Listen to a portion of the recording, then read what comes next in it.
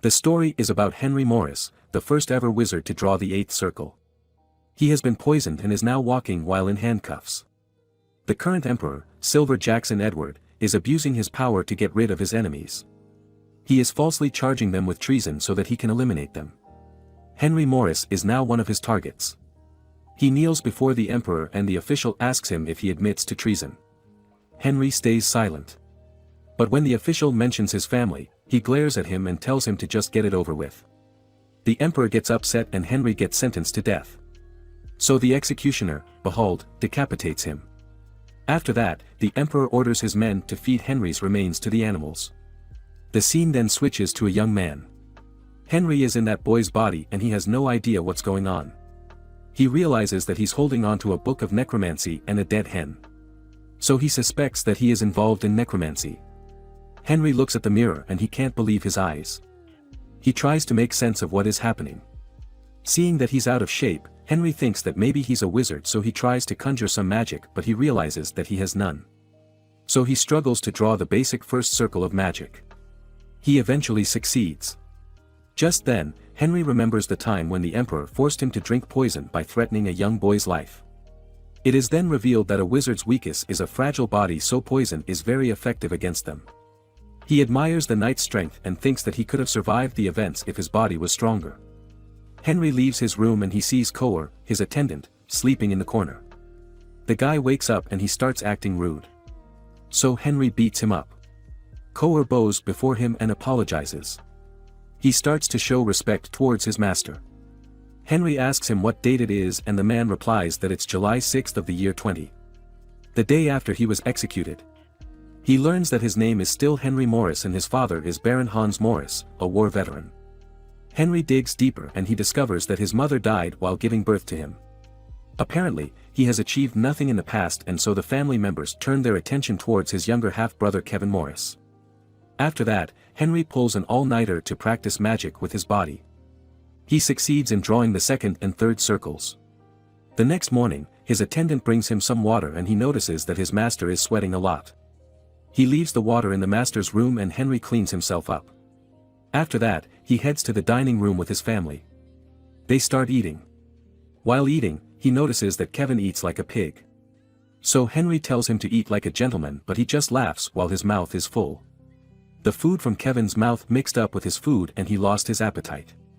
At that moment, Hans asks them who is going to enroll in the Swordsman Academy. Henry considers it, but he thinks it would be better for him to just focus on magic since he wants to get revenge on the emperor as soon as possible. Kevin says he is going to enter the academy because his older brother will just do nothing there. He adds that Henry doesn't even have the guts to spar with him. Hans asks Henry what he thinks about it. Henry changes his mind and decides to enter the academy. He tells his younger brother that he refuses to spar with him because he doesn't want Kevin to look bad. But everyone in the table just laughs at him. They all think he's joking. However, Henry says that he's serious and he challenges his brother to a duel. They head to the training ground. Kevin gives him a wooden sword. Hans states that whoever surrenders first loses. The duel begins and Henry uses his magic to enhance his physical abilities. He charges at Kevin and swings his sword at his brother. Everyone gets surprised and Kevin struggles against him. Henry grabs his brother by the neck and sweeps his leg, causing him to fall. He then strikes Kevin, who is still struggling to get up. Henry keeps hitting Kevin and Hans stops the duel. He tells his father that they will talk tomorrow and he leaves the scene while Kevin is still on the ground shaking. While taking a bath, Henry remarks that his body is not bad. He tries to draw the 4th circle of magic but he fails because he lacks magical power. So he calls out to Koer and orders him to get some herbs. He plans to use them as ingredients to create a magical blue elixir that can enhance his magical powers. However, he reveals that it is risky since it can overstimulate the heart and cause it to explode if taken at the wrong dose. Koer returns with the ingredients. But he wasn't able to find a green crow flower. The merchant tells him that he does not have supplies for that item since a group of bandits are blocking the trade route. He learns that Hans can't get rid of the bandits and he thinks that his father is incompetent. Henry then tells Koer that he is going to the trade route with 2 horses. Koer comments that there are more than 30 bandits. Henry doesn't care. He tells Koer that he's coming along. Later, we see Koer with a skinny horse. He tells his master that it is his personal horse. Henry then asks for a sword among other things that are necessary for survival. He names his skinny horse Jade and casts a spell to make his mount stronger. After that, Koa returns and he is surprised to see the horse in perfect condition. But Henry tells him that it is still the same horse. Koa finds it hard to believe as they leave for the trade route. He puts on some jewelry in an attempt to attract the bandits. They slowly move around so that they will get targeted. During the process, Koa gets scared and suggests retreating. But Henry tells him not to worry. Later, they get surrounded by a group of bandits. Koa starts freaking out and their leader comments on their strange behavior while traveling. He then demands that Henry hand over his valuables if he doesn't want to die. Koa panics and Henry knocks him out. He alights from his horse and the bandit leader orders his men to attack. Henry notes that there are only 25 bandits. The leader calls him crazy. In response, Henry snaps his finger and some blue bubbles appear on the bandits' heads. The bubbles knock them out. The leader falls to the ground and Henry uses fire magic to scare him. After that, he tells the bandits to leave and never return. Koa later regains consciousness. Henry tells him that the bandits all ran away. They return home and Koa puts the jewelry back to where he found them while Henry brings his horse to the stable. Meanwhile, Kevin wakes up. He remembers that his brother beat him in the duel. His mother gets angry and she starts shouting at him. Kevin has a hard time accepting the result of the duel. In the stable, Henry is having a look at the other horses. They are all in good condition. He looks at Jade's stall and it looks embarrassing. After seeing this, Henry tells the stableman to look after the horse and its stall. While having dinner, they talk about the result of the duel. They ask Kevin's mother, Mrs. Morris, about it. But she gets upset and leaves. Hans asks his son how he became such a fine swordsman. Henry replies that he just wanted to teach his brother a lesson. Hans asks him if he wants to enter the academy, but Henry thinks Kevin should go instead. His father gets surprised and Henry has a request for him. He asks his father to send Kevin to him whenever Hans has complaints against his brother. Hans agrees. Henry also tells his father that the bandits are gone now. Later, Kevin visits him in his room. He apologizes for his bad behavior. Henry tells him that he has decided to give up the academy. He's going to let his brother go there under one condition. Kevin must give him a green crown flower within 6 days. Although he knows this is a difficult task, he accepts it anyways. Back in the stable, the white horse, Vernon, tries to pick a fight with Jade. Jade gets annoyed and he fights back. The next day, Kevin sees his horse Vernon lying on the floor. He gets angry at the stableman who starts begging for forgiveness. Kevin tells him to get another horse. He looks around and sees Jade. He tries to take the horse but Jade refuses to go with him. The stableman tells him that it belongs to Master Henry. Kevin remembers that the horse used to be so skinny. The stableman suggests that he ride another horse named Holter and he sets off with it. Meanwhile, Henry thinks about strengthening his body. So he goes to the guardhouse to look for Byrne, who is also a sword expert. He finds Byrne in the backyard. Henry asks Byrne to train him with the sword. Byrne happily accepts. He asks Henry if he has learned swordsmanship somewhere else. Henry denies it, but Byrne knows about what happened in the duel, so he is not convinced. They have a sparring match. Henry attacks his master but Byrne dodges him. He counters with a knee strike but Henry blocks it with his hand. Byrne swings at Henry but he dodges. He launches a counter attack which Byrne is able to block. Byrne gets serious and he swings at Henry. He is able to block it but the force is so strong that his hand starts trembling. Byrne continues to pressure Henry but all of his attacks get blocked. After that, Byrne comments that he is amazing. Henry claims that he learned his skills by watching other people fight. Byrne reveals that his fighting style is the imperial swordsmanship. Henry states that he needs to improve his stamina. Byrne replies that stamina is important but he needs to improve his footwork. Henry doesn't appear to be convinced, so Byrne drops his sword and tells the Henry to attack him. Henry thrusts forward multiple times but he hits nothing but air. After a while, Byrne appears behind him and pokes him at the nape of his neck. They stop and they look at the ground. Their footprints are visible. Byrne points out that Henry's footprints are very irregular compared to his. So they needs to focus on his footwork and his physical strength.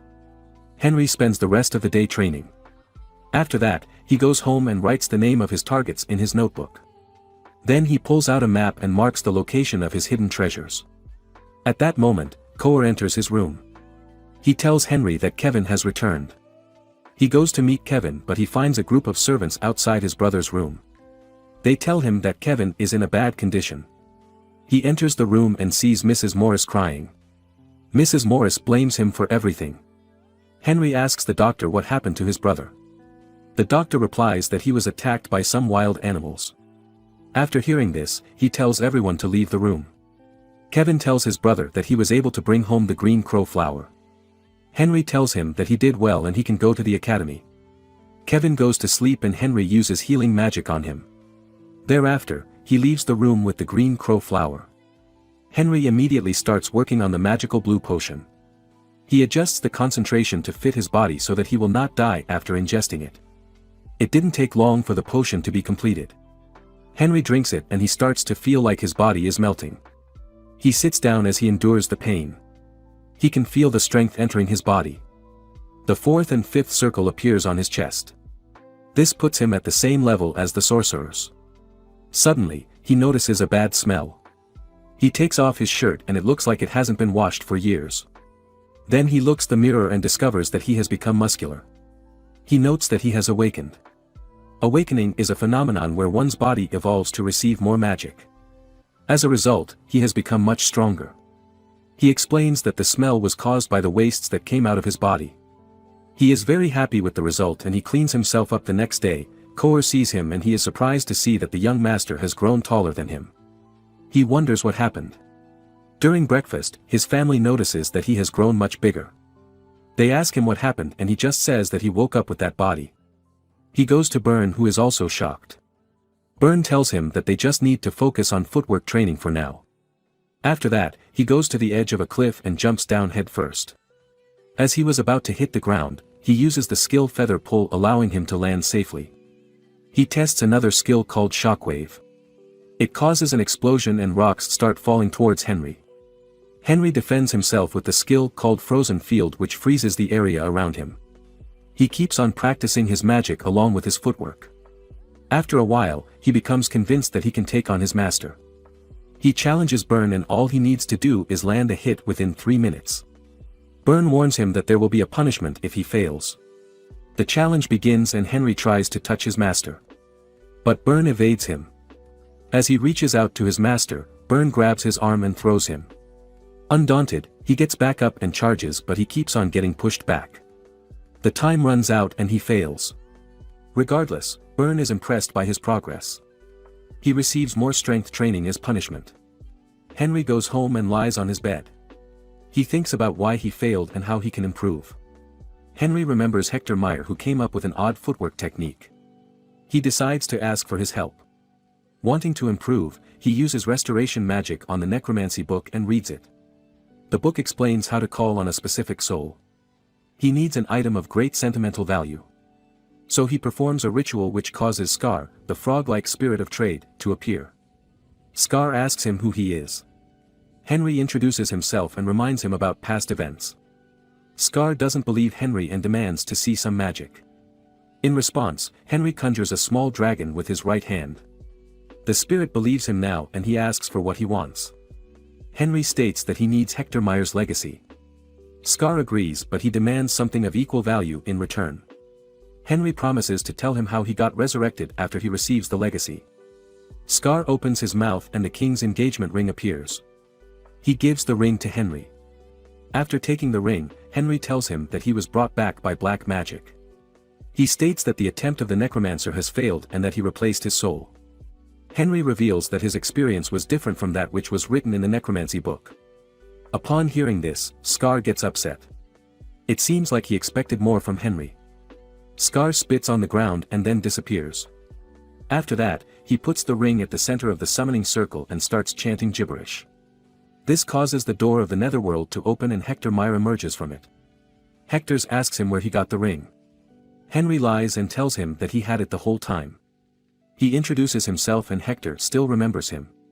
However, Hector isn't convinced that he is the same person as the wizard Henry. Henry explains that he died and he got revived by black magic. He goes on to explain that the world has changed a lot after Hector died. Henry became a hero, but the cruel Emperor Silver had him executed. He adds that the Emperor is just an incompetent tyrant and so he wants revenge. Hector asks why he got summoned and Henry tells him that he wants to learn swordsmanship. Hector reminds him that he's a wizard. Henry replies that his current body has the blood of a knight so he wants to improve his skills with the sword. Hector wants to know why he's been holding on to his engagement ring. To which he replies that he kept it in his honor. Hector gets flattered. He agrees to teach Henry but it won't be for free. In exchange, Hector wants to live in the world again. Henry declines because it is a difficult task. He explains that he can't perform revival magic and he only got revived by chance. Hector gets sad because he doesn't want to return to the netherworld. So Henry suggests an alternative. They would seek out necromancers and return Hector to the world as an undead. Hector agrees to this and he puts a curse on the engagement ring as insurance. They begin training immediately. Hector teaches Henry his footwork and it's very different from the one Byrne knows. Henry is determined to take Byrne down. Henry struggles to learn Hector's footwork. Hector asks him what he will do after he defeats Byrne. Henry says that he will master aura but Hector just laughs at him. He wants to become a magic knight once he masters aura. Hector thinks about it and notes that Henry has the potential to become the greatest magic knight. They spend more time training. Eventually, Henry defeats Byrne. Having mastered Hector and Byrne's sword skills, he thinks that it's time to leave the manor. Byrne tells him that he's a genius for coming up with his own style of swordsmanship. He asks about Henry's plan and Henry tells him that he's going to join the army. He asks Byrne about the noblesse oblige, which is the duty of noblemen to share their blessings to serve society. Byrne tells him that his family isn't subject to such duty since his father's rank is not high enough, but Henry still wants to do it to earn the respect of the people. He tells Byrne that he's going to the Forest of Evil, which is a very dangerous place. Byrne is against it, saying that his father would never allow him to go there, but Henry tells him that he already has his father's permission since he won against Byrne. Later, Byrne goes to Hans and asks him if he gave Henry permission to go to the Forest of Evil. Hans tells him that Henry can only go there after he defeats Byrne. Suddenly, Henry arrives saying that he has already fulfilled that condition. Byrne confirms it, and Hans gets upset. Henry tells his father to give him a chance to prove himself. He is aware of the dangers that lurk in the Forest of Evil. It is one of the most dangerous areas in the Empire where devils have appeared. Hans doesn't want him to go there because Henry is his heir, but Henry has already made up his mind. He bids his father farewell. That evening, Hans approaches Henry while he's training. He tells his son that he has really grown up, so he allows Henry to go to the Forest of Evil. Hans gives his son a letter of recommendation telling him to give it to a commanding officer named Iselin. The next day, Henry leaves with his horse. He bids everyone farewell and he uses his magic to make traveling easier. A week later, the guards of Fort Caliban see him approaching. The head of the guards, Hervant, asks him to identify himself, so he throws the family crest at his direction. Hervant sees the family crest and he orders the guards to open the gate. Henry enters and Hervant apologizes for being rude. Henry introduces himself, telling them that he is going to join the army. He shows them the letter of recommendation and a guard escorts him to Commander Iselin. The commander greets him, asking him if he is the son of Baron Hans. Henry confirms it and they have a discussion. Iselin tells him that he is an interesting person since not a lot of people want to stay in that fort. He asks Henry why he wants to stay there. Henry tells him that he wants to learn by fighting the monsters. Iselin laughs and tells him to get into position. Suddenly, the commander grabs onto his sword and attacks Henry. Henry pulls out his sword and uses defensive magic. He is barely able to block the attack. Iselin comments that he wasn't expecting Henry to block. After that, the commander swings his sword at Henry, but he blocks it once again. Iselin is surprised and he wants to try again. At that moment, a girl named Teeny arrives, telling him to stop. Iselin states that Henry is the real deal and Teeny thinks that Henry could be a monster. The commander asks Henry why he let his brother go to the academy. He replies that he couldn't see any hope because he thinks that the Empire is corrupt. Iselin states that it's very bold of him to say something like that, but Henry says that he is loyal to the Empire, not the people. Iselin laughs as he agrees with Henry. He tells Henry that it was a good idea to give up the academy because it has a tight hold on Porum's family. Iselin reveals that Behold, the person who beheaded him, has retired, so Kington Porum has taken over and corrupted the academy. Henry gets informed that there is another test. They take him to a secret room where he sees a monster. Iselin tells him that he needs to knock the monster down for him to be acknowledged. He accepts the challenge and prepares for battle. Henry approaches the monster, and he steps on a barrier. The monster suddenly lunges at him, and he barely dodges its attack. Henry charges at the monster, slashing its neck, but it has no effect on the creature. It tries to hit his head, but he dodges the blow. After that, he uses the circle step to attack the creature from behind. He hits the horns behind the creature, and it gets knocked down. Iselin asks Henry how he discovered the creature's weakness. He said that it was just feeling. Since its skin was hard, he thought that maybe the horn was its weakness. Iselin tells him to prepare for basic training in the education corps. Teeny states that the training is already taking place, but Iselin thinks it's perfect. Henry will join in the middle of the class as a privilege for passing the test. After that, Henry eats and drinks with Iselin. The commander starts telling him about his story, and he finds Iselin annoying, so he casts sleep magic on him. However, it doesn't work, so he spent the entire night listening to the commander's tales. The next morning we see Henry in a carriage with Teeny. She gives Henry some papers containing information about the basics of his training. He glances at it for a while and returns it, telling her that he has already memorized it. Teeny thinks he's a genius. Eventually, they arrive at the education corps. There, he meets his officer, who tells him that he is just an apprentice, so he can only talk informally to other apprentices. His officer tells him about the upcoming test. Henry wants to take it even though he didn't attend the previous sessions. The officer gets offended, asking him if he thinks the test is a joke. But he tells his officer that Commander Iselin personally trained him, so he lets him take the test. The officer warns him that he will receive a punishment if he fails the test. Henry thanks his officer. However, the officer thinks he's arrogant, and he wants him to fail. He prepares a special test for Henry. On the day of the test, Henry finishes early. The officer immediately checks his answers and discovers that Henry has a perfect score. He congratulates Henry and tells him about the martial arts class in the afternoon. As he leaves, the officer thinks about how difficult his special test was. This makes Henry famous in the education corps. Later, Henry introduces himself to the class. They are about to have close combat sparring.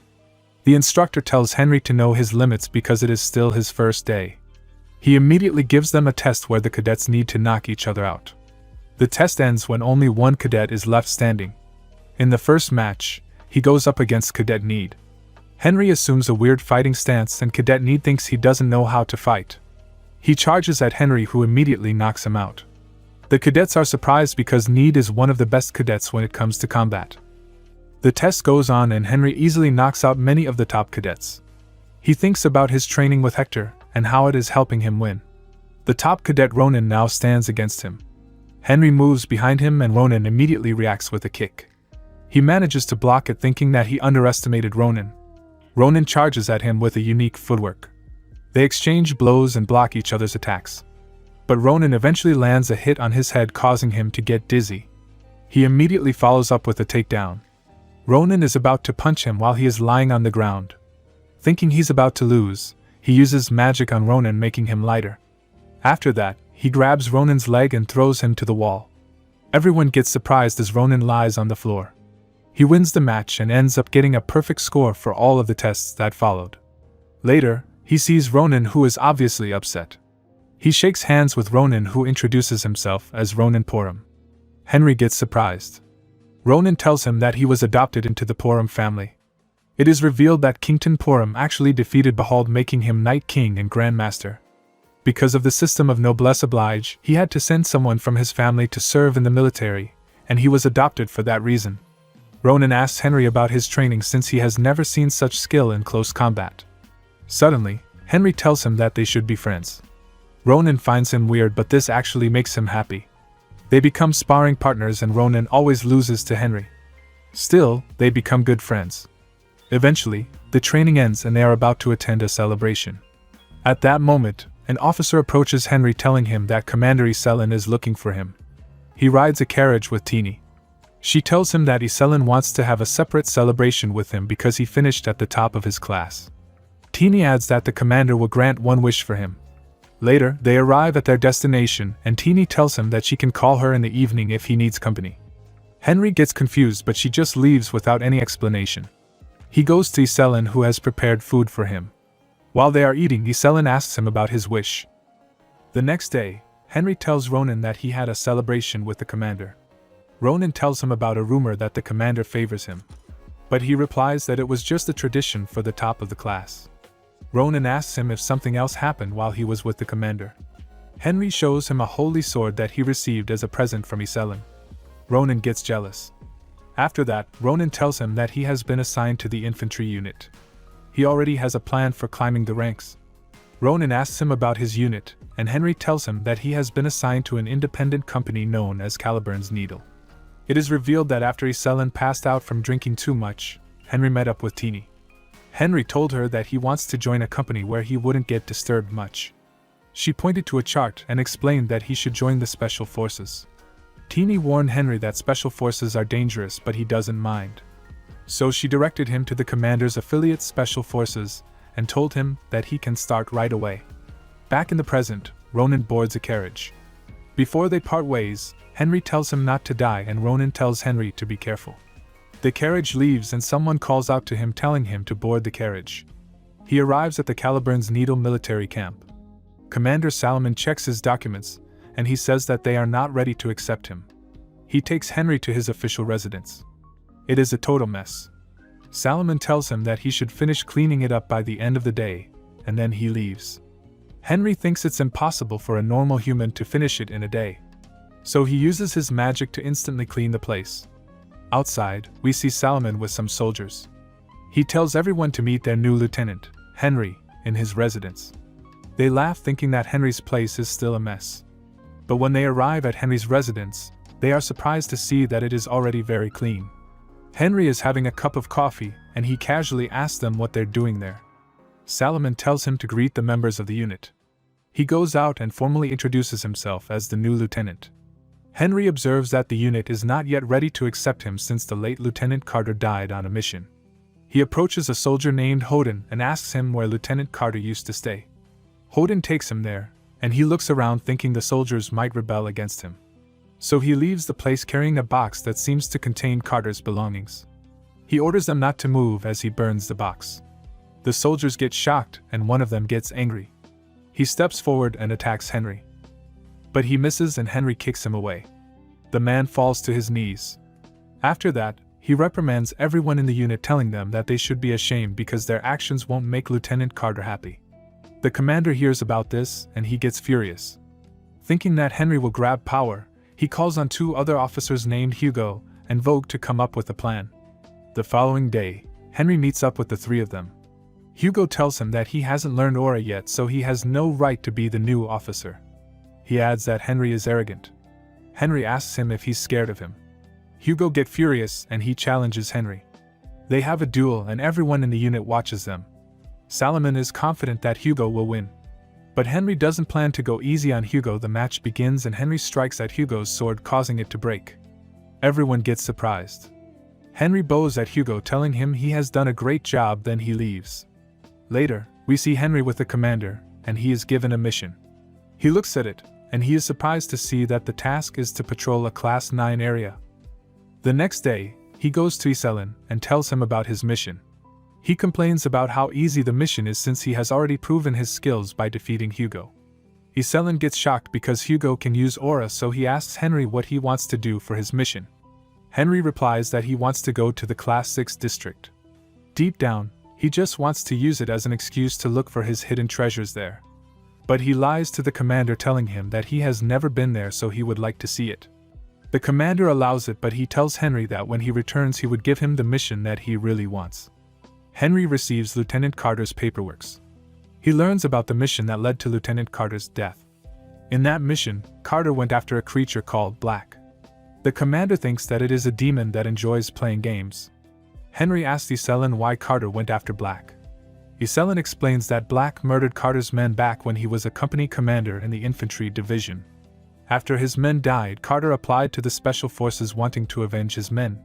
Iselin sent him on that mission so that he could get his revenge.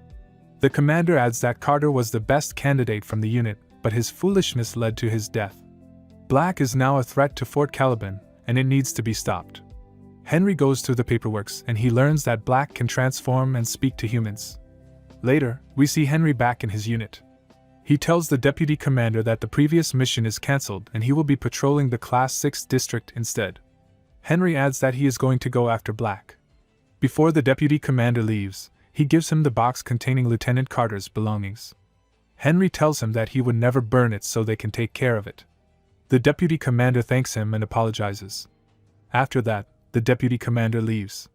Henry assembles with 9 others and they leave the fort to patrol the Class 6 district. He uses a spell that makes his group less conspicuous to the monsters. This allows them to arrive at the Class 6 district safety zone without encountering any resistance. Once there, Henry tells his men that they are going to get a lead on Black. He shows them a drawing of a kin mushroom telling them that they grow near Black's home. Henry divides them into 2 groups with the deputy commander as the leader of the second group. Before splitting up, he gives the deputy commander an item that will allow him to track his location. It is revealed that he is just using Black as an excuse and the kin mushroom will show him his hidden treasure's location. However, after hours of searching, they couldn't find anything. The soldiers start to have mixed feelings about their lieutenant. That evening, Henry summons Hector.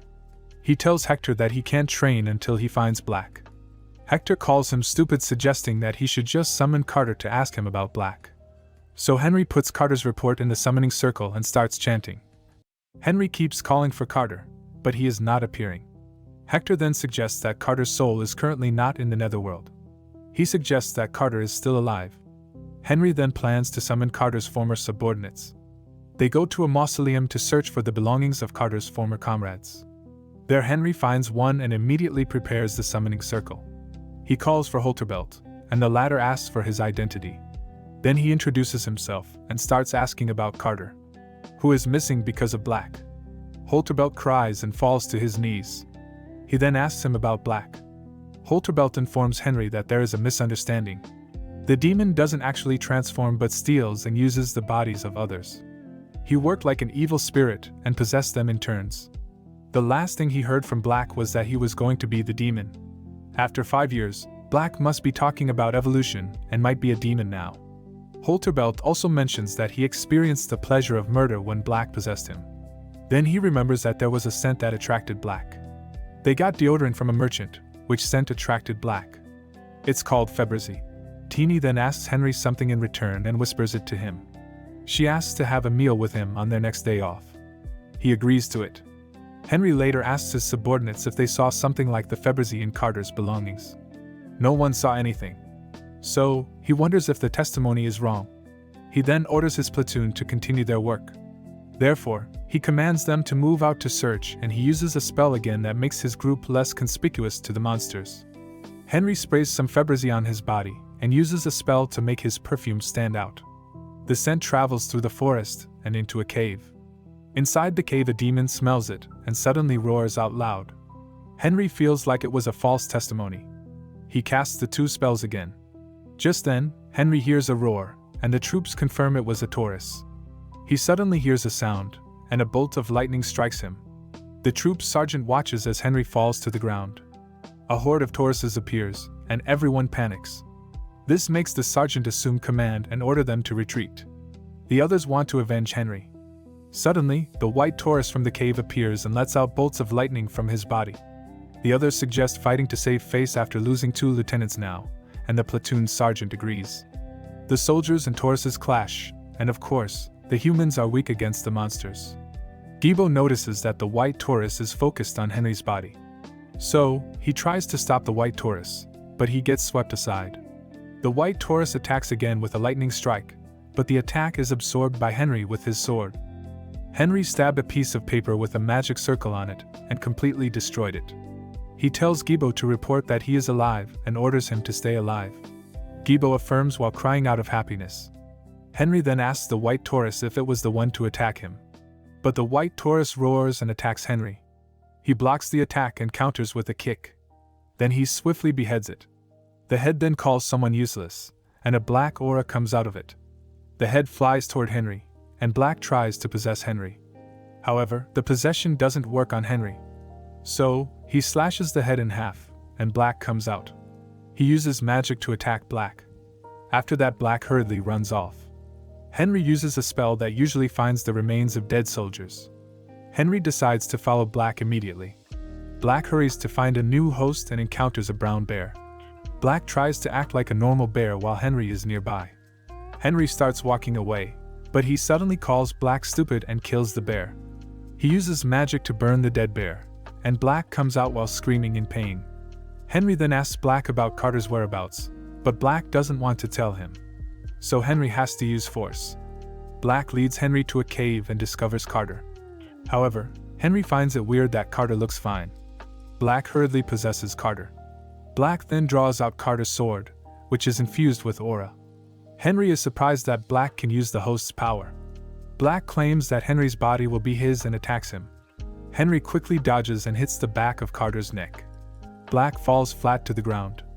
Now, Henry tells him that he can pretend to use a sword, but he won't be able to do anything without polishing his swordsmanship. After that, Henry casts Paralyze on Carter's body. Black asks to be spared. Henry asks for his identity. Black reintroduces himself as Clever, the last surviving evil spirit from his tribe in the underworld. Henry realizes that Clever is a mimic. Henry then tries to eliminate Clever. Clever cries out that he was promised to be spared, but Henry didn't agree to it. Just then, Clever brings out a mountain of treasures.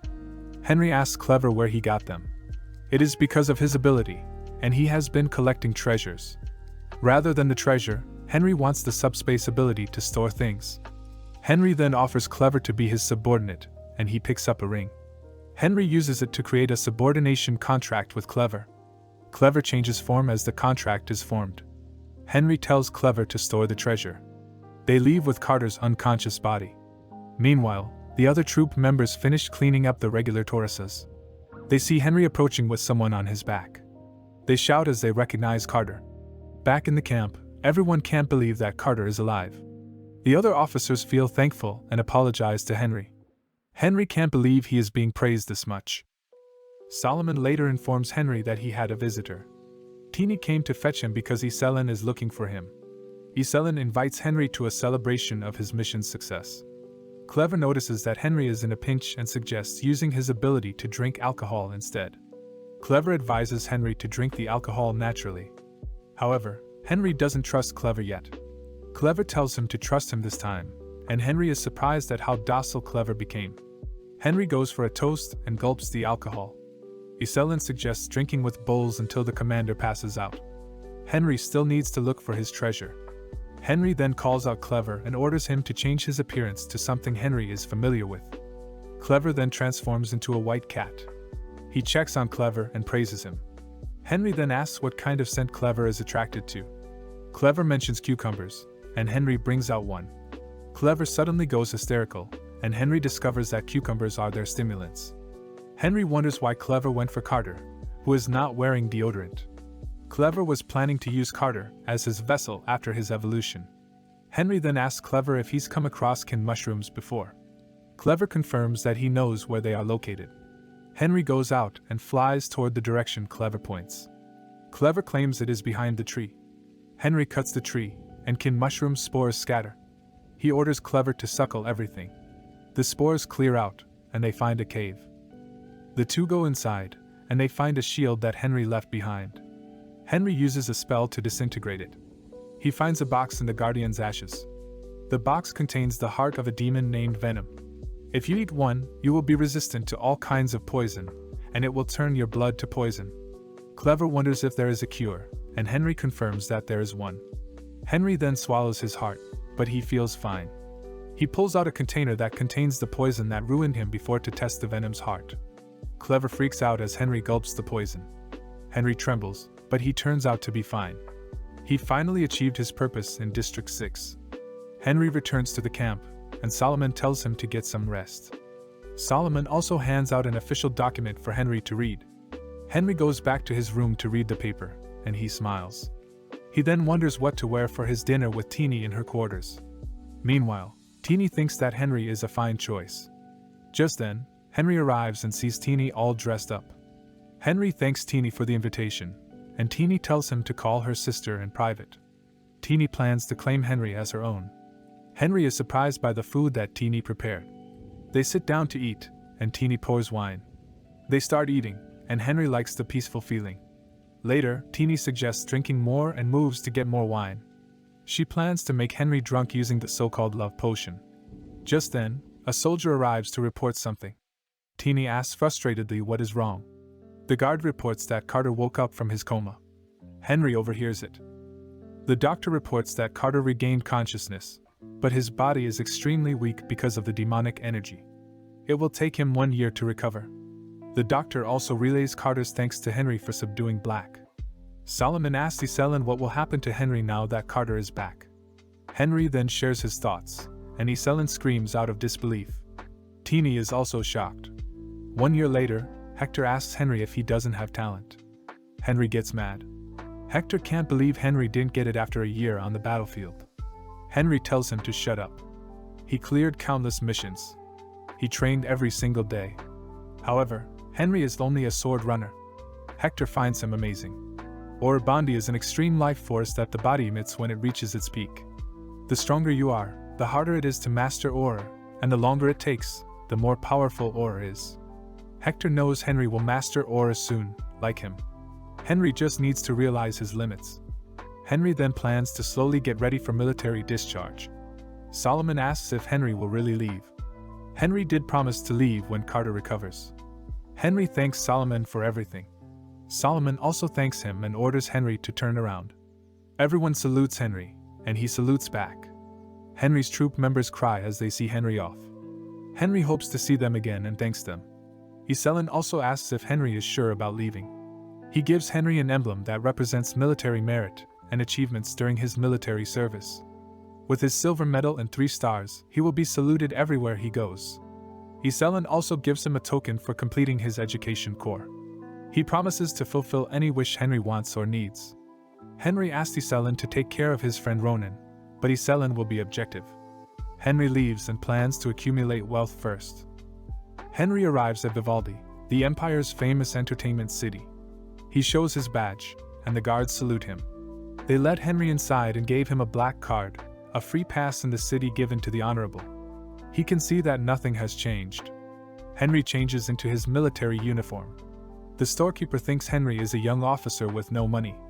He asks for the most expensive brand, and the storekeeper gets flustered. She returns with expensive clothes. Henry wears it and asks the storekeeper for more. Clever realizes humans are shallow when it comes to money. Henry finishes his shopping, and Clever finds his master amazing for using a year's salary and all his jewels in one purchase. The two later go to the town center and read the board of high scores and champions of competitions in Vivaldi. Henry plans to make more money. Henry finds something and is impressed that Vanti Larsson still keeps his title. Meanwhile, Vivaldi's mayor receives a report that a black-ranked person wants to meet him. The mayor freaks out after hearing Henry's name. He knows Henry is dead, though. The mayor tries to refuse, but the guard informs him that Henry will make known what happened in Vargas. He spills his drink and quickly asks to bring Henry inside. Vanti Larsson reigned as the chess champion for 10 years and became Vivaldi's mayor. Henry comes in, and Vanti doubts his identity. Henry calls Vanti by his title. Henry then shows his military badge, and Vanti concludes that the Henry in front of him is a baronet. He wonders how a baronet can afford the expensive clothing brand. Vanti returns the badge. He nervously asks about Vargas. Henry claims it is an inn, and Vanti gets nervous. Vanti asks for Henry's purpose for visiting him. Henry asks for a game of chess. Henry offers to tell him everything if Vanti defeats him. Vanti reminds him that he is the undefeated champion. He offers to fulfill a wish if Henry wins. They then begin the match. Time passed, and Vanti couldn't believe that he lost to a nobody. Henry asks if he is alright. Just then, Vanti flips the board. Henry reminds him that it was an unofficial match. Henry then introduces himself as Henry Mora's second chess disciple, surprising Vanti. He claims that he was taught chess because they have the same name. Vanti asks what he wants. Henry asks for 100,000 gallons of gold. However, Vanti doesn't have the money. Henry then mentions that there is a 100,000 gold price that the Empire provided to reward the one who defeats Vanti. Vanti can't believe the information was disclosed. Henry claims that the gold will just rot in the tower. They later climb the tower, and they use a hidden entrance to enter a vault full of coins. Henry is surprised to see platinum coins. Vanti wonders how Henry will move the coins. Henry asks Clever to get everything. Henry then gives Vanti a paper that says he can summon him anytime. He offers to help Vanti if he is in danger. Henry remembers Vanti refusing to take care of his disciples. He now forgives Vanti.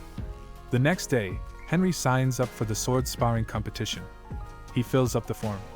The clerk wonders how Henry got the badge when he is only a runner-class swordsman. Henry gets offended and uses his black card. The clerk apologizes and registers him in the competition. In this competition, you win if you break your opponent's sword. The higher the ranking, the more audience and prize money. Henry needs to defeat 3 F rankers or 1 C ranker to advance to D rank. There is a policy that says you can only raise your rank 1 at a time. Henry bets on himself and asks for a C ranker or above as an opponent. The other swordsmen swarmed the area after hearing about the 100 gold coins. Henry then chooses Damien as his first opponent. Damien celebrates, and the spectators feel bad for Henry for picking an expert swordsman. The referee shouts the rules and begins the match. Damien looks down on Henry and charges to attack him. However, Henry easily breaks Damien's sword. Everyone is speechless. Henry calls the referee, and the latter announces Henry's victory. The spectators wonder who Henry is. Henry tells the receptionist that he will double the prize money for B rankers and above. The audience cheers as Henry expects to rank up faster now. Henry keeps winning his fights and always doubles the money every time his rank increases. Henry's name brought excitement to the arena. Thanks to him, the arena profited more than other arenas.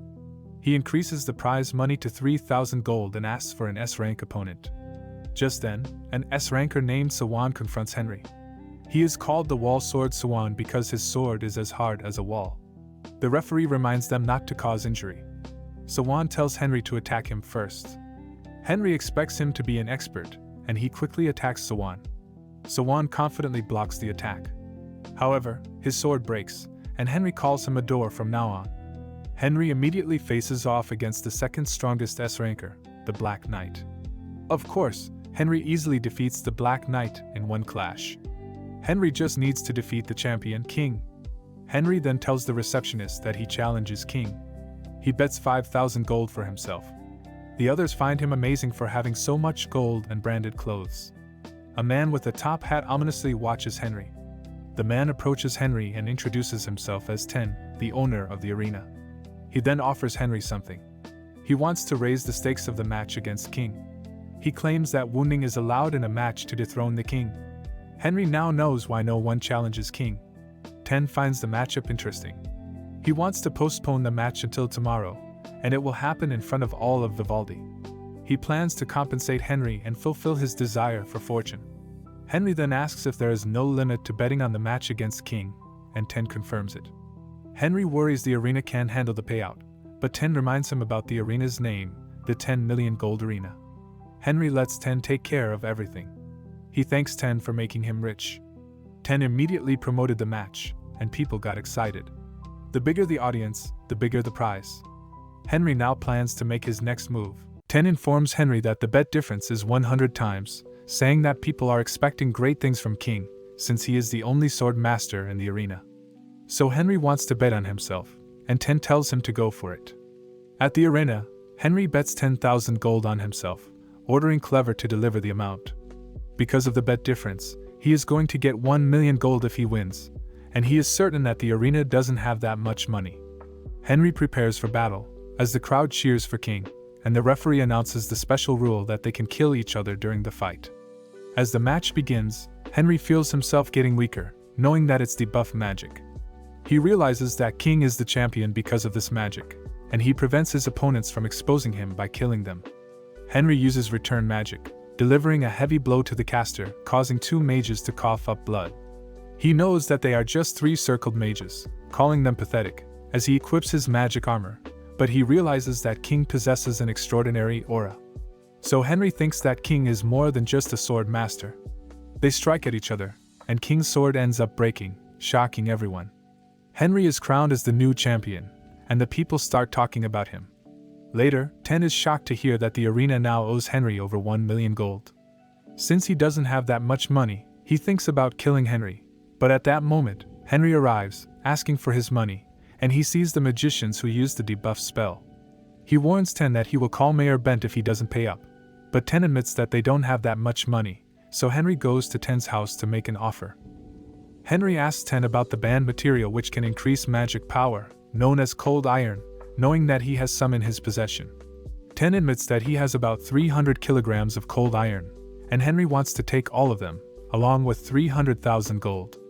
Ten thinks this is a good deal since 300 kilograms of cold iron is worth 40,000 gold, and Henry allows Ten to pay the rest of the amount by installment. He gives Ten a summoning scroll, asking Ten to summon him if someone wants to challenge the champion. Ten allows Henry to stay at his house, since he is unable to pay up. Henry wants to know the purpose behind the arena, so Ten reveals that it is to build a reputation as the strongest group, and gather information for them to sell, saying that they also have infrastructures in other states. But they are still nothing compared to the Silver Moon, which is the largest and most powerful underground group. Henry thinks that they should make a group that is like the Silver Moon, while Ten says that they don't want to do business with criminals like the Silver Moon. However, Henry really wants to do it, suggesting that they should use the arena to build their own mercenaries, and reward them handsomely. Ten thinks that Henry is being too generous, but Henry convinces him that it is the only way to attract new mercenaries to their group. Henry comes up with the name Million for their group, and it quickly gains popularity. New mercenaries apply to their group, as Henry invites Bent over, informing him that he is the leader of Million. He reminds Bent about his promise, and asks him to raise the taxes, claiming that it will help with the economy. Bent agrees to do it, as Henry tells him that he will be working with all of the arenas in the town, by imposing a special tax on the application and participation fees. Bent is worried that the pre-existing fighters will complain, so Henry advises him to grant a tax exemption for them if that happens, and even lock them up if they threaten public safety. But in return, Henry wants to have half of the taxes. Bent agrees to Henry's request, and people flock towards the town, wanting to join Million. They are given an entrance test that involves 3 parts.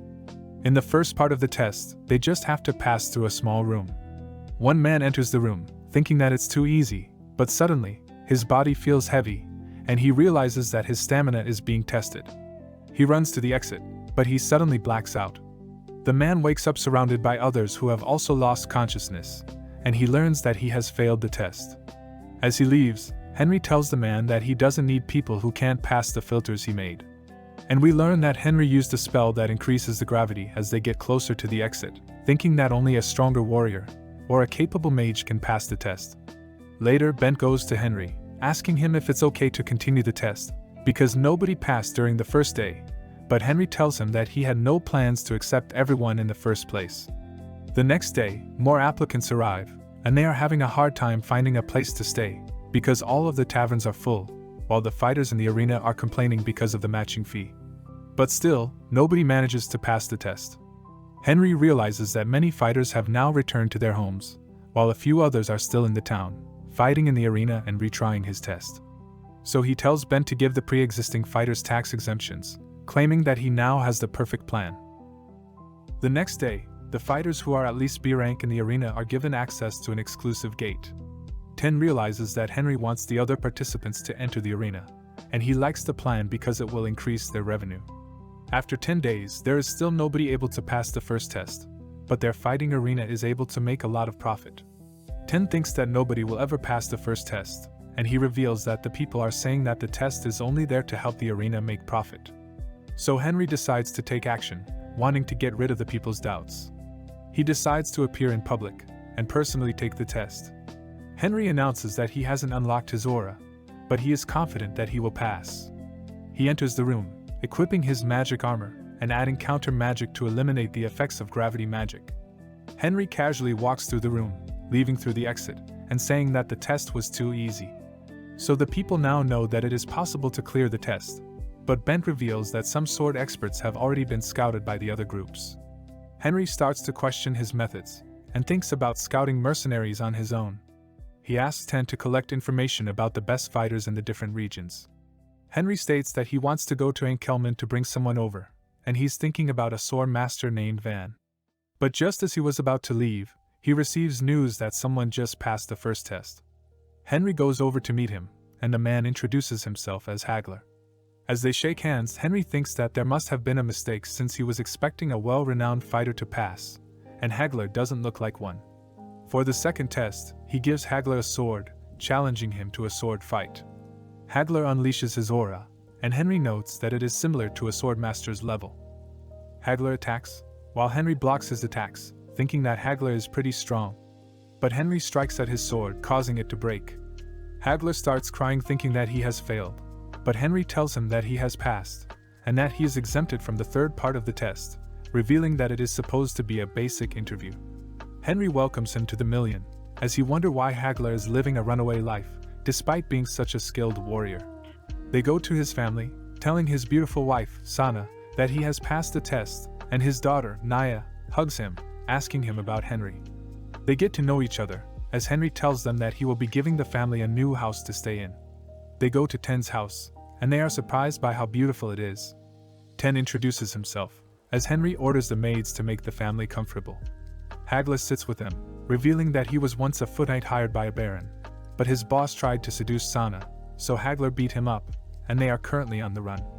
Hagler knows that injuring a noble is a serious offense, but he just couldn't help himself because he was too angry, and now he is scared for his family. However, Henry tells him that he did a good job, since Henry would have killed the baron if that happened to him. He tells Hagler that he's safe with them, because he's also a noble, and he has promised safety for Hagler's family, giving Hagler some money before leaving for Enkelman. Henry looks for his treasure along the way, wanting to acquire an earring that would allow Naya to communicate with animals and plants. As they approach the location of the treasure, Jade jumps down the cliff, as Henry uses his magic to allow them to land safely. Henry reaches the Lake of Whispers, and he realizes that the concentration of magic power is strong. So he finds an area where he can charge his magic power, staying there until the evening. He stores magic power in his body, and uses it to cast reverse gravity, removing the water from the lake. Henry sees the guardian of the earring, using his spell to destroy the guardian, and revealing his hidden item. He returns the water to the lake, as he tries the earrings on, listening to what the animals are saying. Henry learns that the animals are trying to protect an Illyrigon egg. And we learn that an Illyrigon is a powerful water spirit in the form of a dragon, so Henry decides to look for it. The animals are too noisy, so he uses his magic to set his sword on fire, causing them to panic. He sees an ash tree, and he hears the animals reacting, confirming that the egg is there. Henry finds it, and takes it with him, thinking that an Illyrigon has limitless potential. He knows that it needs water and magic, so he slices his arm, putting the egg inside before healing it. Henry rides onto Jade, and uses his magic to fly away. After 2 days, he arrives in Enkelman. He shows his badge as he enters the city, and the guards salute him. Henry remembers that he used to go to Enkelman to unwind, saying that the salty air calms his mind. He shows Clever the ocean, and he is amazed by its beauty, because the oceans in Devilbaum are pitch black. Clever asks him about Van, and Henry states that Van is a patriot who would be willing to slay the king with his own hands. In a flashback, we learn that Enkelman used to be a small kingdom, and Henry was supposed to attack it, but he wanted to avoid a pointless battle, so he asked the king of Enkelman to surrender. However, the arrogant king refused, saying that he wants to fight to maintain the royalty's dignity. Suddenly, he gets decapitated, and we see Van holding onto a sword, killing the other soldiers who are loyal to the arrogant king. He was deputy commander at the time, so he became the highest authority in the kingdom after the king's death, asking the other soldiers if they want to challenge his authority. But none of them dared to stand against him. Van accepted Henry's offer, under the condition that the people of Enkelman will not become slaves to the empire. After some time, Henry was betrayed by his comrades, so he had to divide his power among his supporters, but they immediately became greedy. He tells his remaining supporters to go into hiding, because the Empire would also hunt them down. Van is one of the supporters who received this order, and we learn that he was Henry's closest companion during his past life. Back in the present, Henry wants to recruit Van, but he knows that he has to look for Has first. Has is the second mayor of Enkelman chosen by Henry and Van, because the first mayor was corrupt. Has is extremely scared of Van, and it helped him restore peace to the city. Henry goes around the town looking for Has, and someone informs him that Has is observing the merchants in the market. He learns that Has is a good mayor that has not fallen into corruption. Henry is surprised to learn this, thinking that someone must be threatening him if he still isn't corrupt. He believes that Has still thinks that Van is keeping an eye on him, and he asks Clever about the mushroom spores from the malevolent forest, so Clever shows him the mushroom spores. Henry uses the mushroom spores to kill the fish in the area, causing the people to rally at the city hall. Has notices the commotion, and his attendant informs him about the situation, thinking that moss infested their fishing farms. So he calls for the doctors, and he learns that mushroom spores are causing the problem. A soldier arrives, informing him that a nobleman with a 3-star badge wants to meet him, but he refuses, saying that he's too busy. However, the soldier says that the nobleman knows how to solve the problem. So Has decides to meet him, and Henry introduces himself, shocking Has. But Henry tells him that he just happens to have the same name as the great magician. Henry reveals that the problem is caused by the spores from a demonic mushroom, saying that he has seen them while he was working as the platoon commander in the Forest of Evil. He warns Has that the spores will reproduce rapidly, but he knows how to deal with them. However, he first wants to speak to Has in private. They have coffee together, and Has asks him what he wants as a reward. Henry says that it would be difficult to eradicate the mushroom spores, and it would be impossible to eradicate them if they've set down roots. Has worries about the treatment costs, ordering Henry to destroy the ones affecting the fishing farms. But Henry demands 500 gold as payment, shocking Has because the price is outrageous.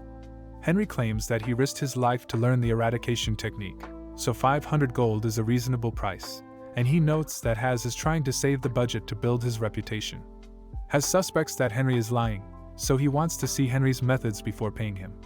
They go to the fishing farm, where Has introduces Henry to the farmers. Henry plans to use Clever to get rid of the spores, but he's going to put on a show for the crowd. So he pretends to sprinkle powder on the farm, claiming that it is a repellent which he personally made using his own methods. Then he orders Clever to get rid of the spores, making the farmers celebrate, and they start thanking Henry. But Henry says that they should be thanking Has instead. Has wants to buy the method from Henry, but Henry claims that it is a special method that only he can use. Has gives Henry a place to stay, and he is given money as a reward, but Henry knows that something is about to happen. That evening, 3 assassins arrive, trying to poison Henry, but Henry defends himself, grabbing onto one of them, and instantly knocking 2 of them down. Henry breaks the assassin's arm, and unmasks him, wanting to know who sent them. The man introduces himself as Linda, as he reveals that they wanted to steal Henry's method for clearing the spores. But Henry is convinced that Has ordered them to do it, so he uses a spell to create a silent room where he can interrogate Linda. Linda gets beat up, as Henry continues to ask him if Mayer has sent him. He eventually admits that they were sent by Has, and Henry makes him swallow a pill, which is revealed to be a poison that will kill him in 4 days, unless he takes the antidote. Henry gives the other 2 assassins the same pill, planning to take them to Mayor Has. He needs a witness, so he shows the assassins to the hotel manager, Halligan, who wants to call the police. But Henry reminds him that his hotel is supposed to be the best in the city. So Henry wonders why they don't have any security measures in place, threatening to sue the hotel for poor security practices. Halligan tries to explain, saying that they have a good security system in place, while Henry asks the assassins how they entered the hotel. The assassins reveal that they entered through a hole in the hotel's wall, shocking Halligan, and he starts apologizing, offering to compensate Henry. Later, at the city hall, the mayor learns that Henry has arrived with the assassins and the manager. He goes to them, trying to play dumb, but Henry shows him the poison that the assassins tried to use. Has insists that he has no idea what Henry is talking about, as the assassins apologize to the mayor for failing in their mission.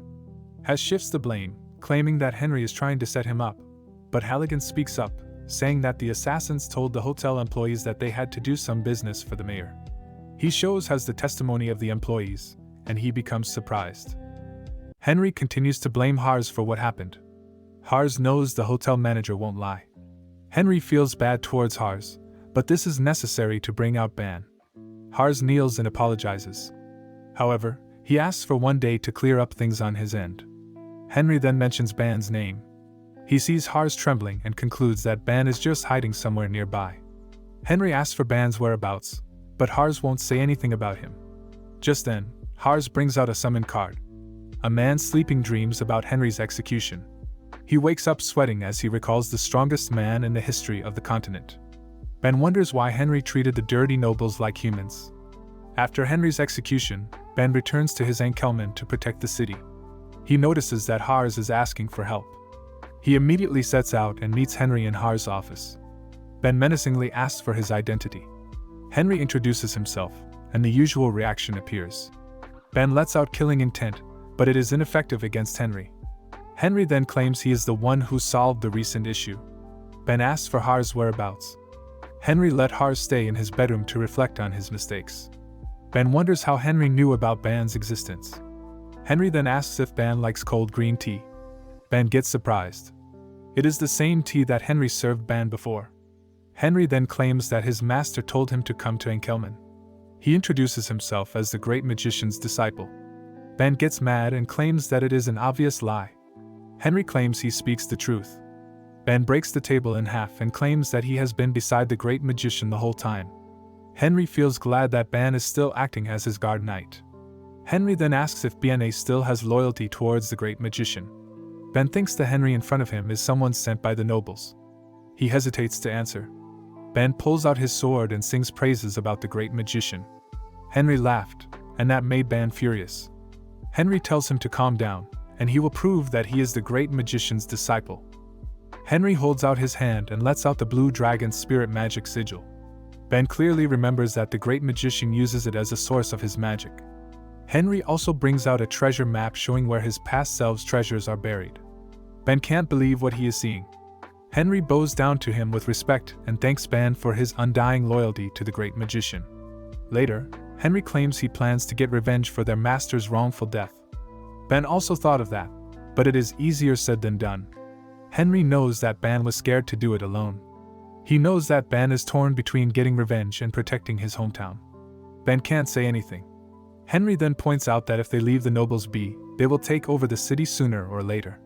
Enkelman is a profitable city, and the nobles are just waiting for the right moment to act. Henry then uses the recent incident as an example. Ben knows that their city is weak against unexpected events.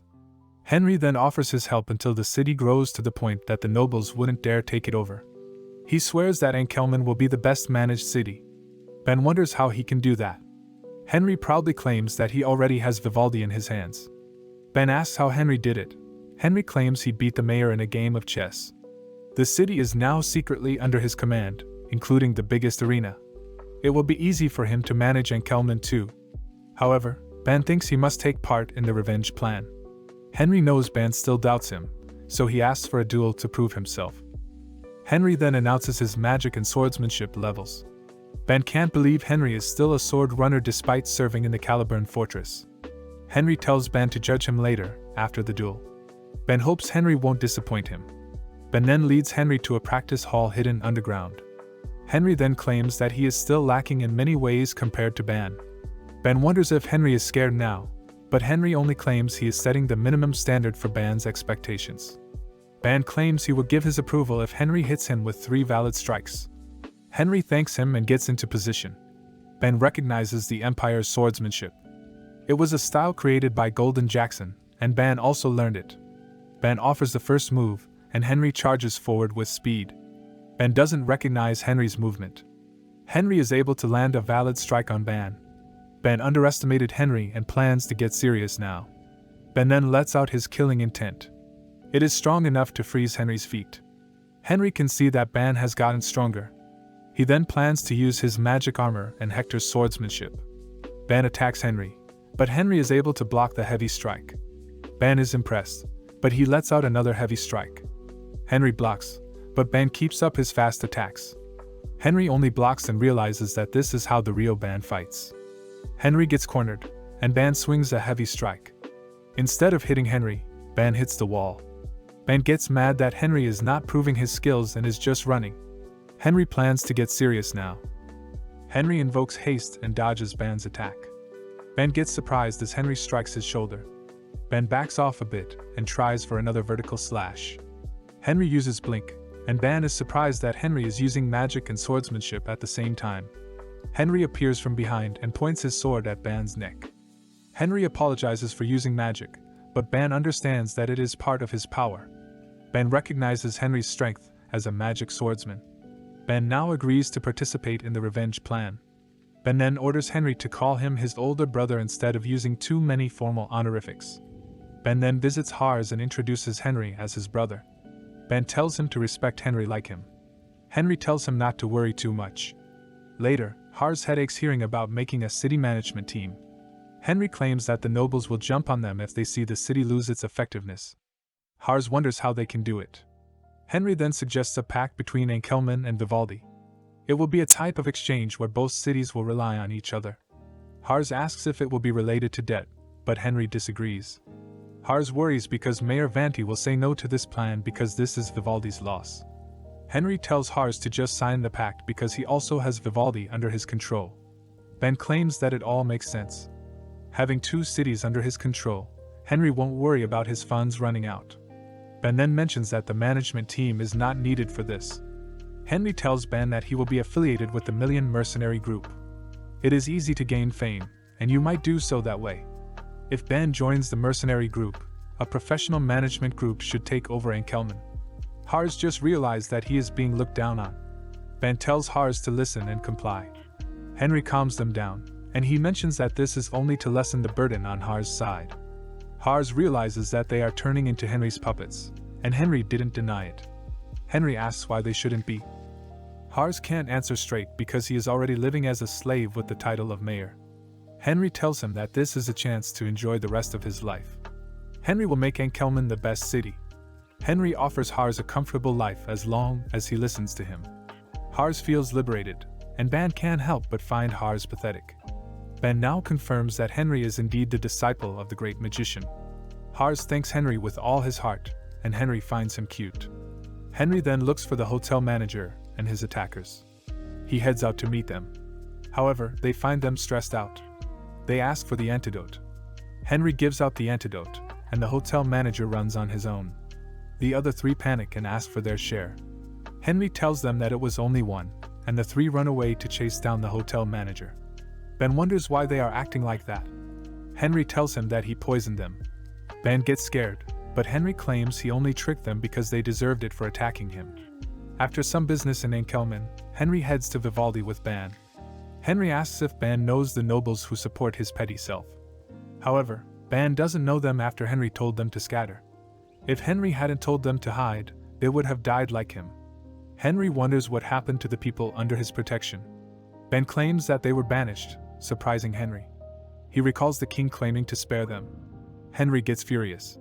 Ben further claims that they were in the far north, in Salgera. Salgera is basically a frozen field. Henry grieves knowing that they were sent to die there. Ben notices Henry's mood, and the two are silent on their journey to Vivaldi. The two arrive at Vivaldi. Ben is impressed by the housing, and Ten greets them. Henry introduces Ben as the vice head of their mercenary group. The two shake hands as Ten swears he heard the name Ben somewhere. Ten asks if he was the palace's sword master, and Henry confirms it. Ten freaks out and bows down to Ben.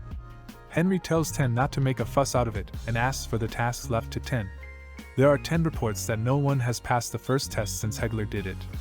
10 people claim that no mercenary group will be formed if no one passes the entrance test. Ben gets curious and asks to try it himself. Henry claims it will be boring for Ben. However, Ben just wants to warm up. Henry then heads out to meet Vanti. On the way, Henry meets Hegler and his family. The daughter, Nia, shyly greets Henry and drops her food in the process. Henry picks her up and asks if she would like a better gift than the strawberry. Henry gives Nia a necklace that suits her. Hegler gets flustered, but Henry claims he is just looking out for his subordinate's daughter. Henry then tells Nia that she can hear the voices of fairies using the necklace. He advises her to just eavesdrop. Henry also tells Hegler to meet the new vice chief later. Henry continues his walk and reaches Vanti's place. Henry asks for the progress of tax collection. They were able to gain much more than expected. Henry then starts discussing the agreement between Vivaldi and Enkelman. Vanti wonders if it is necessary because Vivaldi is already flourishing. Henry claims that there will be a benefit sooner or later. Vanti still worries, but Henry asks for his trust. Vanti hesitates, and Henry abruptly stands up. He will visit again to discuss the terms. Vanti's head aches as Henry heads out. Henry arrives at the training center and discovers a smaller number of people. Just then, a passer has been announced, and Henry discovers that it is just Ben. It seems like Ban and Ten planned it out to motivate the others. During dinner, Henry decides to fully make Ten one of his people. He then invites Ten for a drink later. Henry asks Ten if he hates him. Ten doesn't deny what happened to him. Henry then suggests expanding a business together. Ten wonders why Henry trusts him and why he is creating such a heavy atmosphere. Henry then claims that he wants to dominate the continent and that the Million Group is only his first step. He then asks Ten to be his official business partner, and he will make him the Gold King. Ten didn't hesitate and agreed to Henry's deal. They later look for a professional management team. Henry gives up looking at the management guild. Ten remembers something and suggests recruiting some former professionals in the back alley. They arrive at a loan office, and the guards start mocking Ten. Henry takes action, and the other guards attack him. It didn't take a minute for them to be lying on the ground and a bald man appeared. Haisha recognizes Henry, and he immediately leads the guests to the underground prison. There are various debtors in the prisons, and Haisha calls out the experienced accountants. Henry notices the youngest debtor and introduces himself as Harris. He begs to be hired. Henry asks for the amount of their debts, but Haisha is willing to give them out for free. Henry then suggests calculating the laundry money, and Haisha gets flustered. Henry then complains that his clothes got dirty by Haisha's men. Haisha offers to compensate with money, but Henry thinks of something else. Henry wants all debtors to be released to him. Haisha tries to decline, but Henry claims his men almost killed them. Haisha doesn't have a choice but to release the debtors. Henry decided to give the prisoners a second chance. Everyone thanks him, but Henry brings them somewhere first. Henry arrives at the clothing shop and places a bulk order for the expensive brand of clothing. The manager wonders who will wear it and freaks out seeing the filthy debtors. The debtors later came out wearing new clothes. The debtors thank Henry again. Henry tells them to get to work now. He needs the agreement between Vivaldi and Enkelman. They swear to make it perfect. Soon after, Henry presents the contract to Vanti. Vanti hopes that there will be no harm to them, and Henry assures him. Henry asks how the new accountants are doing, and Vanti is happy that things are proceeding smoothly. Vanti stamps the contract as he feels happy with their profits lately. Harris arrives as Henry's personal accountant. Harris reports another set of profits. Vanti wonders why there is a separate report. Henry then claims they shouldn't report everything to the Empire. Henry plans to hide the special tax as their secret fund, and Vanti gets his share. Henry asks if it is not enough, but Vanti is more than happy to receive it. After Henry and Ten form a professional management team, Ben brings the team and the contract back to Enkelman. Ten wonders what the next plan is and claims that every second counts. Henry can see that Ten is motivated now. Henry will head out to Saljera next to find people there. Ten worries because it is the place of the exiled and the guards prevent civilians from passing the gates. Henry suggests using bribes, but Ten suggests something different. Henry can register as a mercenary in the Mercenary Guild and enter Saljera under the pretext of a mission. The Mercenary Guild is handled by the government. Henry is the one who built this system in the past. Inside the Mercenary Guild, Ten comes with the information that there is a mission that will help him get to Saljera. It is a simple escort mission, but the one who requested it is related to the Empire. Henry wonders why they are using private contractors when they can do it themselves. Ten claims they are trying to reduce the transport fees, and Henry is suspicious of that rumor. Ten then adds that the brigade manager can help them so Henry can join the mission. He also managed to register Henry as a B-rank mercenary. Henry gets his papers and mercenary card. He also gets the mission papers and discovers that they are from the paint industry. Henry later prepares his equipment for the mission. He also plans to modify Hegler's horse. Hegler arrives, and Henry gives him his equipment. Hegler hesitates, but Henry claims he is only guaranteeing the best treatment for his men. The next morning, Henry and Hegler join the escort group. The chief wonders why there are only 2 people from the Million Group. Henry assures him that they have the skills. Just then, people from the Hound mercenary group confront them. Billy starts mocking Henry's group for having small numbers despite the large advertisement for recruitment. Henry laughs and claims that Billy looks familiar. He recalls Billy failing the tests. The chief stops them, but Billy is now holding a grudge against Henry. Other mercenaries continue talking badly about Henry. Hegler is mad, but Henry tells him to let them be. However, it didn't take long for Hegler to latch out and start attacking the mercenaries, including Henry. Billy tries to pull out his sword, but Henry lets out his intense bloodlust. It is enough to make Billy breathless. Henry stops Hegler, and the latter easily complies. Henry removes his bloodlust, and Billy gasps for air. Hegler apologizes, especially for the food he spilled. Henry asks Hegler if he knows about the subspace pocket. Henry laughs as he brings out lavish food from the subspace pocket. Several days later, the escort team finally arrives in Slan Gorge. Slan Gorge is known as Salgera's first gate. The chief warns them that bandits are in the area. They continue their tracks, and something suddenly explodes at the back. Bandits appear, but Henry recognizes the military equipment on them. Billy and his group confidently move forward. He tells Henry to stay back. Henry complies. The bandits then let out Orr, surprising Henry. Henry tries to alert the leader, but the leader smiles ominously. The Hound mercenaries charge forward with confidence.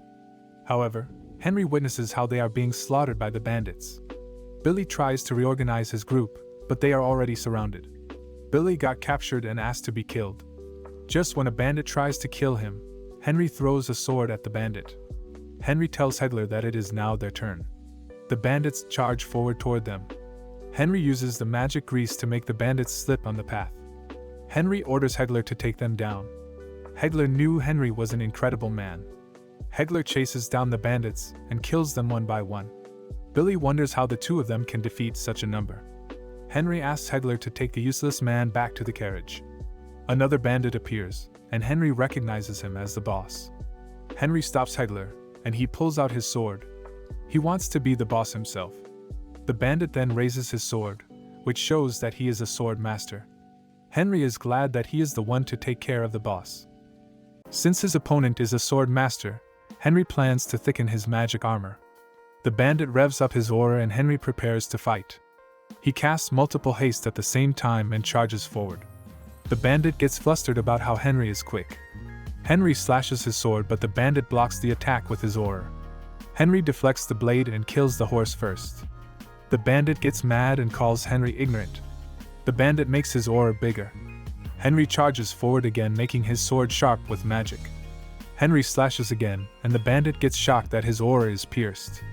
Henry hits the bandit's armor, and an explosion occurs. Henry gets thrown back. The bandit left one of his arms and escaped. Henry rips the sleeves and discovers a tattoo.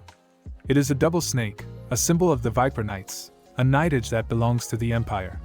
Henry expected that the Imperial Army was behind these attacks. Albert must be also related to these. Excluding the royal imperial family, there are also the 6 great houses. A duke family, 2 marquis families, and 3 counts participate in managing the state affairs. Then there was Henry as the Grand Duke, while Albert is the head of the Crimson family, 1 marquis of the great houses. The duke and marquis hold power that rivals the imperial family. Henry can see that Albert is still playing dirty. He plans to crush him sooner. Henry returns to the carriage and realizes Merchant Monk is also behind this. Monk thanks Henry for his actions. Just then, Henry asks who Monk is.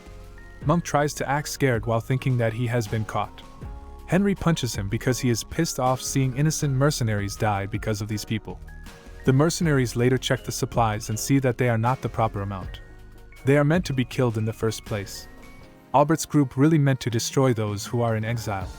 Hegler wonders what is happening, and Henry points out that the merchant and bandits colluded to kill them.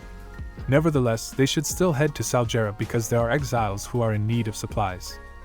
While camping, Billy gets mad at Monk because his mercenary group members were killed. Hegler wonders why they are not stopping him. Henry tells him to leave Billy. After Monk has been beaten up, Hegler wonders what to do with him. Henry orders him to lock Monk in the carriage. The group continues traveling towards Salgera. They soon reach a checkpoint near Salgera. The guards look for Monk, but Henry asks him instead about the chief's whereabouts. The guard claims that the chief is out cold after drinking. Henry can't believe how lazy they are. The guard asks if they encountered bandits. Henry exclaims that they just took care of them. He tosses over a severed arm, making the guard flustered. Henry angrily asks again for the chief's presence. Later, the chief appears and expects Monk after hearing the paint industry is coming. He meets Henry while drunk. Henry recognizes the chief as Gatekeeper Bunt. He wonders why Bunt is here. He was known as the Gatekeeper's Shield, and because of his service, he was awarded a medal by Henry himself. Henry realizes that Bunt got demoted and has been drinking his sorrows away. Bunt wonders what Henry is doing. Henry uses a spell to make Bunt sober. He introduces himself as the leader of the Million Mercenaries, Henry Morris. Bunt gets flustered hearing his name, and he also introduces himself. Bunt wonders where Monk is. Henry then tells Bunt what has happened to them. Bunt can't believe the knights are stealing. He does remember the paint industry always getting looted on every trip. Henry assumes that the merchants and the Viper Knights planned everything. Seeing that the checkpoint chief is Bunt, he plans to do something. Henry wants to hand over the people they captured because a hired mercenary like him is untrustworthy, and someone like Bunt is different. However, Bunt claims that it is of no use. If it is related to the Viper Knights, he can't explain it further. Salmora, the leader of the Viper Knights, has connections with Marquis Albert. Bunt is surprised that Henry knows. Bunt tells him to feign ignorance while he is young. Henry then suggests getting help from Count Eisen. Bunt is surprised for the second time. After Henry and the others were executed, their positions were claimed by the great houses. 3 houses fought for 2 marquis positions. The one who lost gained the Count position, Count Eisen.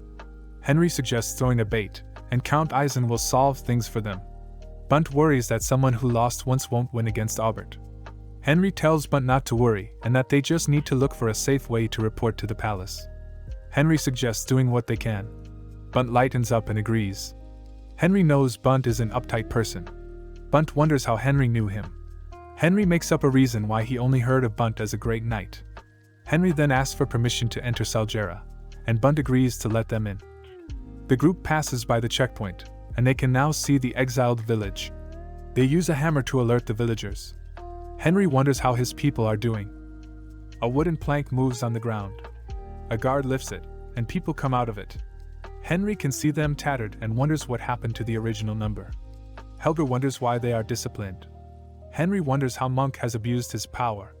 Henry tells the guard to report back. Henry looks at the small number of supplies and decides to get rid of Monk's employees. He orders Hegler to tie them up and throw them in the snow. Hegler immediately takes on the task. Henry then confronts the exiles and introduces himself. The usual reaction comes again. He claims that the person they are thinking of is his magic teacher. Hegler and everyone else are surprised. He further claims that he arrived at Saljera to fulfill the will of his teacher. He apologizes for being late. The others cry, and the eldest wants to know if he really is the Grand Duke's disciple. Henry holds his hands and apologizes again for being late. Henry then uses a spell cast on the ground to stop the snow. He also created a barrier on top of the magic circle. He then uses one more spell to erect a grand mansion. Henry then asks if there is a nearby lake or river. The elder confirms that there is a frozen lake nearby. Henry claims they need water to drink. They later arrive at the frozen lake. Henry then stomps on the frozen lake with magic, but it won't budge. It is really frozen with ice spirit magic. He then casts a fire spell, Firestone. He flies and casts haste on the Firestone. He throws the Firestone into the frozen lake, and it manages to crack the ice. Henry checks the water by dipping his arm into it. His arm suddenly trembled. He remembers putting the Illyrigon egg in his left arm. The egg is reacting to the water.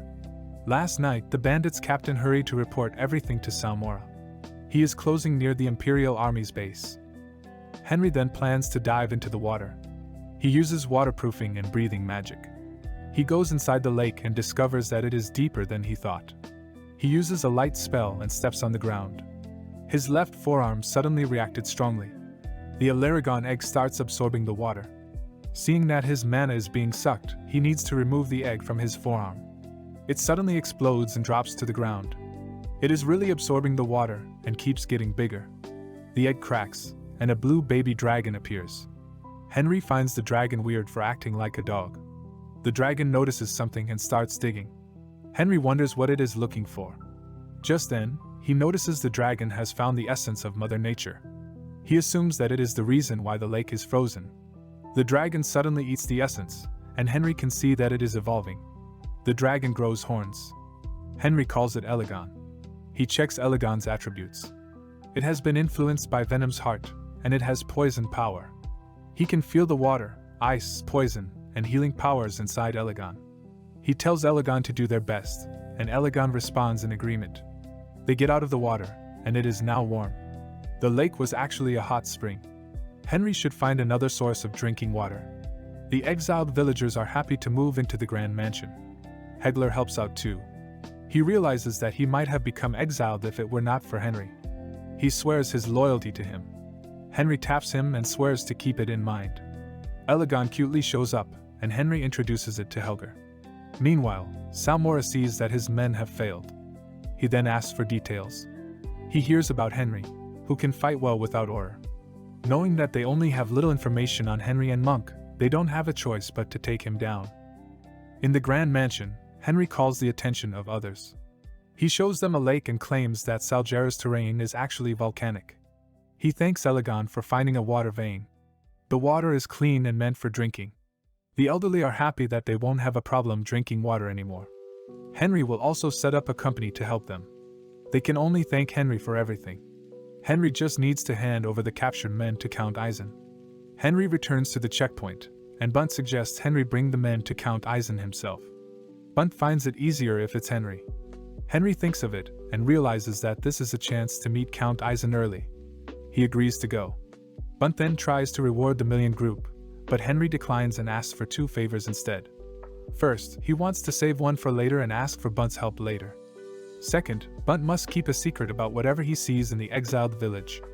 Henry confesses that he helped them with all sorts of things. Bunt agrees with the favors. He gives Henry a prisoner transfer document. Henry receives it and thanks Bunt. He then orders Hegler to collect the criminals. The two then set out to meet Count Eisen. Eisen Shonen is a man from a traditional military family. Despite making a lot of contributions, he wasn't able to receive the rank of Marquis. At the Shonan Palace, the guards let Henry and his men in. Henry finds it dissatisfying that the dogs are acting like their owners. At Count Eisen's mansion entrance, Henry notices Hegler and tells him not to be nervous. The guard laughs at Henry's identification with different titles. Henry finally snaps and tells that guard that he is only a guard. The guard points his weapon at Henry. Henry fights back and also cuts the guard's armor. He soils his pants, and Henry calls him pathetic. Just then, Henry notices more guards. They all attack him, but Henry easily brings them down. The onlookers are amazed, and Hegler uses this chance to promote their mercenary group. A spear comes flying toward Henry. Badakin, the security chief, arrives and asks for their identities. Henry asks if Badakin is in charge. Badakin confronts Henry and acts threateningly. Henry claims he needs to meet the Count. Badakin laughs and exclaims that the Count is not someone Henry can meet. Henry then brings out a letter of recommendation with the seal of the Imperial Army. Badakin looks closer and suddenly panics. Frustrated, he turns around to inform the Count. They go inside the manor, and Henry can still see that Count Eisen is still a show-off. They arrive at the main house, and Badakin tells them to wait. Hegler wonders why the mansion is small. Henry claims that this is the drawing room. Hegler now thinks that the Count is different, unlike others. He looks around for something, and Henry tells him that Elegon is in his bracelet. Just then, a carriage arrives, and Count Eisen arrives while obviously showing that he is pissed off meeting a lowly mercenary. He tries to intimidate Henry. Henry acts innocent, and then gives the reason that he didn't have a choice but to use force. The Count's attendant gets mad. However, Count Eisen laughs like crazy. Henry knows that Eisen values strength, and sees disrespectfulness as bravery. He claims to like Henry and invites him inside for a talk. They sit down for some tea, and Henry is disappointed that Eisen is still wasting taxes on expensive teas when he doesn't know how to taste them. Henry tries to butter him up, and Eisen is happy to meet someone like him. Henry laughs and says that Eisen is still the same moron. Henry then claims that he visited Eisen to present a good sword to him. Eisen gets excited. Henry then presents the recommendation letter as a sword. Eisen can't believe Henry beat up the Viper Knights. He agrees though, after seeing Henry's bravery. He now wonders why Bunt is reporting to him instead of the Imperial Palace.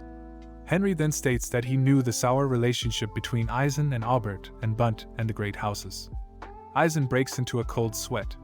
Henry suggested it because yesterday's enemy could be today's ally. He claims he learned from Caliburn that there is no eternal enemy. Eisen now finds Henry more interesting. Eisen finally asks for his name.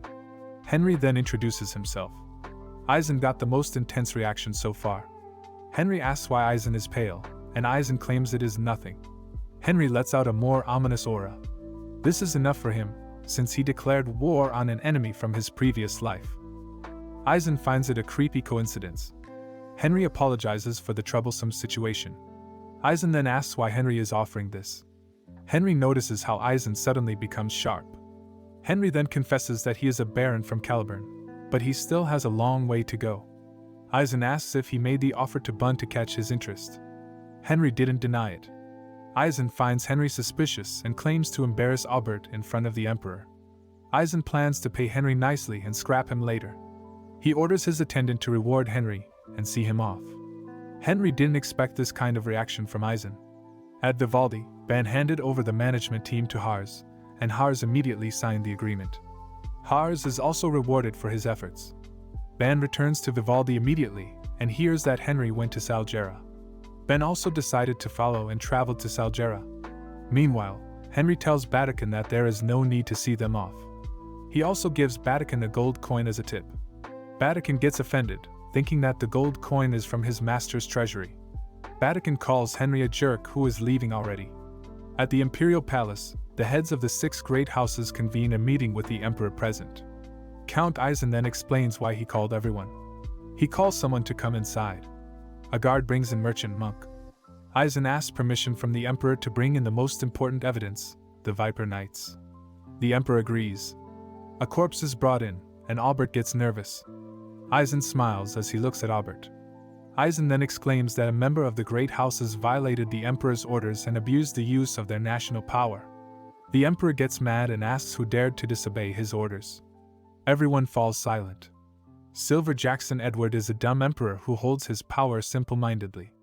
Eisen then points at Albert of the Crimson family. The Crimson family is famous for producing tacticians and soldiers. Albert is a skilled man who presented a lot of policies next to Henry. The Emperor asks Albert if it is true. Albert now knows why Salmora and Monk's reports are late. Eisen orders his guard to take the clothes off the bodies. A double snake symbol is found, and Eisen thinks this is the end for Albert. He just needs to provoke the Emperor a bit more. He also reports that Albert has been embezzling the minimum survival supplies from the exiles. Albert hired commoners to pretend to send supplies. The Viper Knights also disguise themselves as bandits to loot the supplies. Eisen exclaims that not only did Albert disobey the Emperor's orders, but he also killed the Emperor's innocent subjects. Albert also took money that came from the national treasury. Emperor Silver gets mad and pulls out a guard's sword. He then stabs Albert. Eisen knows that things are over. Albert exclaims that he didn't have a choice because the outcasts in Salgera are from rebellious families. Albert states that the Emperor showers them with his generosity, but he can't personally forgive them. He brazenly claims that he still remembers the traitorous Henry Morris and his people. Emperor Silver also remembers Henry. Albert claims that he is only doing things for the Emperor's sake. He then asks the Emperor to kill him now. Eisen is amazed by Albert's disgustingly good acting. The lawbreaker suddenly becomes a loyal subject in front of the dumb Emperor. Silver then calls for a priest to heal Albert. He apologizes, and Albert can only smile. Meanwhile, Henry is having unpleasant feelings. He calls Clever and orders him to go to Eisen's treasury and take everything. Clever confirms and leaves. Henry expects Eisen to be pissed off. Clever returns, and Henry rewards Clever with his favorite cucumber. Henry can now return to Vivaldi with no regrets. At the Slan Gorge checkpoint, Ben gets stopped by the guards. He shows his gold ID card, and the guard is surprised. The guard asks him to wait. Bunt appears and sees a familiar face. The two had a wholesome reunion.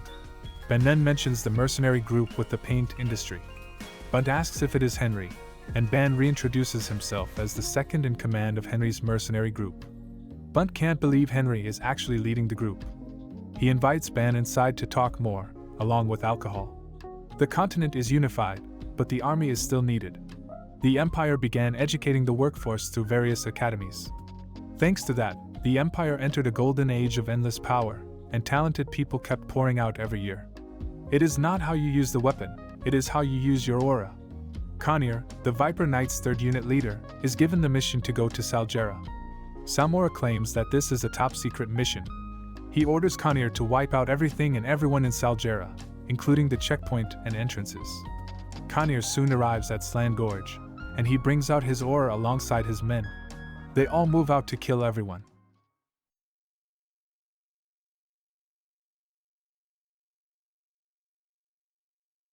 Previously, Kane arrived at Slan Gorge and ordered his men to kill everyone in sight. Meanwhile, Bunt and Ban enjoy their time drinking. Just then, Ban senses something and tells Bunt that they have visitors. He picks up his sword and promises to be back. He goes out and looks over the hills. A strong, bloodthirsty energy is exuding from it. Ban roughly estimates 20 people. He breathes in deeply as the cold air clears his mind. The Viper Knights arrive, and Van slowly pulls out his sword. He smiles, knowing that he can get his revenge on Salmora. He applies ore to his sword as he unsheathes it. He easily cuts down the Viper Knights in front of the cavalry. He continues cutting them down until they stop in fear. Kane swears that it was not an aura blade. He grits his teeth, as he knows Ban is a strong individual. He then orders his men to attack using their numbers. Everyone surrounds Ban with their aura blade. Ban smiles, seeing that they chose the best strategy against him. However, it is not enough to overpower Ban. Ban takes up a stance again and easily slashes the enemies in an instant. Everyone around him falls. Kane realizes Ban is using Quick Draw, a technique to surprise opponents. However, Connie remembers that the technique is only limited to the opponent in front. He panics as his men die one by one. They surround Ban again, and Kane confronts him. Kane recalls being called a genius his whole life and having no choice but to fight Ban. He then brings out his aura sword. Ban commends Kane's courage, and Kane tells him to shut up. Ban confirms if Kane is the snakehead Salmora's student. He pulls out his sword and claims that a snake can't be a dragon. Connier gets offended and attacks Ban. The two clash with each other until one falls to the snowy ground. Ban won with his aura sword. The next morning, Bunt and Ban collect the bodies. Bunt realizes that these knights are the cleanup crew, and Albert is the next person who will be anxious. Albert won't be getting reports from these dead knights. Bunt suggests sending the bodies to Count Eisen. These knights are the perfect evidence against Albert and Bunt's testimony. Ben agrees with the idea. However, Bunt can't move immediately, and he needs permission first to move around. Ben suggests going to Henry instead because he has already met Count Eisen. Bunt immediately prepares the carriage, and Ben starts to leave for Vivaldi. Meanwhile, a fully healed Albert has his head aching because of Eisen. Salmora apologizes, but Albert wants to let it be and offers him a toast. However, Salmora got his wine in a dog bowl. Albert asks for an update, and Salmora reports that the 3rd unit has already moved out to do the cleanup after the 5th unit got wiped out. Albert wonders if Eisen did all of these. He orders Salmora to stop the matter with Salgera, and they will attack Eisen instead. On the other hand, Henry and Hegler return to Vivaldi. Ten wonder why Ban is not with them. They missed each other's path, but Henry trusts that Bunt told Ban everything already. Henry then informs Ten that their group will now be in charge of delivering supplies to Salgera. Henry tells him what happened, and Ten worries that they are changing things on their own. Henry tells him that they need to set up a company first and get qualified for it. He claims Hegler is enough to handle the Salgera mission. Hegler worries, but Henry tells him that he will be using a subspace pocket instead of a carriage for delivery. Hearing that he is trusted, Hegler gets excited. Henry orders Ten to register their group with the Merchants Association while he goes to the Mercenary Guild. In the Mercenary Guild, Henry confronts the guild employee and insists that he knows about the paint industry. Henry brings out his knife and scares the employee. The employee swears to tell Henry everything. Henry asks again if he knows how the mercenaries experience casualties while the merchants are fine. He tries to pull out his sword, and the employee immediately prostrates before him. Henry notices how the employee is just too lazy to investigate things and seems unrelated at all. Henry then proclaims that 10 Million Company will be in charge of Salgera now. The guild employee worries that they need the Merchants Association's approval first. Henry scares him again, and the employee swears to get in touch with the Merchant Association's president. As expected, power is more useful than laws. Henry just needs to look for a subspace pocket. In the Empire, a worried Hiram comes to the magic tower after Salmora orders him to do so. He heard that the wizards are a bunch of weirdos. Hiram has no choice but to ask them for help to heal his arm. After he enters, he notices a book that asks him to write down the name of the person he is looking for. Hiram writes down Draken Lodic's name, and the book suddenly lights up. A strange light stretches outside and goes somewhere. A portal appears next to Hiram. He smiles as he walks toward the magic portal. Hiram immediately meets Draken and introduces himself. Draken tells Hiram to follow him so he can check his arm. They walk quite a distance, and Hiram wonders where they are going. Draken creepily tells him that they need to go a little further. They reach another portal, and Hiram worries about seeing a black portal. Draken tells Hiram to go inside, but Hiram is being cautious and wants to know where it leads. Draken claims that it is the retrogression tower. Hiram hasn't heard of the place before. Draken wonders if he wants to fix his arm and goes inside first. With no choice at all, Hiram follows Draken. He then arrives at a place where the bodies of dead people are scattered. Hiram's expression darkens. Draken welcomes him, and dark hands start surrounding Hiram. At Ten's mansion, Ben arrives with the carriage and claims he heard everything from Bunt. Henry is glad that he won't repeat himself. Henry never thought that there would be a cleanup squad. He plans to keep the dead bodies, but they need to find a way to prevent their rotting. He then casts magic to preserve the bodies.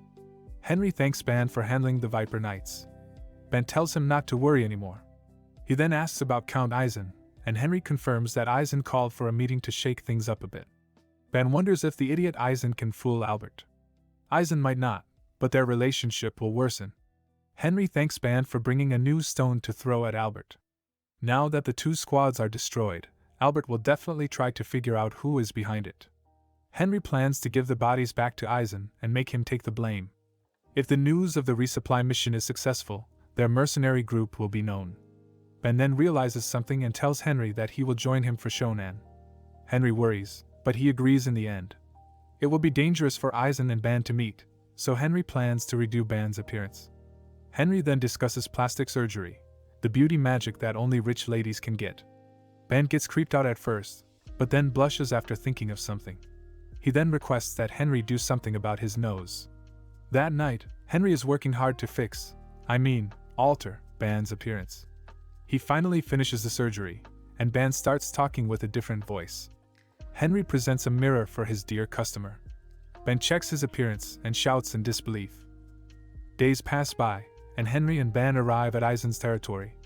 The guards panicked upon seeing Henry. Ben appears and asks the guards to let them through.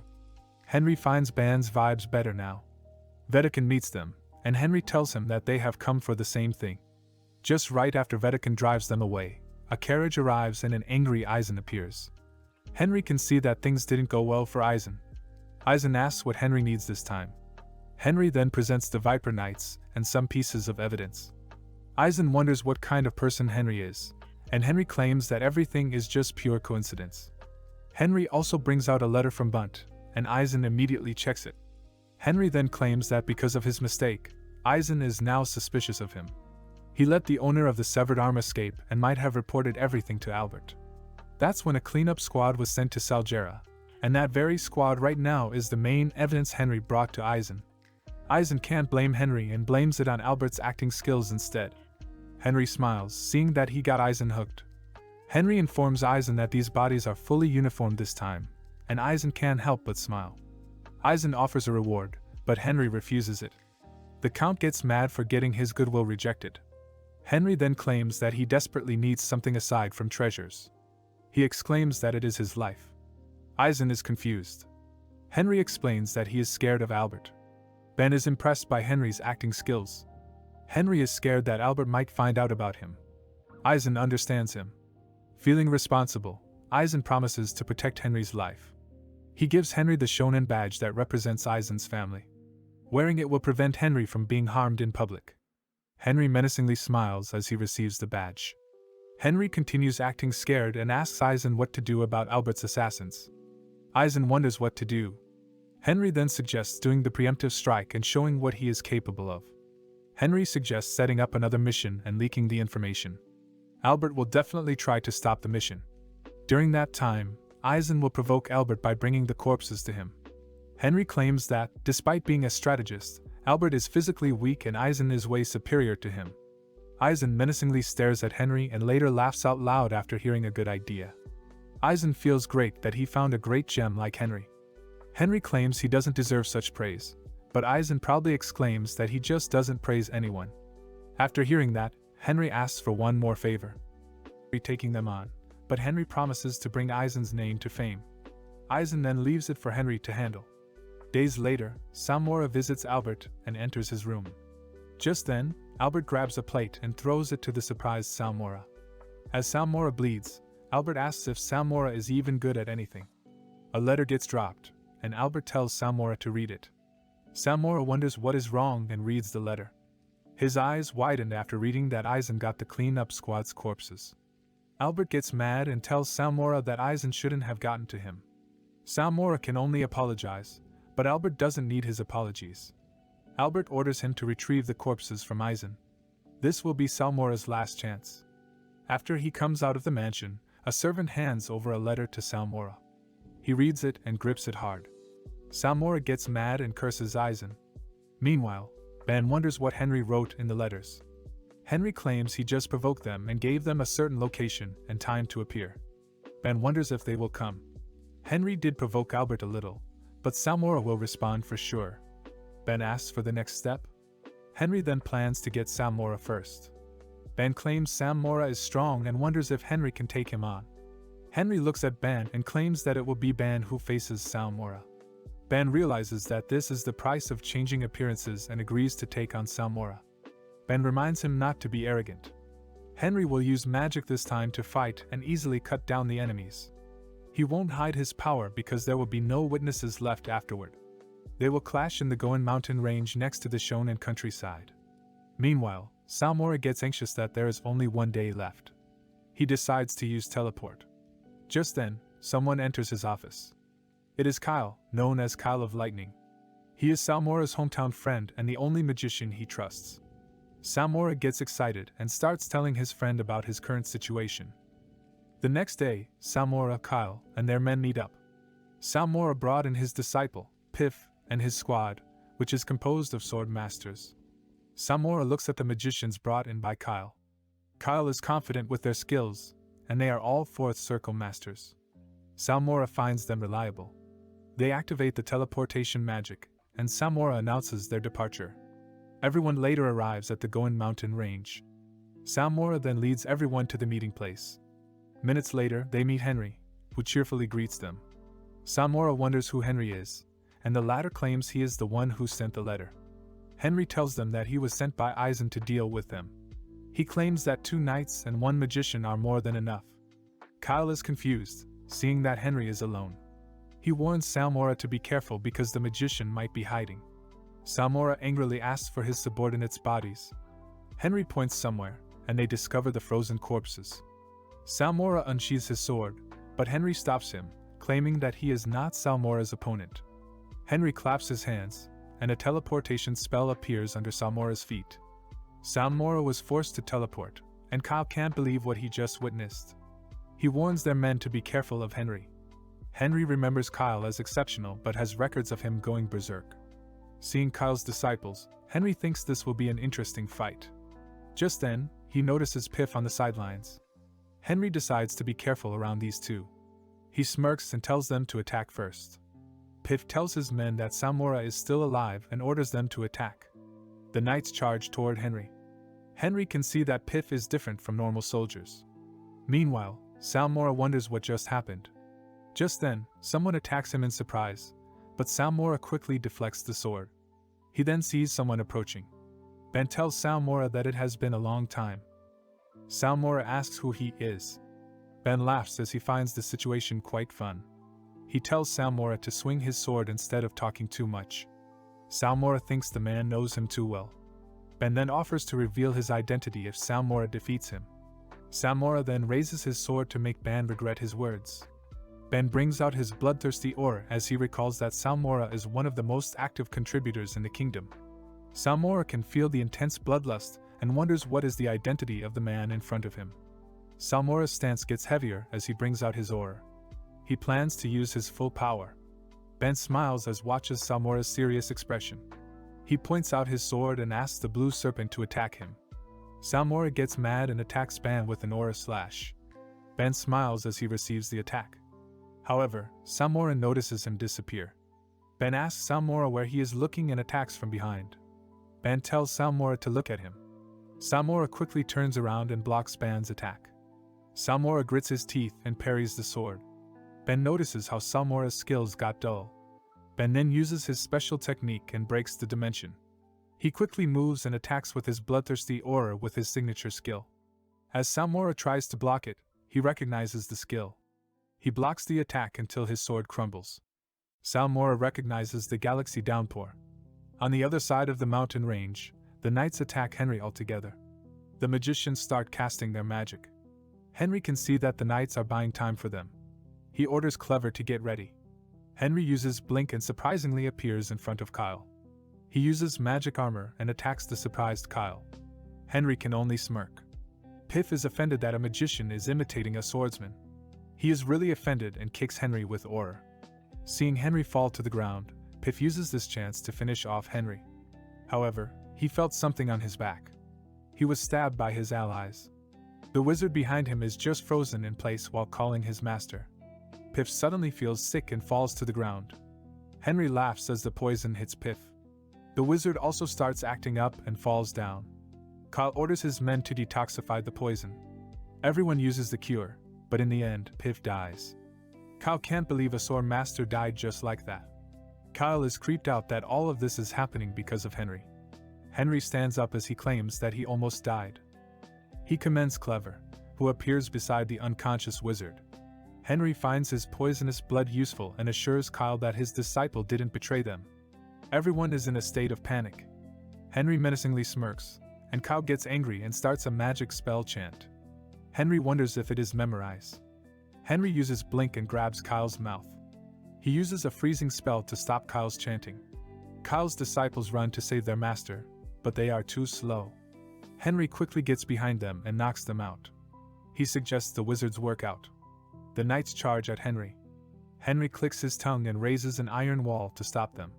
Henry turns his attention to Kyle and grabs him. They fly to the sky, and Henry freezes Kyle's legs. He also uses freeze to create a block of huge, sharp ice on the ground. He tells Kyle goodbye and lets go of him. Kyle falls on his own, and seeing the sharp ice makes him think that everything is now over. Just then, Henry freezes Kyle at the moment that the wizard almost reaches the sharp point. Kyle is just there, looking like a fancy ice decoration. Henry claims that a wise teacher gives a chance to his foolish student. Henry feels bad looking at the sword masters. He wants to learn the terror of a wizard. Henry continues invoking magic, and the knights start running away. Henry feels good about killing the knight's pride. Thunderbolts start roaring, and Henry orders them to get off. The running knights are bombarded by lightning magic until nothing is left. Meanwhile, we can see Ben using his technique again. Salmora barely survived that attack. Ben can see why Salmora is part of the 10 swords. Salmora asks Ben if he really is Ben. Ben can't believe Salmora just figured it out, and he looks down at the trembling Salmora. Ben has been waiting to kill Salmora since the great prince's death. Ben tells him not to complain when Salmora himself kills a lot of people. Ben also asks why Salmora is not ashamed of being a part of the 10 swords. Salmora tries to stop Ben. However, Ben finishes him off. He feels disgusted that Salmora is calling his name. He then drags Salmora's body while wondering about Henry's situation. The two meet up, and Ben wonders why there is only one guy left. Henry claims he just flexed his magic after a long time. Ben really finds Henry's magic level suspicious. Henry tells Ben to check out his artwork. He introduces Kyle to Ben and claims he left the 4 magicians alive. Ben thought that they would not leave any witnesses alive. Henry then flicks his fingers, and the ice starts to thaw out, dropping Kyle to the ground. Henry melts the ice, and Kyle gasps for air. Kyle sits up and notices that Salmora is dead. Kyle kneels before the almighty Henry. Henry then tells him that the knights are all dead. Kyle then begs for mercy, and he will do anything. He trembles as Henry asks if he is sure of what he just said. Henry then gives Kyle a knife and asks him to kill his disciples so Henry can spare his life. Kyle trembles in fear and worry. The two villains start glaring at him and tell him to prove it with actions. Kyle moves as he apologizes to his disciples.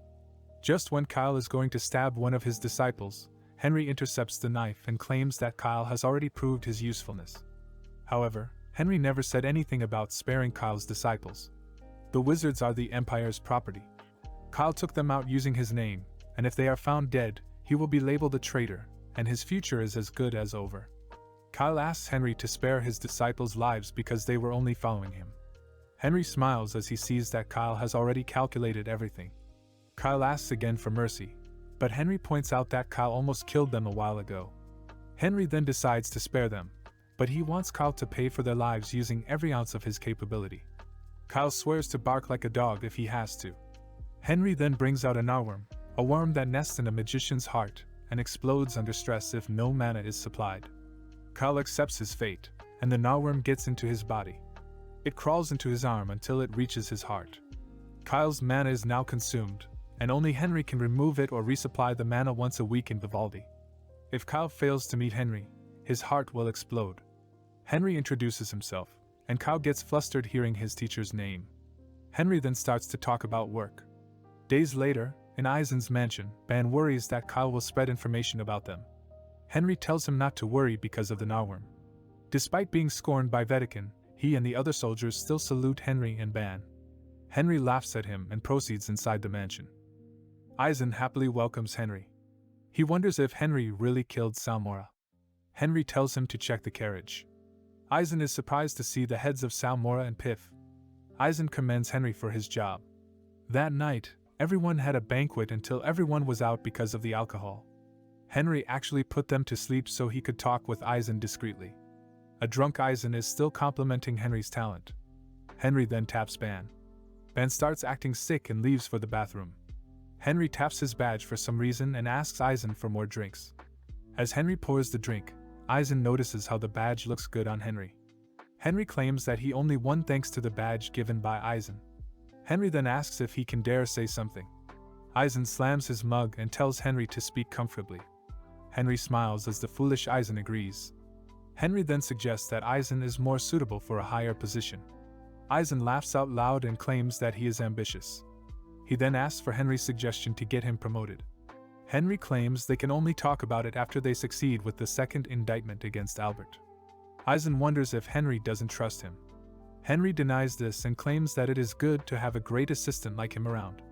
Eisen finds Henry too arrogant. He then decides to give Henry a second chance and a chance to be his assistant. Henry respectfully bows to Eisen as he swears to do anything that Eisen orders.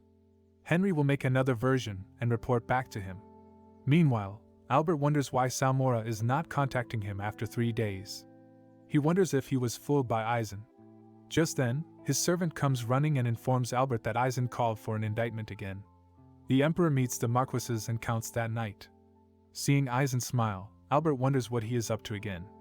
Eisen keeps smiling at the scared Albert. The Emperor wonders if it is about Albert again. Eisen did call for an indictment, and the Emperor asked Eisen to tell them what was going on. Eisen then claims that another shameless person has deceived the Emperor. The foolish Emperor asks, "Who is it this time?" He claims it is Marquis Albert again. The Emperor asks for more details. Eisen claims that he has more evidence this time. The Emperor gives his permission, and the evidence is brought in. They later see the bodies of the 3rd unit of the Viper Knights, led by Kane. Eisen claims that they tried to get rid of the evidence with the people and tried to kill the witnesses, inspectors, and other soldiers. The Emperor can't believe Albert is using the Imperial Knights to get rid of the evidence. Eisen confirms it with a document, the testimony of Bunt, the chief prosecutor of Saljura. That concludes part 7 of this recap. Please don't forget to like and subscribe. What will happen next? If you would like to see a part 8 of this manhwa, let us know in the comment section below. Till next time. Emperor Gold gets mad and asks Albert if he has any excuses. He claims it is half correct. He did send out the other knights to correct his mistakes, not to destroy any evidence. Eisen can't believe Albert can lie like that. Albert then turns his suspicions to Eisen, who might be jealous of their status. He then mentions how Bunt was one of the founding members alongside Henry. Emperor Gold's headaches after hearing that. He recalls how Henry acted tough during his death sentence. Albert smirks as he suggests asking the opinions of the other dukes so they can distinguish between good and evil. Eisen calls Albert shameless. Emperor Gold stops Eisen and agrees with Albert to distinguish between good and evil. Just when Albert thinks he won, Eisen smirks and unexpectedly agrees with Emperor Gold. He then orders someone outside the door to bring in what he brought. Kale is brought in along with Salmora's and Piff's dead bodies. Eisen presents them as the second piece of evidence. Albert is obviously angry. Emperor Gold exclaims that a member of the 10 Swords is dead. Eisen then claims he committed a crime, which confuses the dumb emperor. He claims he killed Salmora, Piff, and their men and had no choice but to do so. Emperor Gold then asks if the knights attempted to kill Eisen. Eisen confirms as he peeks at Albert's expression. Albert tries to make Eisen a liar, but Gold threatens him to be silent. Kale shivers as Gold asks about him. Gold asks Kale if what Eisen said is true. Kale confirms this and names Albert as the one who ordered them. Gold wonders why Kale helped them. Kale claims Sam Mora needed someone to use teleport. Because of the worm inside his heart, Kale has no choice but to follow Henry's instructions. Gold then asks Albert about it while the others are waiting for his answer and turning their heads. Albert realizes that the three families' solidarity is useless. Seeing that Albert has nothing to say, Gold pulls out his sword. Gold raises his sword and slashes Albert's neck. However, he got stopped by Eisen, who claims that killing Albert was a hasty decision. Gold then asks for Eisen's opinions. Eisen considers Albert's achievements so far and suggests a wiser punishment, to banish Albert to Saljura. Gold smiles and agrees with Eisen's suggestion. Gold gives out an imperial order to brand Albert's forehead and banish him to Saljura. The next day, Albert and his household are brought to the first checkpoint in Saljura. Bun asks if they are really the people that he heard about. The Imperial Knight confirms and throws in Albert. Albert glares at Bunt. Finding him feisty, Bunt kicks Albert's face. Bunt laughs as 10 years' worth of stress are gone at once. He then informs Albert that someone is waiting for him inside. After some time, the knights leave them, but there is nothing in sight, despite being called the banished village. The knights leave for real, and Albert falls as he accepts his end. Just then, someone calls him an idiot. Half conscious, Albert wonders if he is seeing a ghost or a person. Albert is later woken up by warm water. He is asked if he is fully awake. Albert starts shouting at the person to come out. Torian introduces himself. Albert exclaims and asks him if they even know him. Voices around him laugh at his prideful sight. Torian then looks at Albert and tells him that they are the people he banished. Others come out of hiding, and they start beating up Albert. Minutes later, Torian claims that this is just the start. Albert can't believe that he ended up like this. Albert later wakes up in a dungeon and calls them awful people. A man checks on him, and Albert can see him holding the keys. The man claims to be a warden sent by the Empire to monitor Albert. Albert sees this as a chance, and asks the guard to send letters to him in exchange for his hidden wealth. The man agrees, but he wants to see the money first. He tells Albert to write something before someone comes. Albert smirked as he found a way out. Albert asks the man to send the letters to Duke Arthur's and Marquis Alfred. The man receives the letters and glares at Albert. Albert then tells him that his hidden wealth is in a small town named Mamet. He had entrusted it to Old Hansen. He explains that Old Hansen is an alchemical object from the magic tower that won't betray him. The man smiles and asks Albert for the command. Albert is startled that the man knew. He just needs to say, "I need some salt water," and Old Hansen will give the treasure willingly. The man promises to deliver the letters after he gets the wealth and leaves. Albert is now sure that he can get out once the letters are sent out. Ben then asks the guard if he got bribed. The man then changes his appearance to Henry. Henry tells Ben what Albert has asked to do.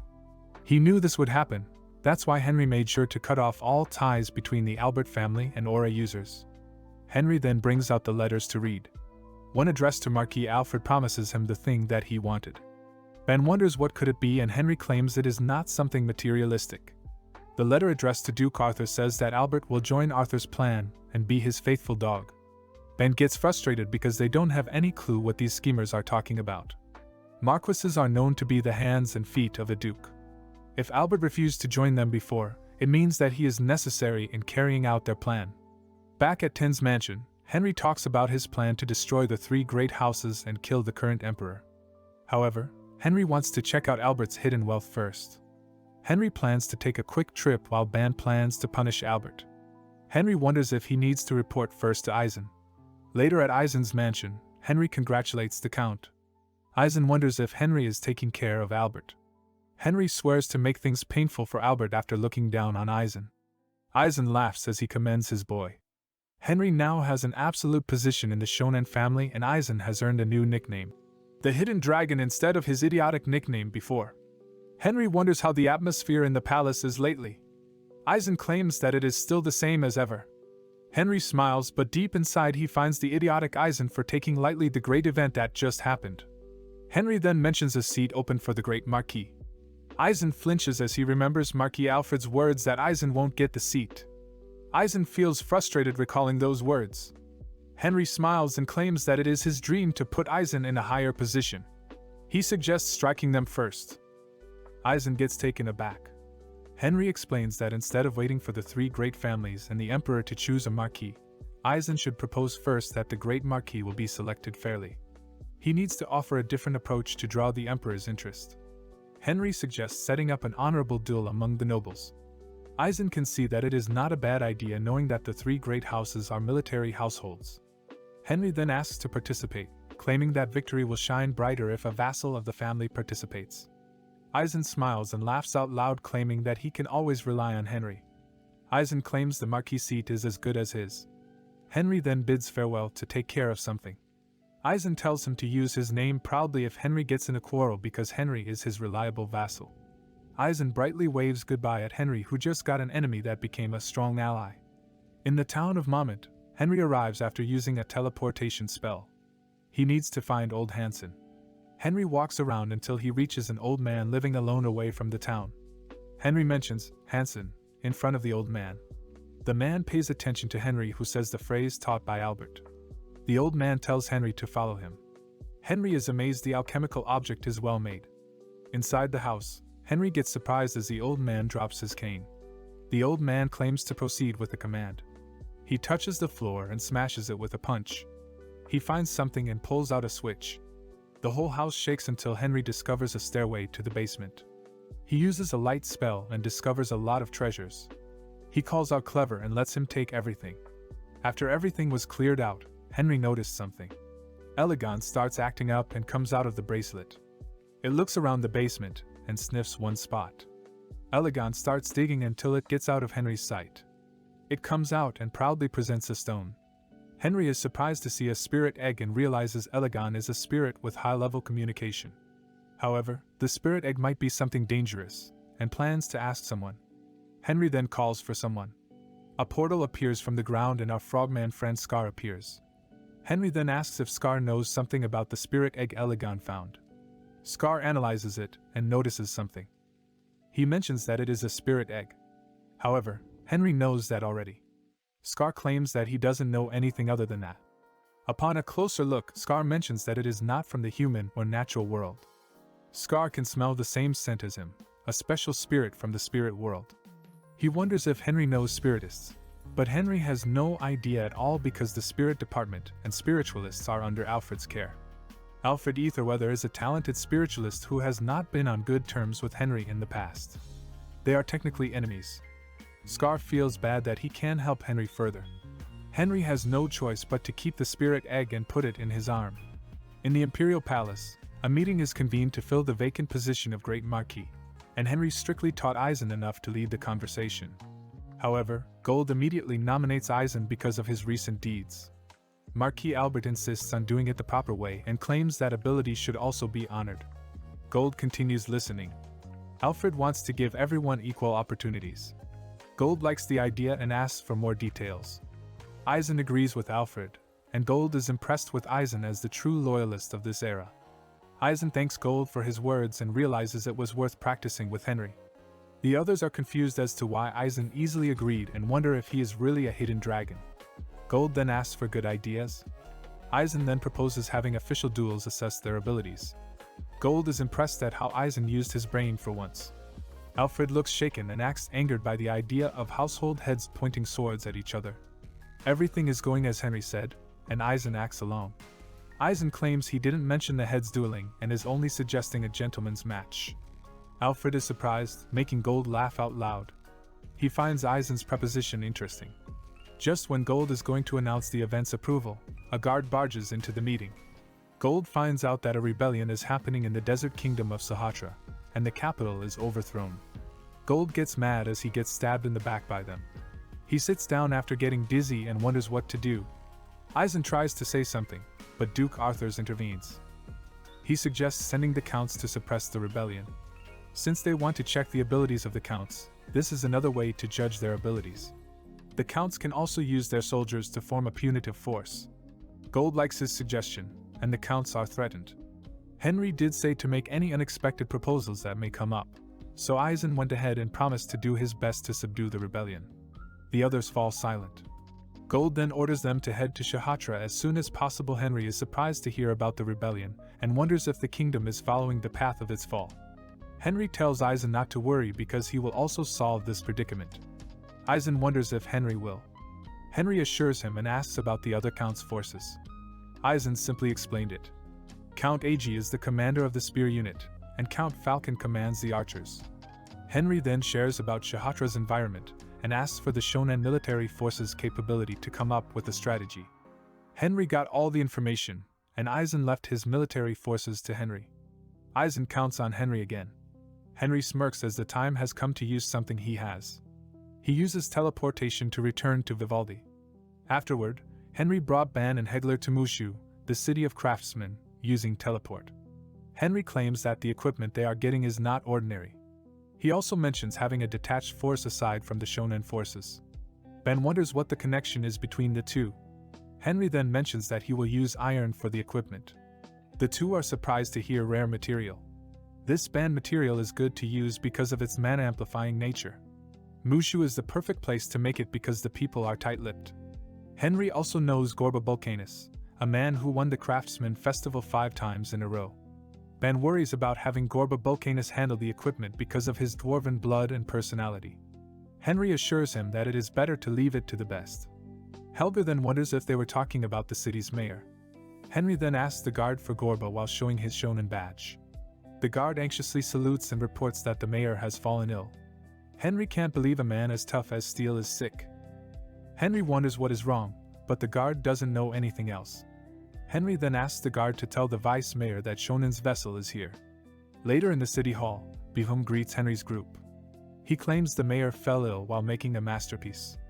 Henry wonders how bad it is, and Bihum claims that the mayor has been poisoned with a deadly poison. Henry asks for an antidote. Bihum claims that the mayor has tried creating a new alloy by mixing poisons and eventually made a new one that doesn't have an antidote. Hearing about it, Henry can't help but recall how he was poisoned. He then realizes something and surprises Bihum by saying that he will make the cure. The bedridden Gorba is then visited by Henry and the others. Henry is introduced to the doctors, who are at their wits' end. They give Henry the poison, and Henry asks them about the alloy that Gorba was making. The doctors claim that the poison was melted into the metal, making the surface poisonous. Henry looks at Gorba, who is in pain, and imagines how the mayor used the poison. Thinking that Gorba might have inhaled the poison, he asks the others to give them some privacy. He promises the safety of Gorba with the Shonen's name, and Bihum agrees for 1 hour. Ben wonders if Henry can do it. Henry then hints at them about using poison against poison. He claims his blood is the deadliest poison around since he ate the venom heart. The antidote is his boiled blood. He prepared cups of his blood and lifted one sample into the air using magic. He also uses fire magic to boil it. After boiling it enough, he made Gorba drink his poisoned blood. Gorba starts coughing up blood, and Henry prepares the antidote. Henry pushes the antidote into Gorba's mouth. Gorba violently reacts and immediately calms down. The worried subordinates wonder if it is over. Henry then brings out a healing potion and lets Gorba drink it. Henry also has a special energy recovery potion that he made. Henry tells them that they will leave for Shahatra soon. They can't wait for him to fully recover with the potion alone. Ben realizes that Henry is forcing Gorba to recover. Henry confirms it and asks Hegler to get Bihum. Bihum and the others come and wonder what Hegler meant when he said that the treatment is done. Bihum notices the bloody table, and Henry realizes he forgot to do some cleanup. Bihum gets mad at Henry for not asking for consent. Just as he gets mad, Bihum gets surprised to see Gorba getting up. Gorba asks if he is in Hayam. Henry laughs at Gorba for thinking that he is in the underworld. Gorba starts moving, surprising the doctors. Seeing that Gorba is feeling refreshed, the doctors glare at Henry. Gorba then thanks the unknown man in front of him. Henry then points out how important Gorba is to the Empire. Gorba is stunned and thanks Henry with all his heart. Henry then introduces himself, and Gorba starts seeing the Henry he knows in front of him. He unconsciously kneels before Henry. Gorba claims that he is in debt with the Shonen house. Later, at the mayor's office, Gorba presents a feast as a celebration of his recovery. Henry feels thankful for having a private meeting, and Gorba only does this because Henry is his lifesaver. Henry then asks for the things he will say to be kept confidential. Gorba agrees without asking why. Henry mentions that he got tons of iron, surprising Gorba. Gorba wonders where the absurd amount of iron came from, and Henry claims that it is his own. Gorba then asks what Henry is going to request. Henry asks for equipment for 3 warriors. Gorba anxiously asks if it is all equipment. Henry confirms and explains that it is to subdue rebels. Gorba realizes how things got chaotic when he was bedridden. Henry is telling Gorba because he trusts him. Gorba thanks Henry and confirms the order. He wonders if that is all. Henry gets silent all of a sudden. He puts down his cup and asks for a personal request. Henry then mentions perfecting the poison that Gorba failed to create. Gorba wants to perfect it. Henry claims he can help Gorba succeed in making it, surprising Gorba. Henry then explains that Gorba failed to control the synthetic poison, and Henry treated him by fighting the poison with another poison. Gorba realizes that Henry used a stronger poison than the synthetic poison. Gorba laughs and asks what Henry needs. He will do anything to perfect the poison alloy. Henry wants Gorba to sign a technical agreement with Henry's mercenary group. Gorba gets flustered. Henry knows that Gorba doesn't want to be exclusive to one group because of his beliefs. Henry then gives out the conditions of monopolizing the inventions for a year, and releases them after that. Gorba agrees and asks for the other condition. Henry mentions a cooperation agreement that will unite the free cities and strengthen their operations and power. Vivaldi and Enkelman have already signed the joint agreement. Henry claims the free cities may lose their autonomy to the Empire anytime soon. Gorba wonders what is happening. Henry then shares the news about the Crimson Great House being banished to Saljura. Gorba asks if it is about Count Albert. Henry shares the recent happenings in the Empire while Gorba is bedridden. Henry also claims that some nobles are targeting the free cities as their own. Gorba is in a cold sweat. Henry did exaggerate on that part, but it is mostly true. He further explains that this is the reason why the mayors of Vivaldi and Enkelman signed a joint agreement. Gorba thanks him and plans to talk to the other mayors about the matter. Henry tells him to talk to him because he has been authorized by the 2 mayors already. Before he was Aizen's vassal, he was working behind the scenes with his mercenary group and cooperation pacts. Gorba wonders who Henry really is. Seeing that Henry is knowledgeable about his next masterpiece and secretly setting up plans against nobles' tyranny, Gorba asks if Henry became Aizen's vassal on purpose. Henry refuses to answer. Gorba points out that anyone named Henry Morris is extraordinary. Henry smiles and claims that it is just a coincidence. Gorba apologizes in advance for whatever he will say. He claims to have met the great wizard Henry Morris many times in the past. Gorba can see the great wizard's eyes in Henry's eyes right now. Henry will take it in a good way since the great wizard is known as a traitor. Gorba believes that the great wizard was not a traitor. Most people know that Henry Morris was a good person. Henry smiles at hearing Gorba still trusts in him. Gorba then accepts all of Henry's conditions, and the 2 shake hands in agreement. Henry then remembers to ask something in a rush, and Gorba agrees to do it. Aizen's troops assembled around Shahatra. Henry arrives using teleport and checks on the Shonan troops. He enters a tent and greets Aizen. He can see that everyone has simplified their equipment. Aizen had them wear the clothes of Shahatra, as Henry asked them to. Aizen then wonders if 100 men with light equipment can subdue the rebels. Henry then explains that he will not subjugate the rebellion or get near the capital. The priority is saving the royal family and figuring out the enemy forces first. Henry wants to leave the rescue mission to the other counts. Aizen gets worried about the contributions.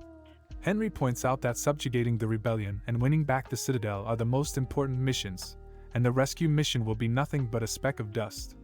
Henry brings out a lot of horseshoes, making Aizen confused. Henry presents them as magic horseshoes that can make horses effective in the desert. Aizen believes it would be cheaper to buy camels instead. Henry explains the cost of the maintenance and handling fees for the camels. Aizen understands now and tells the other chiefs to applaud Henry.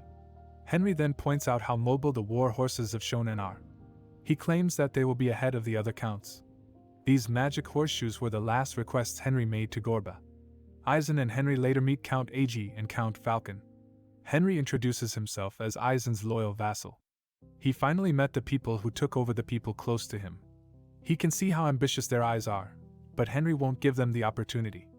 Aizen then asks to start the meeting about saving the imperial family.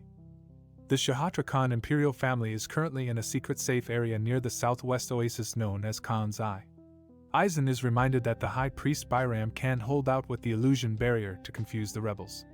They learn about the exact location of Khan's eye. Henry asks for the rebels' leader. They learn that it is Benedict the Caliph. Henry is shocked that it is him, of all people. Benedict Caliph is known as the Desert General, with another nickname, Sword of Ra. Henry now feels that the suppression will be harder than expected. As a god's avatar, Benedict can use the Eye of the Desert to see through everything in the desert and the Sun's Sword, which has the power of the sun. He also has the power to control the sand. Aizen can see that it is a civil war instead of a rebellion, and Aizen wonders if they can interfere. It is because, in the eyes of the Empire, it doesn't matter who becomes king. Henry then intervenes and exclaims that this is a matter of a dog biting its master. There is no guarantee that the dog will also bite the Empire in the future. He also explains that it will be a great idea to increase the Khan royal family's tribute in the future. Taking care of a disobedient dog in the process will also delight the Emperor. Aizen agrees to target Benedict first. Henry is busy as it is, and Benedict can be erased first. Count Ag then agrees to meet Benedict first. However, Henry mentions how the two counts' forces are not prepared for a desert battle at all, wearing heavy armor and not protected against the sun's rays. On top of that, they are not prepared with enough firewood for night camps, unlike Aizen's forces. Count Falcon wonders if it is true, and the desert people agree with Henry's words that Aizen's forces are more prepared. That concludes part 8 of this recap. Please don't forget to like and subscribe. What will happen next? If you would like to see a part 9 of this manhwa, let us know in the comments section below. Till next time. Previously, the desert people commended how prepared the shonen forces are for a desert battle. Henry then suggests the other counts rescue the royal family while the shonen forces face the leader of the rebels, Benedict. Count Oscar and Count Tarion are confused about why they were given the better option. Henry can see that the counts are getting suspicious. Henry tells them not to misunderstand, and all he does is for the Empire and for Aizen. The counts then agree with the proposed plan. Henry can see that Aizen is not saying anything since he is the one making the decisions. Henry then tells them to prepare to carry out each other's duties. Later at the Shonen's camp, Aizen can only laugh at how talented Henry is as an advisor and vassal. Aizen smirks at Henry and wonders how Henry anticipated everything beforehand. The Shonen army soon marches into the Shahatra Desert. They ride their horses through the sandy environment, and the magic horseshoes are working as intended. Aizen is impressed by how they speed up through the desert, and plans to reward Henry nicely after the mission. They soon arrive in the capital city, Khan. Henry observes the place, as it has been so long since he visited it. They arrive in front of a palace where they need to pass through the Stairway of the Sun. Just then, soldiers started coming out of the palace. Seeing that they are Benedict's army, Henry yells out that they are from the Empire and orders Benedict to come out. The soldiers make a way, and a man appears. It is Benedict Caliph, the Desert General. Aizen and Henry finally see him. Benedict crouches, jumps into the sky, and makes a superhero landing.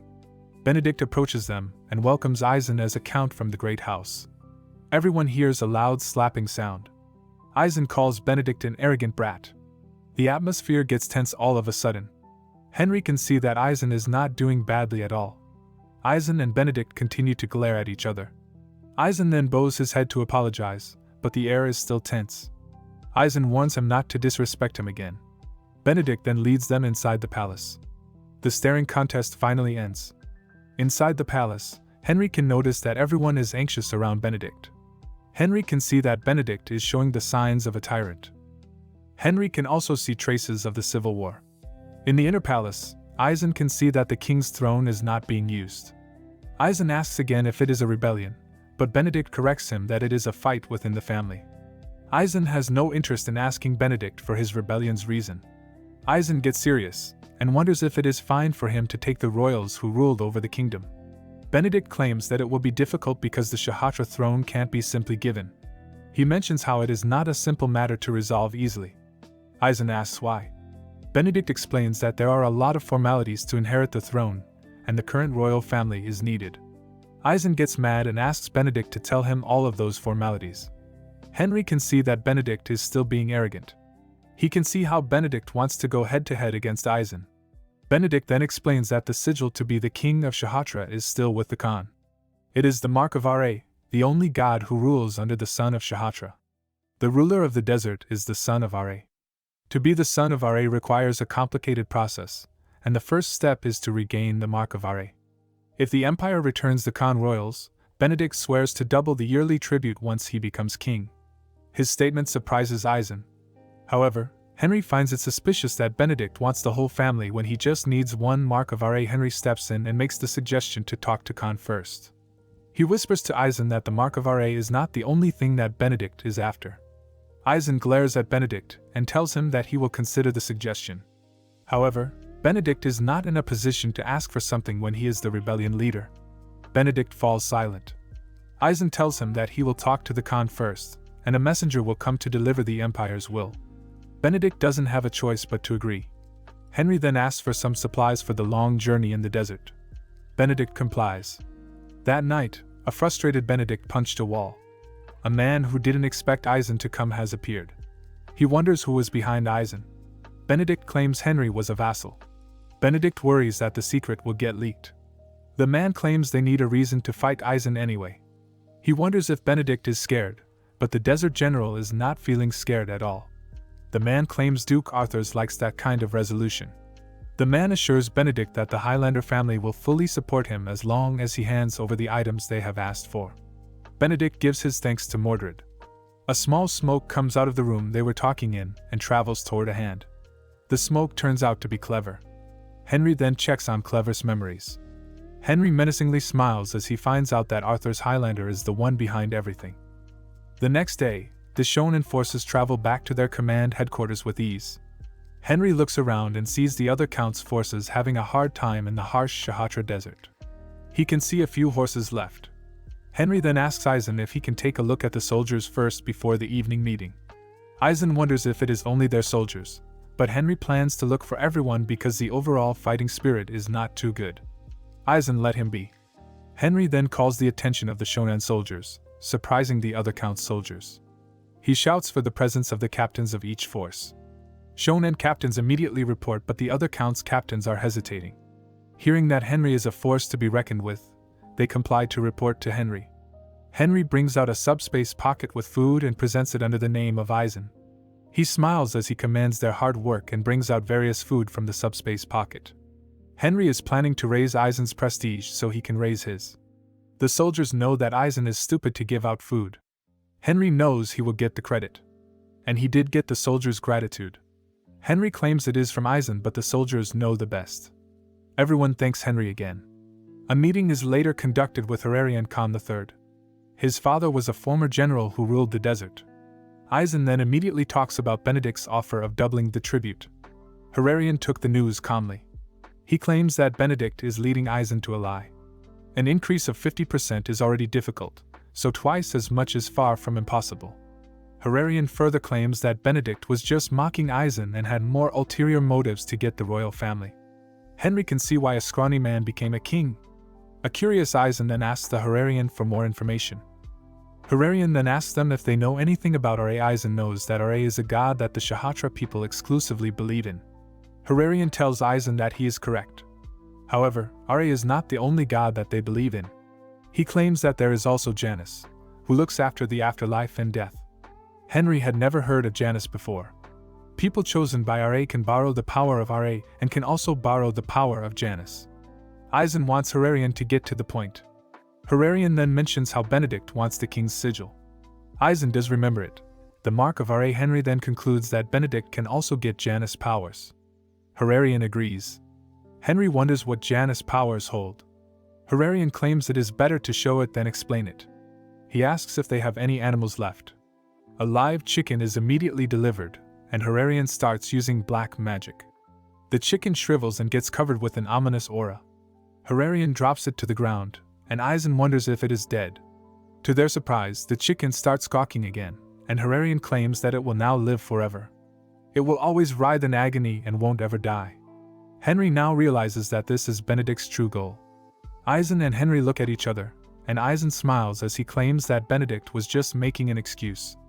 Henry now thinks things are getting interesting with black magic and Arthur's Highlander. Later, Henry suggests protecting the royal family, but Eisen finds it troublesome. Henry mentions the Khan's influence after the suppression. Because Henry mentioned it, Eisen will do it. Henry then asks to leave to prepare some things. He wants to give other forces magic horseshoes. Eisen claims that the other forces are their rivals. Henry asks Eisen to overlook it with a generous heart because he will be the one to rule over the 2 counts later on. Eisen got hooked, but Henry claims that the horseshoes were put on Shonen's tab, and he apologizes. However, those horseshoes are only gifts from Mayor Bulcanus.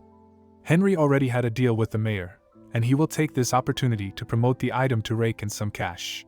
Henry promises Eisen to refill the coffers with things of equal value. Eisen feels proud of him and reminds Henry to use the shonen name however he wants. Henry smiles and thanks the idiotic count with a poker smile. Henry comes out of the tent and notices something strange. Seeing everything distorted, he knows it is an illusion. After feeling his surroundings, Henry knows that only Byram, Shahatra's high priest, can do this.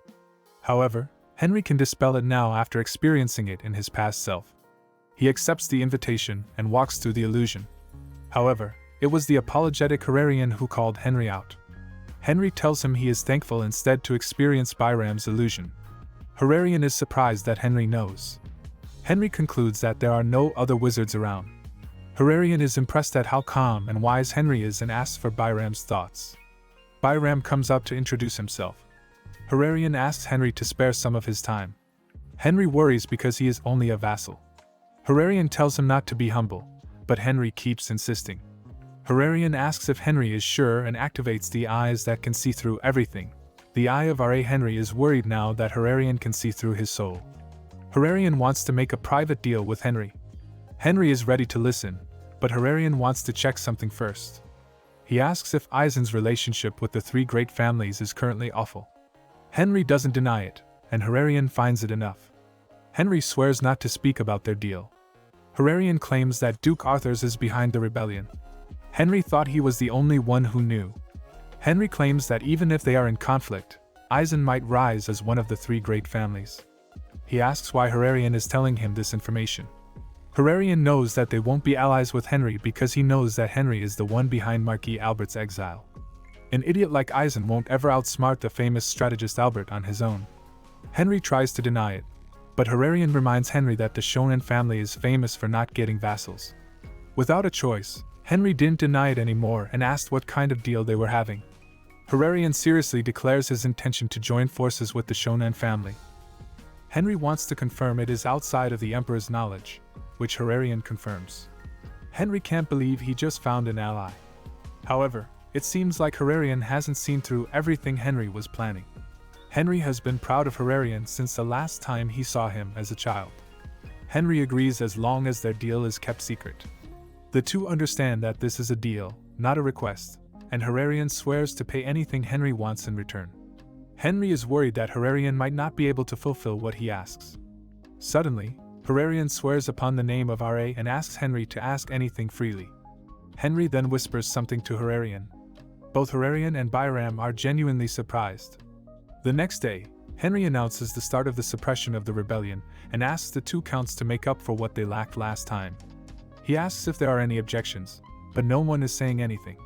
Eisen laughs out loud and claims to take care of the royal family while the other counts are suppressing the rebellion. He asks if someone is against Henry's idea. Hararian just sips his tea. Eisen ends the meeting and leaves. Just when Henry plans to leave too, Count Oscar starts talking to him. Eisen wonders why Henry is not going out and calls out to him.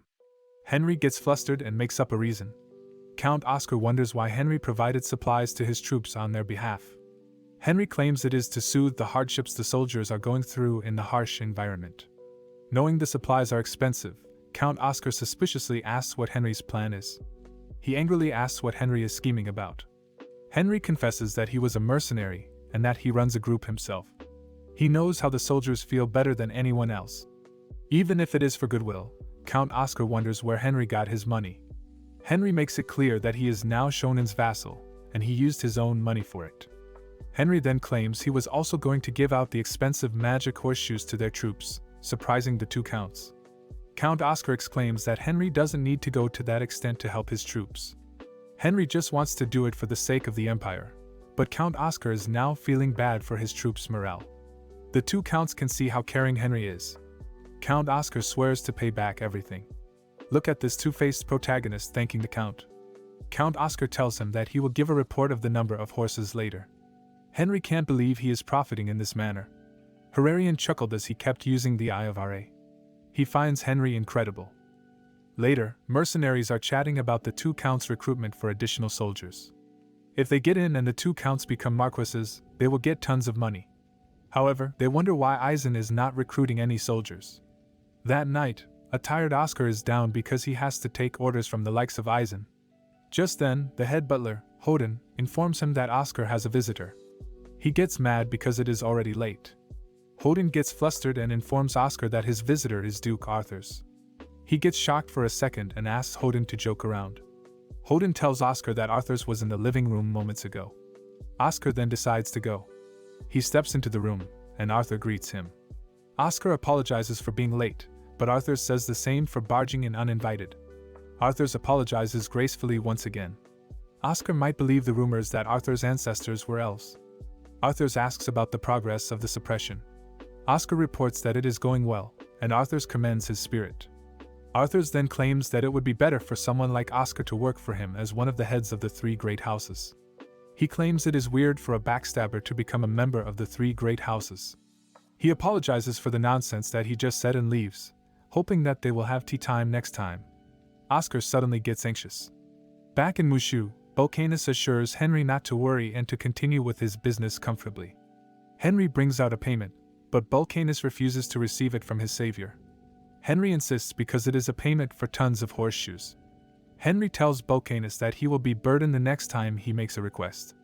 Vulcanus agrees to accept it not for labor costs but for the materials. Henry grabs Vulcanus' hand and gives him another payment for his gratitude. He leaves, as he entrusts everything to Vulcanus. Henry teleports back to Ten's mansion. He noticed something strange and looked around, seeing the sparkly surroundings. Ten appears to greet Henry. Henry is confused. He is being called a lord. Ten reminds Henry that he is now a vassal of the Shonen family. Irritated, Henry knows Ban ran off his mouth. Ten also feels jealous of Ban's handsome transformation and wants to try plastic surgery too. Henry sighs and asks for Ban and Hegler. Ten informs Henry that they are currently training. Ban parries Hegler's attack and calls him slow. Ban tells him to go faster. Hegler grips his sword and launches a barrage of attacks with all of his facial muscles' might. Ban smirks and attacks Hegler. Hegler gets disarmed and admits his loss. Ban tells him to try harder to become a master. Henry suddenly appears and informs them that the suppression date has been decided. Ban wonders who the leader is, and Henry tells him that it is Benedict Caliph. Ban gets shocked, and his head hurts thinking about it. Hegler wonders if Benedict is an incredible person. Ban claims Benedict deserves his title of Desert General, but is still one step behind him. Henry then tells them that it is confidential that the Shonen family is protecting the royal Khan family and that the person behind the rebellion is Duke Arthurs. Ben wonders if it is really alright to tell them. Henry reminds Ben that they will be fighting together in the future anyway. Knowing that Arthurs is involved, Henry needs to come up with a new plan. He thinks of crossing the Shahatra Mountains. Ben laughs out loud and knows Henry won't be able to cross it because the terrain is full of monsters. There is also an illusionary barrier that is impossible to go through. Henry claims that is the reason they are going. He tells them to get ready to leave because he now knows a solution. In Eisen's mansion, a chilling Hararian sees that Henry has visited him. Bro literally didn't knock yet. Henry claims he has a favor to ask while Eisen is not around. Hararian is willing to do it if it is for Henry. Anxious, Henry asks if Hararian and Byram can go on a hike with them. Hararian gets flustered, and Henry tells him that he will know why once they go there. That night they arrive somewhere, but they can't see a mountain. Henry informs Hararian and Byram that they will go to the Shahatra Mountains. Byram gets shocked. Henry asks Hararian not to tell anyone what he will discover. Henry then starts chanting a magic spell to teleport somewhere. Hararian gets flustered as the group gets covered in magic circles. He is surprised to see Henry as a wizard. Henry promises to give a detailed answer later. The group gets covered in an intense, bright light and disappears. The group arrives at the Shahatra Mountain entrance. Hararian gets nauseous, and Hegler offers a drink. Henry apologizes and confesses to being an unofficial wizard of the Empire. Hararian just didn't expect Henry to be one and to use Byram to cross the Shahatra Mountains. Henry asks Byram to take care of the carrier while they fight the monsters. Hararian worries, but Byram claims it was originally his job. However, he worries about the powerful monsters. Hararian swears Henry's group can take care of them. He uses the Eye of Ra on them and can't believe he is seeing Ben like this. Ben notices Hararian. A warrior's intuition is indeed sharp. Hararian worries about Byram's age and stamina. Hegler wonders what to do, and Henry leaves the task to him. The group starts to hike as Hegler carries the old priest. Henry tells them to gather so he can cast a spell. He then casts magic armor on everyone. They can immediately feel the spell's effect. This is the first time Hararian has run fast. Just then, something appears from behind, and Hararian warns everyone.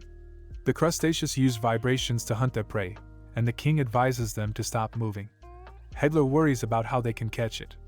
Ben assures them that it is fine if only one person moves. He tells them to stay put, and he brings out his aura sword. He runs toward the charging monster. Hararian warns Ben that it is dangerous. The monster opens its mouth wide, and Ben uses this as a chance to slice it in two. The monster's body splits apart and falls to the ground with a loud thud. Hararian is genuinely surprised. Hegler starts singing praises to his teacher. Henry now feels pressured to learn aura and come up with a special skill. Ben tells them to get moving. Hararian can't see the end, but Henry assures him that it is just a little bit further. Just then, Clever comes out and wonders if he can eat the monster's carcass. Henry tells him to eat it secretly. Everyone calls for Henry, and Clever stays behind to do some devouring. The group later arrives in front of a foggy area. Henry asks if this is a warning. Byram claims it is not only for humans but also for monsters in the area. Byram asks to be put down and tells everyone to step back as the old man takes action. He starts chanting, and Henry recognizes it as black magic and realizes that illusions are made by black magic. Byram ends his spell and stabs his staff into the ground. The fog starts to disappear, and Byram compresses it on his hand. He will hold onto it in the meantime while they pass and release it afterward. Now that there is nothing in their way, Henry tells them to continue moving with magic to save time. The next day, in the East Oasis city of Shaha, some desert people are praying to the Great Ra. They ask to be saved from hardship. Just then, the altar lights up, and figures of humans show up. They all materialize, and Hararian announces that he is back. The ones praying are shocked to see their king greeting them casually.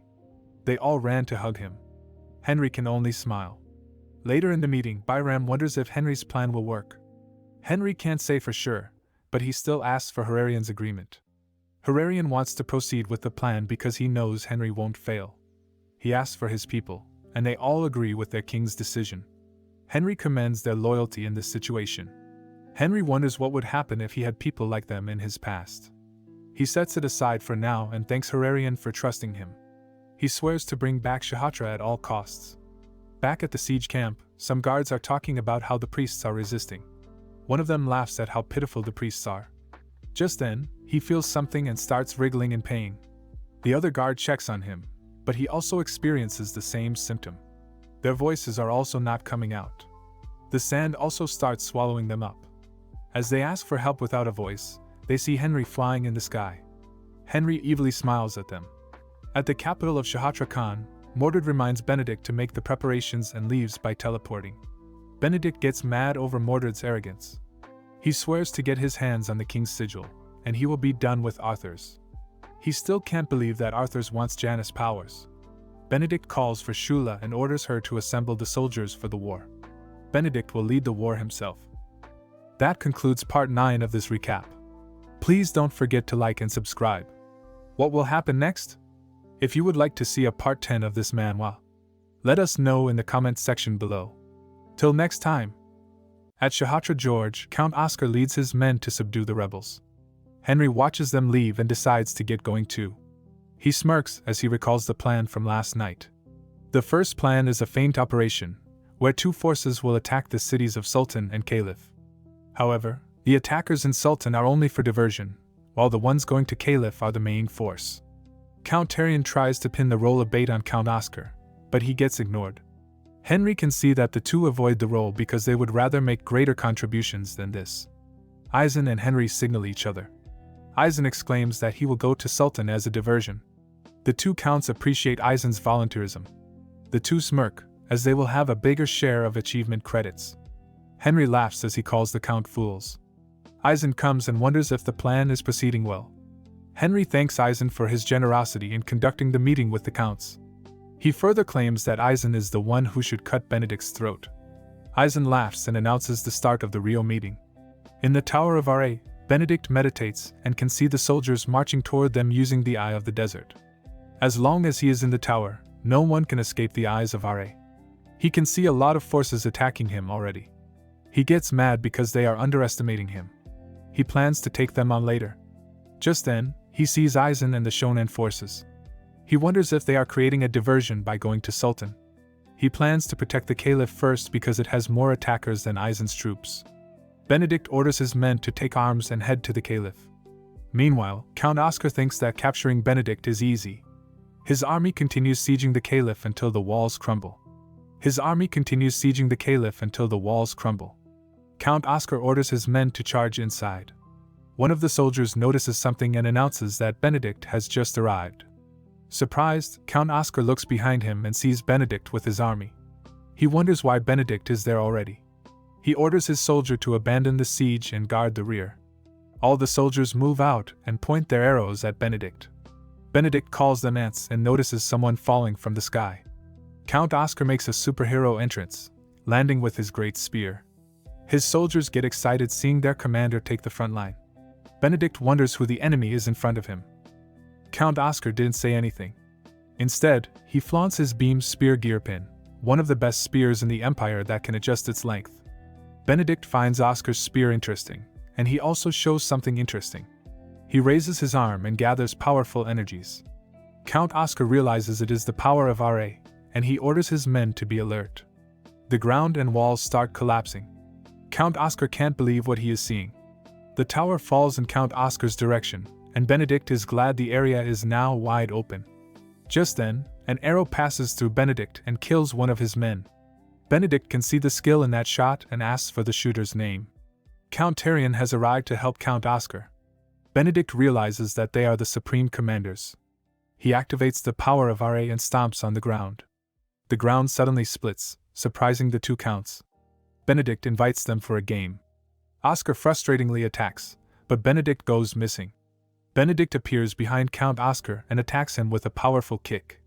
Count Tarion fires multiple arrows, but Benedict casually dodges them. He wonders if they are done with their little tricks. He can't believe the people in front of him are named Grand Counts. He picks up Count Oscar's spear and throws it toward Count Tarion. Count Tarion dodges the attack. However, Benedict is hot on his tail and stomps him to the ground. He picks up Count Tarion's bow, and the Count can't believe that someone else can create the bowstring of Lilcia, the strongest bow in the Empire that uses the user's mana as a bowstring. Benedict then pulls up the spear as an arrow and points toward Count Oscar. He fires it off, and Count Oscar is dead for sure. However, the spear is destroyed. Benedict glares at the person who intervened. Ben appears from the dust. A few days ago, Henry presented to Eisen how the Shonen army would gain all credit for this mission. Eisen is proud of him for being thoroughly prepared. Eisen wonders who will go against the strongest desert warrior. Henry tells him not to worry since he has already prepared someone for it. Ben claims it is time for a player substitution. Benedict finds it interesting that the person in front of him has a familiar energy. He wonders what kind of tricks Ben will show, and Ben fires up his aura. A few days ago at the Shaha siege camp, Lisha, a messenger, reported to his commander that Benedict had received reports of the Shaha siege. The commander commends him and gives him a reward, a slash on his throat. The commander changes his appearance, and it turns out to be Ban. The siege forces are now wiped out, and Ben thanks Priest Byram for his illusions. Byram has put up illusions to confuse the rebels. He hopes Henry and the others can save Shahatra. Back in the present, Ben fires off a full aura slash toward Benedict. Benedict was totally caught off guard, and his soldiers got worried. He managed to block the slash. He claims Ban is interesting, but Ben tells him to stop talking the way he talks. Benedict gets mad and releases a sudden surge of energy. Everyone in the area gets blown away. Ben calls his murderous intent an empty shell. The two auras clash and negate each other. A furious Benedict leaps toward Ban. The two swords clash, and their energies are strong enough to cause an explosion. Ben fends him off and goes on the offensive with a smile. His speed is enough to frustrate Benedict. Benedict puts some power on his leg and kicks Ban. Ban counters with the same kick, and the two blast off each other. The two felt damage. Benedict claims Ban is not too bad, and he unleashes the power of RA. Ban sees that Benedict is getting serious. Just then, someone shouts at them to stop. Benedict can't believe he is seeing the Shaha forces right now. Ben informs him that the Shaha forces are already theirs. He mocks Benedict's overconfidence that he didn't notice anything happening. Benedict gets mad and covers his blades in flame. Ben gets worried as Benedict pulls out the sun's sword. He knows this is now a real battle. Benedict attacks Ban and calls him pathetic. Benedict swings his sword again, and everything bursts into flame in front of him. This is why Ben finds Benedict annoying. He thought he could take on Benedict's attacks, but the power of RA is indeed something else. Ban can see that it is the right time to use the scroll he brought, which he received from Henry. Benedict wonders if Ban got more tricks, and Ban rips the paper he had. A magic circle appears, and a jewel pendant comes out. Benedict breaks into a cold sweat and swears after seeing the jewel. As he wonders how Ban got the jewel, Benedict stomps his feet and kneels before Ban. Ban wonders what is happening as light and dust surround them. Ban cannot see Benedict anywhere. He wonders what the jewel is that Henry gave him. Hegler and the others celebrated as Benedict escaped. Ban wonders what happened to those who went to Sultan. Before Ban and Benedict met, Eisen and Henry arrived at Sultan. They can see that Benedict indeed went for Caliph. Henry then wonders if he can start his plans. He then asks a hooded man to do what he asks. It turns out to be Kale, the magician Henry defeated before. He still had the Narworm in his heart. He needs to follow Henry's instructions, or his heart will explode. Henry can menacingly smile at the helpless Kale. Kale gives the orders to his disciples, and they start chanting a spell that controls the weather. The rebel soldiers are confused by the sudden weather change. Kale gives the order to attack, and numerous thunderbolts fall on the city's stronghold. The soldiers try to run away from the thunderbolts, but it is all too late. Henry can see that it was more than enough. Hararian hands out a letter to be sent to the Sultan castle. The group goes inside and meets Badullah Sultan. He presents the captured rebels and asks for Hararian's mercy. Hararian knows they must have a reason for being disgraceful. Henry is glad that Eisen's contributions are going up after getting Shaha and Sultan. Just then, a magic circle appears above, and Henry asks Badullah for the jewel.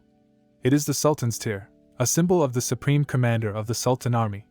He asks to borrow it for a while and throws it in the magic circle. He wants to let Benedict know about the current situation. Ban is still wondering what the jewel is. Meanwhile, at Duke Arthur's mansion, Benedict appears using teleportation magic. Duke Arthur tells him that he will send Mordred to help the rebels. He then asks for Janice's sigil. Benedict apologizes, as he didn't get to retrieve it. Arthur tells Benedict not to worry because he did expect a situation like this. He tells Benedict that he will send something that has equal value to Janice's sigil and will be useful. Benedict nervously thanks Arthur and leaves, using teleport again. Arthur tells his butler to tell Mordred to get ready. At Khan's rampart, showman forces gather. Eisen thanks Henry for his plans. Henry redirects the credit back to Eisen. Henry finds it weird that there are still no traces of Arthur showing up despite Benedict asking him for help. Eisen then shouts to start the siege. As they blow their war horns, Benedict appears before them with two hostages. He cuts the head covers, and Hararian is shocked to discover the hostages' identities. Hararian's wife, Selin, and mother, Venus. Hararian wonders why they are with Benedict. He suddenly gets dizzy and gets mad at Henry after the shonen forces promised to protect his family. Henry now knows why Arthur has been quiet. Benedict then asks for the king's sigil. Henry tries to calm Hararian down, but the king gets weak in the face of the sudden situation. Henry is worried that Hararian will make a hasty decision. They will fail if Benedict gets the sigil. Henry asks for more time for their answer, but Benedict wants it before the day ends. Henry is currently cornered. That night, Henry reports to Hararian that the three advisors didn't agree to hand over the sigil. Hararian is dead silent. Henry then reminds him that he needs to make a decision. Hararian is aware of what to say, but he doesn't want to give up on his family. Henry claims that he knows how Hararian feels, and the latter feels touched.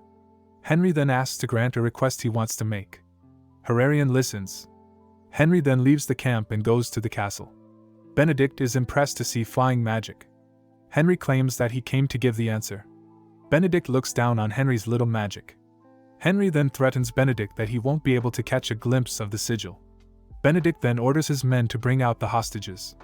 Selin and Venus are later taken out, and Henry catches them. He checks on them, and Henry uses a spell to make them fall asleep. Benedict then asks for what he wants. Henry throws something at Benedict, and it reveals itself to be Raz and Janice's sigils. Benedict confirms that they are the real deal. Henry then orders Clever to take action. Clever then swallows Benedict. Benedict suddenly finds himself in a strange place and shouts for Henry's whereabouts. Henry laughs as he sees the helpless great general trapped inside a mimic's stomach. Henry then starts casting magic spells targeted at Benedict. Multiple magic circles appear inside Clever's subspace and launch magic attacks toward Benedict. Benedict gets bombarded. Henry asks Clever if Benedict is dead, but he is still alive. Henry just realized how hard it was to kill the desert general. Clever opens the way inside so Henry can finish off Benedict. Henry is impressed to see Benedict standing after the murderous attacks. Benedict gets mad and asks Henry to bring out his sword. However, Henry refuses because being a wizard is his main job. If Benedict survives his next magic attack, he will bring out his sword. Henry fires off more magic attacks and realizes that he has already used up too much mana. Just then, he sees Benedict rushing toward him. Benedict slashes Henry, who immediately uses a healing spell on himself. Benedict evilly smirks as he realizes that Henry is nothing. Henry brings out his sword. Benedict claims that he doesn't need the power of RA to kill Henry. The two then clash their swords. Henry's aura dissipates and turns it back on. He only had one chance. A confident Benedict rushes in, but Henry manages to block him with his sword. Henry recalls how he didn't accept his unlucky fate. His drive to live helps him awaken as a swordsman with core aura. Benedict suddenly notices the sword. Henry forces his way through and parries off Benedict. Benedict despairs as he sees Henry swing his sword. Henry slashes Benedict and seriously injures him.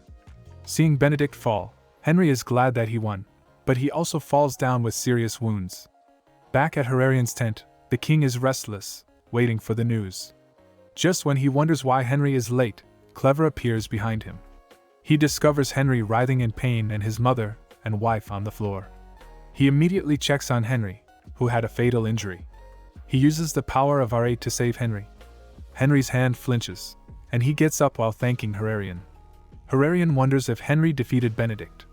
Henry then shows the sigils. Henry then reminds Herarian about his personal request, and Herarian swears to accept it regardless. In exchange for a relationship with Shonan, Henry will teach the people of Shahatra magic. Meanwhile, Arthurs receives the report from Mordred that Benedict has suddenly disappeared. Arthurs realizes that this is a huge problem and orders Mordred to look into it. Mordred leaves the room. Arthurs wonders what is happening. Soon after, the Shahatra palace was taken back. Without a leader, the rebel army dissolved in an instant.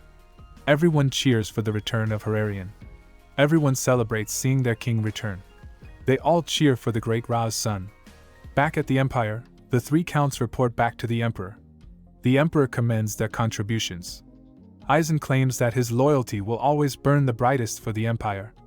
The Emperor laughs out loud and mentions how Eisen should be promoted to a great marquis with Herarian's recommendation. Eisen accepts the honor. The Emperor then announces a great banquet. Eisen smirks as he thanks the Emperor.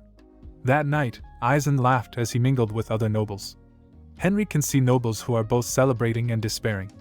Ban claims that is the nature of power. If nothing happens, nothing will change. Henry does agree that unexpected things happen. It is also their job to make sure the rising star becomes permanent in the sky. Henry smiles, and Ban notices how confident he is. If he isn't, then he won't be starting all of this. Henry then reminds Ban that he was invited somewhere. Ben freaks out and excuses himself. Henry then looks around and can still see filth around. He can only look at them for now. He puts down his wine glass and moves to do some work. In the Imperial Palace's garden, a guard and a maid are flirting with each other. Henry appears to disrupt them.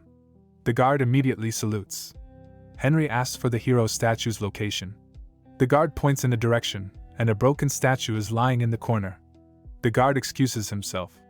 Henry curses as he sees that the statue of the Empire's heroes has been neglected. Henry checks on it and finds an anklet that absorbs the Earth's mana. Henry simply touches it, and the anklet goes to Henry by itself. Henry then plans to search for the rest of the treasures. Meanwhile, a lonely Arthur receives a guest. It is the magician Draken. Draken wonders what is wrong, and Arthur tells him about Benedict's sudden and strange disappearance. Draken is getting impatient because they need Janice's sigil as soon as possible. Arthur sighs and tells Draken to stop getting worked up. Draken flinches and immediately apologizes.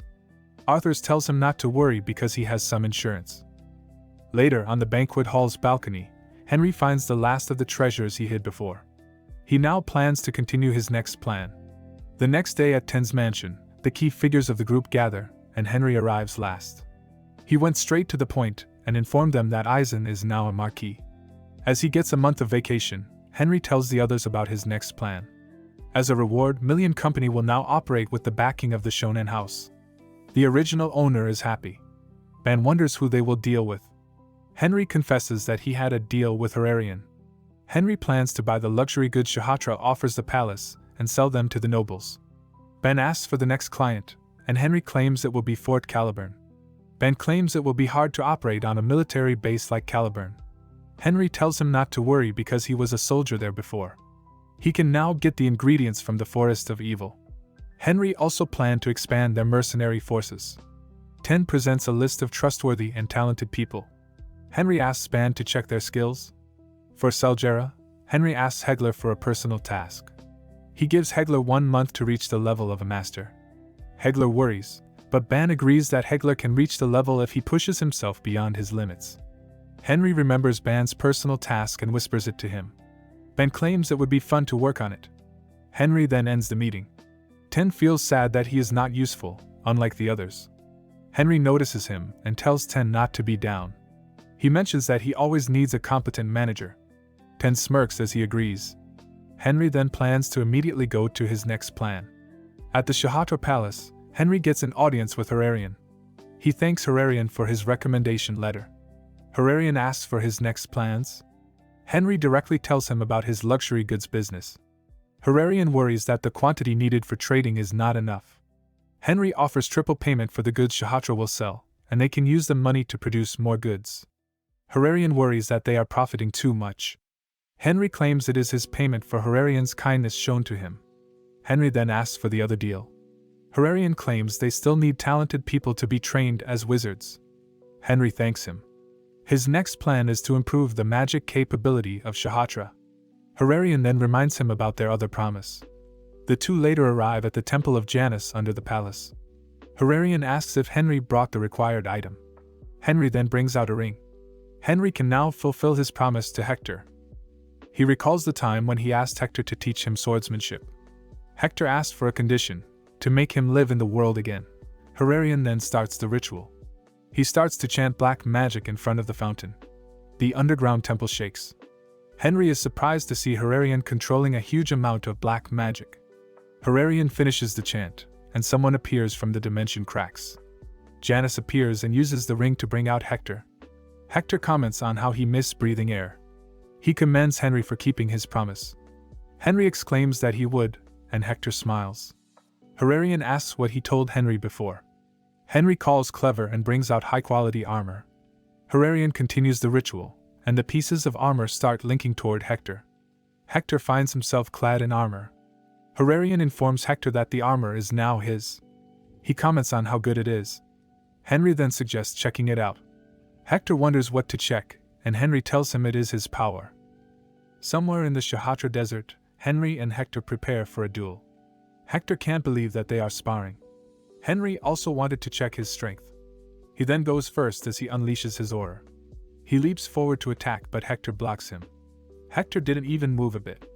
He easily fends off Henry. However, Henry continues to fight back and charges Hector. Hector claims he has seen enough and does a full swing to attack Henry. Henry sweats as he knows he can't dodge it. Hector stops at the right moment, making Henry confused. Hector claims that their spar is over as he discovers that Henry didn't slack off after all. He exclaims how great his metal body is compared to his past body. Henry then asks if his aura was terrible. Hector denies that and calls Henry's aura fresh and foreign. He can see how Henry uses his aura. He claims Henry's methods are different from the normal swordsman's. Hector then decides to do some workouts because he feels stiff. Henry orders Clever to follow Hector in case he gets lost. Henry then plans to collect mana for now. Half a day later, Henry is able to manage both aura and mana at the same time. His circle is also improving and realizes that aura has a link to it. He plans to further train both aura and mana. Just then, Hector returns while running. He tells Henry that he killed a lot of monsters, but Clever suddenly became an egg. Hector explains that Clever was taking care of the killed monsters and suddenly glowed and became an egg. Henry is curious as to how many monsters Hector slayed. Well, it was around 500. Henry tells Hector not to worry because Clever is just evolving after eating a lot of monsters. However, Henry can't use the chest for now. He then decides to go back to the castle. Back at the palace, Herarian has brought out bodies that can be used as extras. A human-like monster Karun is the one most close to a human's appearance. Hector then tries to possess it, and was able to transfer his soul into it. Hector wakes up and feels a bit weird. However, he is quite satisfied. He laughs menacingly as he plans to drink a lot of alcohol and his monstrous mouth opens. Henry plans to use magic surgery later on him. Herarian then suggests testing other bodies, and Henry then notices something. Herarian explains that it is Shahatra's special incense that covers up the animal stench in the air. Henry wonders if it is one of the goods for trade. Herarian claims it is difficult to make, which is why they can't produce a large amount. Henry claims that incense can be a sensation. The word sensation makes Henry realizes something. He plans to use the incense against Arthur's. Meanwhile, Ban and Hegler are off for training. On the way, Hegler tells Ban how precious his family is to him. Ban tells him to forget that mindset. He then tells Hegler that they are on the training grounds now. However, Hegler's expression darkens as he sees an army in front of him. A man was expecting Hegler all along. Hegler asks Ban what this is all about. Hegler was a commoner who was hired as a knight by account. However, he finds out that the lord fell in love with his wife and almost did something dirty to Sona. Hegler nearly killed that lord. Ban confirms that the man in front of them is Count Diallo, the man whose legs Hegler broke. Hegler can't believe Ban is doing this. Ban claims they don't need a downer who didn't resolve his dirty past properly. Hegler realizes that he is being tested. Count Diallo exclaims that he will bring Hegler to the pits of hell. Hegler rushes in with a sword against a group of swordsmen. Despite being outnumbered, Hegler pushes through the group with his aura sword. Using his aura, he smashes the ground. He finds them slow compared to Ban. A soldier tries to run away, but he gets killed by Count Diallo's right-hand man, Wiper. Wiper tells them to get out of the way. Hegler sweats as he sees Wiper. Hegler gets quickly attacked, as Wiper doesn't want to hear his name coming out of a criminal. Hegler bleeds and kneels on the ground. Diallo commends Wiper and offers to make Hegler's family his slaves. Ben wonders if it is time to step in. However, he sees Hegler getting up with his sword. Hegler looks more murderous now that his family has been mentioned. Hegler then attacks Wiper. Wiper can feel that he is overwhelmed. Hegler cuts Wiper's sword and slashes his former boss with a killing blow. Diallo sees how Wiper is done and kneels on the ground. Ben finds it ridiculous that Hegler reached mastery in this situation. Diallo tries to converse with Hegler, but the knight looks like he is not up for it. Just then, Hector falls sideways, and Diallo laughs out loud, claiming that someone like Hegler can't do anything against him. Ben then presents a document showing that Eisen has pardoned Hegler for his crimes and that he now has the Shonen House's backing. Ben then crushes Diallo's family jewels for trying to covet someone else's wife. BNA hopes Diallo can live his life well as a cockroach. In the Caliburn Fortress, a guard asks for a person's identity when they try to enter the fortress. Something comes flying beside the guard's throat, and he sees a familiar badge. Henry claims that it has been a while. Everyone talks about Henry's legendary feats as he walks inside the fortress. He worries as he faces the commander's office. Commander Iselin runs out of the office and launches a murderous attack on Henry. Henry quickly draws his sword and blocks the commander's attack. Iselin smirks as he sees that Henry didn't slack off. Henry comments on how Iselin's fierceness is as strong as ever. Iselin then invites Henry for a cup of tea. Iselin wonders what brings Henry back to Caliburn's fortress. Henry gets to the point and suggests a trading deal. Iselin frustratingly asks if Henry came, assuming that he will say yes. Henry confirms. The two continue to glare at each other. Iselin then agrees to open a spot for Henry. However, Iselin wants Henry to have a personal trade in return, to which Henry immediately agrees. Iselin laughs out loud and suggests drinking alcohol instead of tea. Soon after, Henry arrives at the Forest of Evil. He only has 1 month to become an archmage. He uses magic to boost himself to finish what he came for in half a day. Along the way, Henry encounters a lot of huge beasts. However, his aura is enough to pave the way. He can sense that more monsters are gathering. He then looks for the monster that can survive in a fire. Among the monsters that appeared, he finds the Paragon. The Paragon and the other monsters attack together. Henry uses this chance to show off his technique, the Sonic Cutter. The other monsters turned into meat, and the Paragon watched everything. Henry menacingly approaches the Paragon. He welcomes it to his team and puts it in a bag. The next day, Iselin gives out the trading papers to Henry. Just then, someone knocks on the door. Iselin claims that some really want to see Henry. His old friend, Ronan, gets in and greets Henry. Iselin gives the two time to catch up with each other. Ronan exclaims that he is now an intermediate master after killing monsters in the level 5 area. He got his aura after he calmed down. Henry then asks Ronan to keep what he will show him a secret. Henry starts showing his aura and asks if he passes as a master now. A flustered Ronan doesn't know, and Henry suggests having a spar. The two immediately clash swords on the training grounds.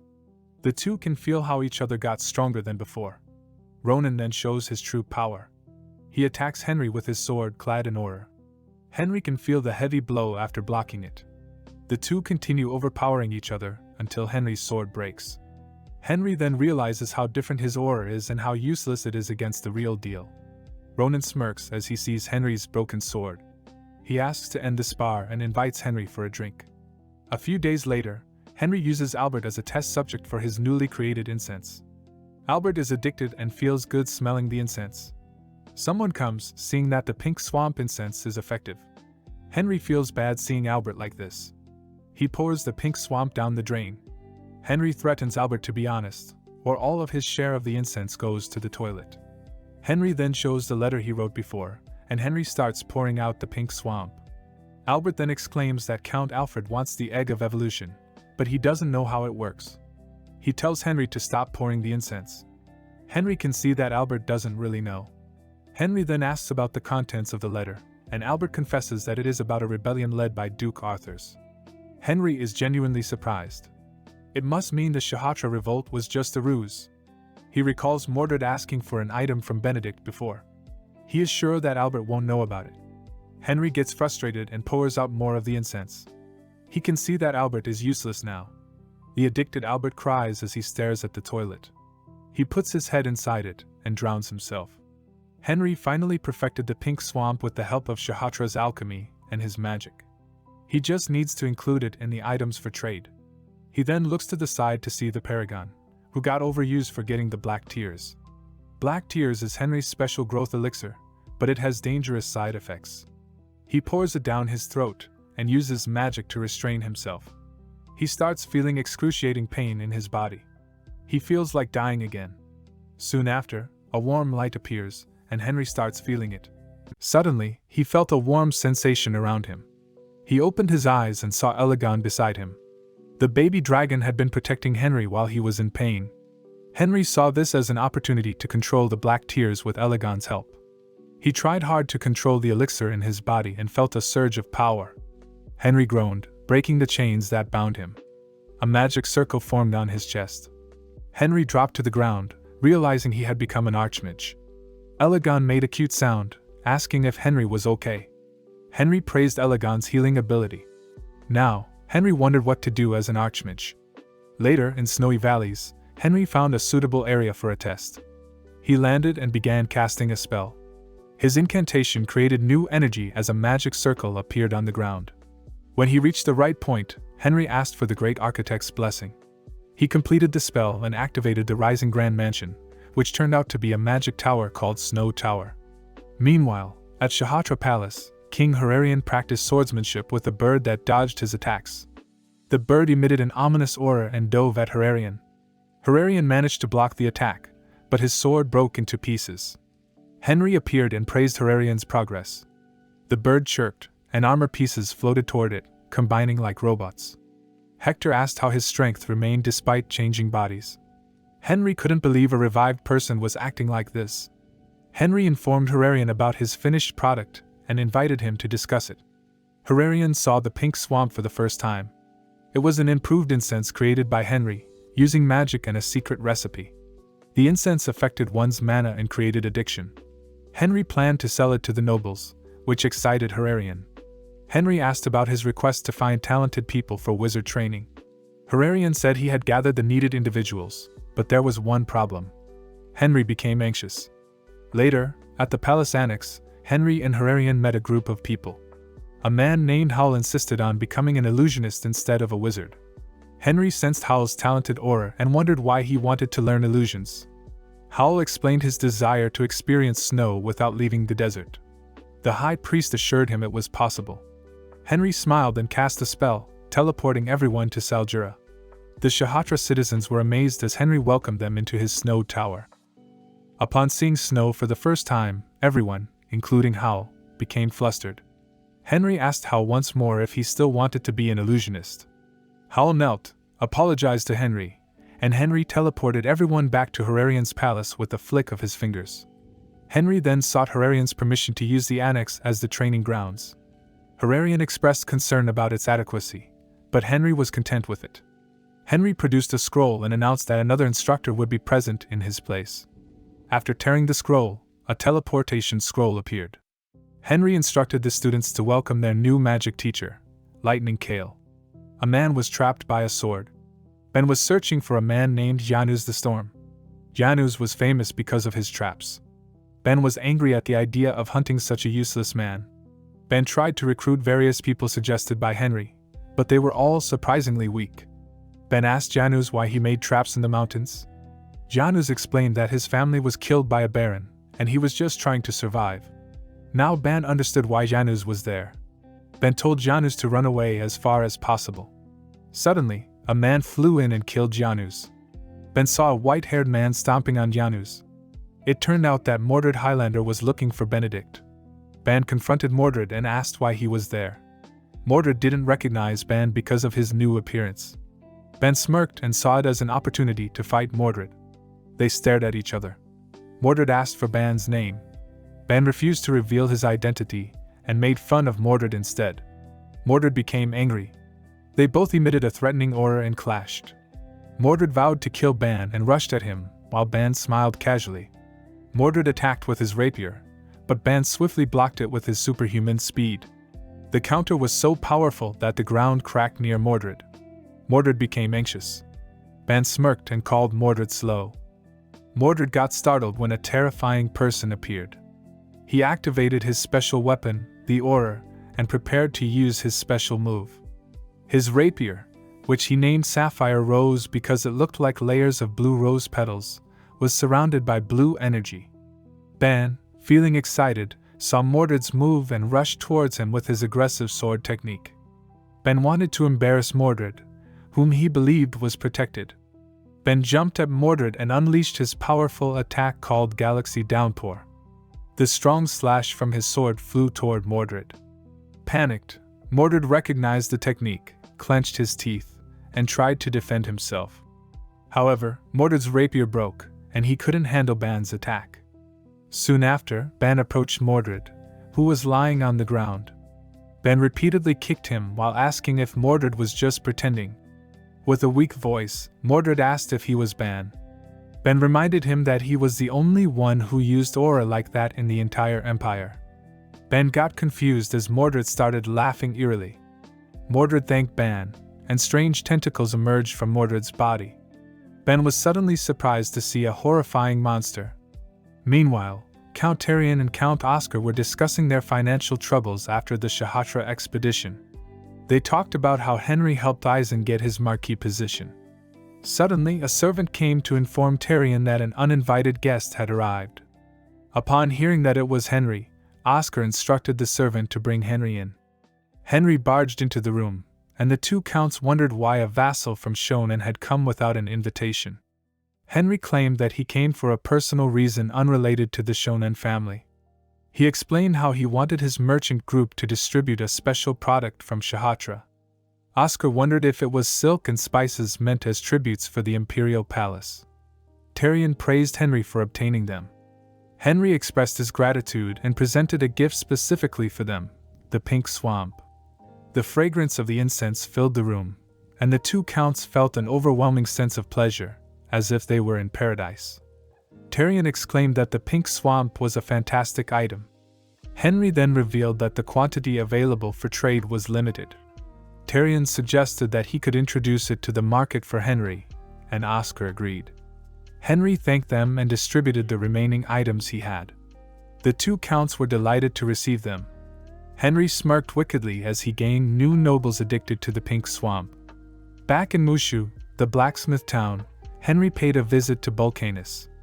Vulcanus was pleased to see Henry and brought out a chest. Inside, Henry found a ring and a necklace. Vulcanus instructed Henry to try them on. After Henry put them on, Vulcanus told him to recite the phrase, "Sword out." Henry followed Vulcanus's instructions, and suddenly a magic circle appeared. Henry got surprised as he got a new attire. Henry felt overwhelmed as he examined a sword, a pair of gloves and boots, and a suit of knight armor. Vulcanus, the town's skilled blacksmith, had crafted a set of Colt armor and sword using the special Colt iron that Henry had provided earlier. Henry sincerely expressed his gratitude to the mayor of the blacksmithing guild, as he no longer had to carry a sword on his waist. Vulcanus was pleased to see Henry's satisfaction and presented him with another item, a personal gift. Henry accepted the sword and carefully unsheathed it. This particular sword was Vulcanus' sixth masterpiece, made from a poisonous alloy mixed with Henry's own blood poison. Henry could tell it was an exceptional weapon. Once again, he thanked Vulcanus, who then asked him to look after his children. Later, Henry ventured into the ominous forest of evil, where numerous monsters lurked in the darkness. Naturally, he immediately spotted the monsters and found himself surrounded by them. Henry was relieved that he could put the Colt set to the test. With the Colt sword in hand, he effortlessly cleaved the monsters in half.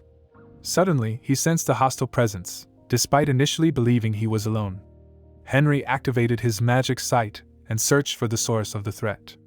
To his surprise, he recognized a familiar face, Iselin, who was holding an unconscious individual. Iselin quickly noticed Henry's presence and swiftly approached him. Mistaking Henry for the Lich Knight due to his use of magic in the dark forest, Iselin addressed him as such. Henry hastily donned his armor and endured Iselin's powerful attack. Feeling the weight of the blow, Henry attempted to defend himself with a magic shield, but it proved ineffective against Iselin's onslaught. Exhausted and on the verge of defeat, Henry fell to his knees and contemplated surrendering. However, he summoned his remaining strength to cast a spell beneath Iselin, causing the ground to ensnare him. Iselin broke free and launched another assault on Henry, who saw this as an opportunity. Using multiple magic circles, Henry unleashed a blizzard cyclone, freezing Iselin in a solid block of ice. Curious as to why Iselin was in the forest of evil, Henry decided to bring him back. Later, within the confines of Caliburn Fortress, Iselin regained consciousness and frantically searched for the Lich Knight. Realizing he had been asleep, Iselin grew anxious about capturing the Lich Knight and could only vent his frustration through shouts. Upon returning to Ten's mansion after collecting the necessary ingredients, Henry pondered whether he should resume what he had previously postponed. His gaze fixated on an egg, contemplating what he should do next. Hoping that Clever would meet his expectations, Henry used rapid growth on the egg. The egg emitted a bright light as it hatched. At that moment, Clever greeted Henry weakly. Our Clever had transformed into a slime. Clever apologized for not yet fully absorbing all of Henry's magic power. He wobbled and requested more rest. Henry told Clever to come out when he was ready, and Clever entered Henry's dimension ring. Suddenly, Ten burst into Henry's lab and informed him about Ban. A patrol guard brought in an unconscious Ban, causing Henry to worry. He asked what had happened, but Ban was too weak to speak. In a flashback, tentacles emerged from Mordred and attacked Ban. Ban was shocked to see Mordred reborn as a repulsive monster. The tentacles struck Ban again, and he could still sense Mordred's hostility towards him. Ben decided to defeat Mordred once more and used his finishing move, Galaxy Downpour. An explosion occurred, causing the monster's tentacles to fall to the ground. The monster's body collapsed, and Ban laughed at it. However, one of the monster's tentacles transformed and released a deadly poison. Ben swiftly dodged it and realized its lethality. The tentacles regenerated, and Ben prepared for another fight. He charged forward and continued slashing the tentacles. As time passed, the sky grew darker, and Ben wondered if it was finally over. He felt the urgent need to inform Henry but couldn't move due to his severe injuries. Frustrated, he lost consciousness. Eventually, some people arrived and found Ben unconscious. Later, Ben woke up and discovered Elegon healing him. Ben then informed Henry that Arthurs had created a chimera, which was strictly forbidden by the magic tower. Ben was shocked that Arthurs had turned his only relative into a chimera. Henry revealed that Arthurs was planning a rebellion after the Shahatra rebellion. Ben pondered what to do next. Henry decided to first eliminate the nobles loyal to Arthurs and had already set up a cunning trap. That night, the wizard Draken reported to Arthurs, who was enjoying the beautiful night. Draken became anxious when Arthurs mentioned Mordred's death. Draken apologized, but one stern glance from Arthurs caused him to start coughing up blood. Arthurs lifted Draken using his supernatural powers, expressing disappointment in the failed transformation of Mordred into a chimera. Draken could only apologize. Arthurs took a sip of tea and then dropped Draken. Arthurs now realized that they couldn't create a true chimera without the power of Janus. He decided to take action on his own. Meanwhile, Herarion was peacefully sleeping beside his wife, Selin. Suddenly, Selin woke up upon receiving an order. The next day, Henry had a visitor from the Etherweather house. It was time for Henry to start his business. Shared, the second son of the great Marquis Alfred, came to introduce himself. Shared directly mentioned Henry's trading rights with Sahatra and the addictive pink swamp. Count Oscar and Count Tarion had shown it to Shared before, and ever since, he couldn't get the sweet smell out of his head. Henry smiled, seeing what he had hoped for. He informed Shared that the pink swamps were currently reserved. Shared panicked and asked for a small supply. Henry, acting like an anxious businessman, presented something different. He called it Pink Swamp 2, a smaller version but even more addictive. Shared thanked Henry with all his heart. It was only a matter of time before the Empire's nobles fell into Henry's hands. A few days later, members of the Empire's nobility gathered outside Ten's mansion. They all demanded the addictive pink swamp and Henry's presence. Henry appeared and asked them to follow him.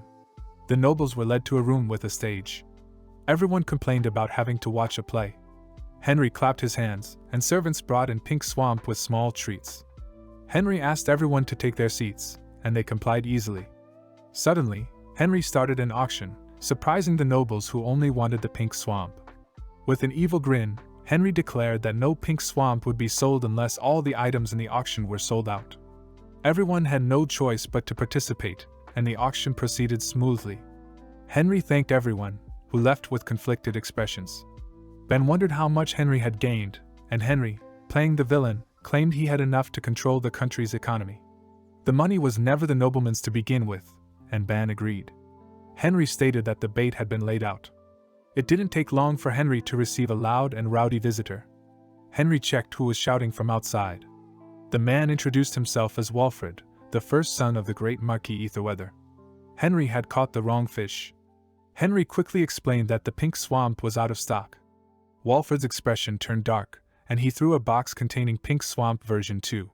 He accused Henry of profiting from a secret auction with some nobles. Intrigued by the situation, Henry decided to provoke Walfred further.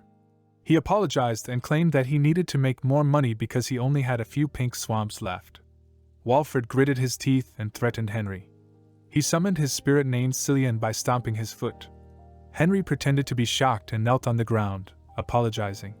He continued acting terrified, and a bird swooped in to attack Walfred and Cillian. Walfred got injured and fell unconscious. Henry wondered where the bird had come from. Upon closer inspection, he realized that Walfred had fainted. His spiritual circuit was damaged when his spirit was destroyed. Taking a closer look, Henry recognizes Hector. Hector quickly transformed into his night form. Henry asked what was happening, and Hector, feeling flustered, explained that Henry was in danger. Henry then inquired about what to do with Walfred, who had fainted like Yamcha from Dragon Ball.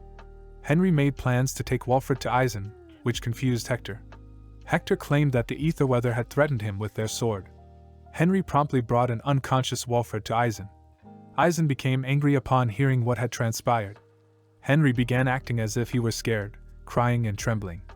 Eisen grew furious that his vassal had been attacked and dumbly asked how to handle the situation. Henry grinned evilly and suggested demonstrating the capabilities of the shonen family to everyone. Shortly after, Eisen stormed into Marquis Alfred's mansion, like an enraged father confronting his son's bullies. Eisen demanded that Alfred come out, and Alfred rushed out, calling Eisen mad. Alfred noticed his son lying on the ground and quickly checked on Walfred. He demanded answers from Eisen. Eisen then asked for forgiveness, claiming that Walfred had threatened his talented vassal who excelled in acting. However, Walfred pointed out that Henry was deceiving Shared, leading him to take action. Alfred raised his arm and slapped Walfred, declaring him crazy. Alfred was also angry that Walfred had lost face. Eisen deemed them pathetic and warned them not to threaten his trusted vassal again, threatening to eradicate their bloodline. Alfred took offense to this. Henry praised Eisen, stating that his acting skills matched Alfred's. Henry was truly skilled at fooling Eisen. Later that afternoon, Ben burst into laughter upon learning that Eisen and Alfred had become enemies. However, Henry claimed that it was not enough compared to what they had done to his past self. He knew Alfred would seek revenge, and Ben asked if it was a territorial battle. Henry closed his book, satisfied that everything was going according to his plan. Ben expressed confidence that the three of them were sufficient. Henry saw this as an opportunity to target Alfred directly. He proposed settling down and becoming independent from Eisen. Ben worried that they still lacked talented individuals, and Henry asked him to find someone suitable. Ben grew irritated, recalling the people he had hunted before. Suddenly, Ben was surprised upon seeing a document. Henry declared that the person mentioned in the document would be their strength. Ben eagerly accepted the mission. Henry knew that more blood would be on his hands in the future. There was no turning back. This was his revenge. Meanwhile, in Shahatra, Hararian approached the temple of Janus with a sacrificial offering. Selen suddenly appeared and asked to accompany him. Hararian warned her that it would be dangerous, but Selen insisted because she was worried about his well-being. Hararian felt grateful for marrying someone like her and lovingly embraced Selen. However, Selen was being controlled by Arthurs, who had kidnapped her during the rebellion. The couple entered the temple, and Selen acted amazed. Hararian initiated the ritual and presented a live boar as an offering. Dark magic swirled around, and Janus emerged. Arthurs was astonished to see Janus for the first time. Janus then glared at Selen, startling Arthurs. Janus transported Arthurs to a different dimension, leaving him flustered by the sudden change in environment. Janus interrogated him, causing Arthurs to tremble in fear. Janus realized that Arthurs coveted his powers and decided to share the same opportunity with Hararian. Janus approached Arthurs and began bestowing his powers upon him. At Draken's laboratory, Draken conducted experiments on individuals using his new magical spells. He expressed his astonishment at the weakness of humans. Suddenly, Arthurs appeared and seemed pleased to see the lifeless bodies. Draken was surprised by Arthur's sudden arrival. Arthurs then utilized his newly acquired powers on the deceased bodies, causing them to open their eyes and rise to their feet. Meanwhile, Alfred harbored a grudge against Eisen, who had ruined both of his sons. One had become addicted while the other had suffered great humiliation. He requested an audience with the Emperor, who inquired about Alfred's presence. Alfred promptly mentioned the trading of pink swamp from Shahatra. The Emperor expressed his interest in trying it and asked Alfred what he wanted to convey. Observing people's growing obsession with it, Alfred suggested that a harmful substance might be mixed with the pink swamp. The Emperor then presumed that Alfred's son had also fallen under its enchantment. Alfred felt offended and held Eisen responsible. Consequently, the Emperor decided to inspect the incense himself, as he possessed knowledge about incense. He instructed his men to fetch Eisen and obtain the pink swamp. Eisen swiftly reported after employing a teleportation scroll and brought the incense along. The Emperor questioned why it had been concealed from him, but Eisen could not provide an answer. Disregarding Eisen, the Emperor requested someone to light up the incense. Eisen glanced at Alfred, referring to him as food in his thoughts, as Henry had already prepared for this situation. Eisen ignited the incense, and the Emperor began to relish its pleasant aroma. At that moment, Alfred realized something, and his expression worsened. Upon returning home, Alfred vented his anger by berating Eisen. A servant informed him of a guest's arrival. Henry entered the room and greeted Alfred. Naturally, Alfred became furious upon seeing Henry's face. Henry produced a box and revealed a pink swamp. Alfred questioned whether he was being mocked, but Henry explained that Shured needed it. Henry further clarified that Alfred was already aware of the pink swamp's uniqueness. It possessed a special magical essence that would cause a person's body to deteriorate if not inhaled occasionally, especially affecting the spiritual circuit. Alfred seethed in silent anger as Henry departed from the room. Alfred shouted, but Henry only heard it as music to his ears. This marked the beginning of Henry's revenge against them, and he wanted everyone to anticipate it. Back at Ten's mansion, a young man eagerly ate some meat on skewers. Henry wondered how long Hector would keep eating. Henry was relieved that the plastic surgery he performed on Karun, a monster with human-like features obtained from Herarian, had been successful. Now the Karun was possessed by Hector. Henry instructed Hector to go to Shahatra because he had promised to train Herarian to become the desert's sword. Hector complained and asked if they could go after dinner, like a child. Just then, Henry's ring flashed, and Clever emerged from it. Clever landed directly on Hector's face, causing Hector to panic. Henry explained that he had control over Clever, and the creature settled down and transformed into a teenager resembling Hector.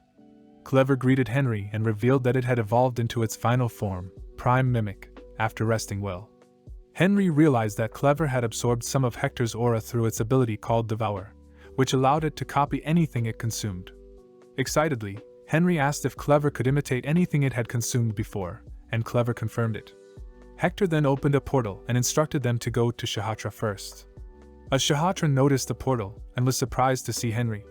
The Shahatran bowed and wondered if Henry had come because of the incident. Henry inquired about the incident, and the servant explained that Ellen had fainted after visiting the temple of Janus. Henry became anxious all of a sudden. Henry soon discovered that Ellen had been unconscious for the past few days. He requested permission from Herarian to heal Ellen, and Herarian agreed. Elegon then examined Ellen for any abnormalities. Ellen opened her eyes and wondered where she was. Her worried husband quickly embraced her. Later, in another room, Henry asked Herarian about what had happened. After Ellen fell unconscious, Janus said something incomprehensible to Herarian. Herarian couldn't fully understand the language of the gods and could only memorize their words. Henry realized that it wouldn't be an easy problem to solve. Suddenly, he remembered the incomprehensible chants of the High Priest Byram when using illusion magic. Henry asked Herarian for permission to learn Shahatra's illusion magic, believing that it would help him decipher the language of the gods. Herarian was worried about entrusting something important to an outsider, but he believed in Henry's abilities. Thus, Herarian agreed to have Byram teach Henry illusion magic. Henry then shared the information he had discovered from Albert, revealing that Shahatra was just the beginning. Naturally, the king of Shahatra was shocked.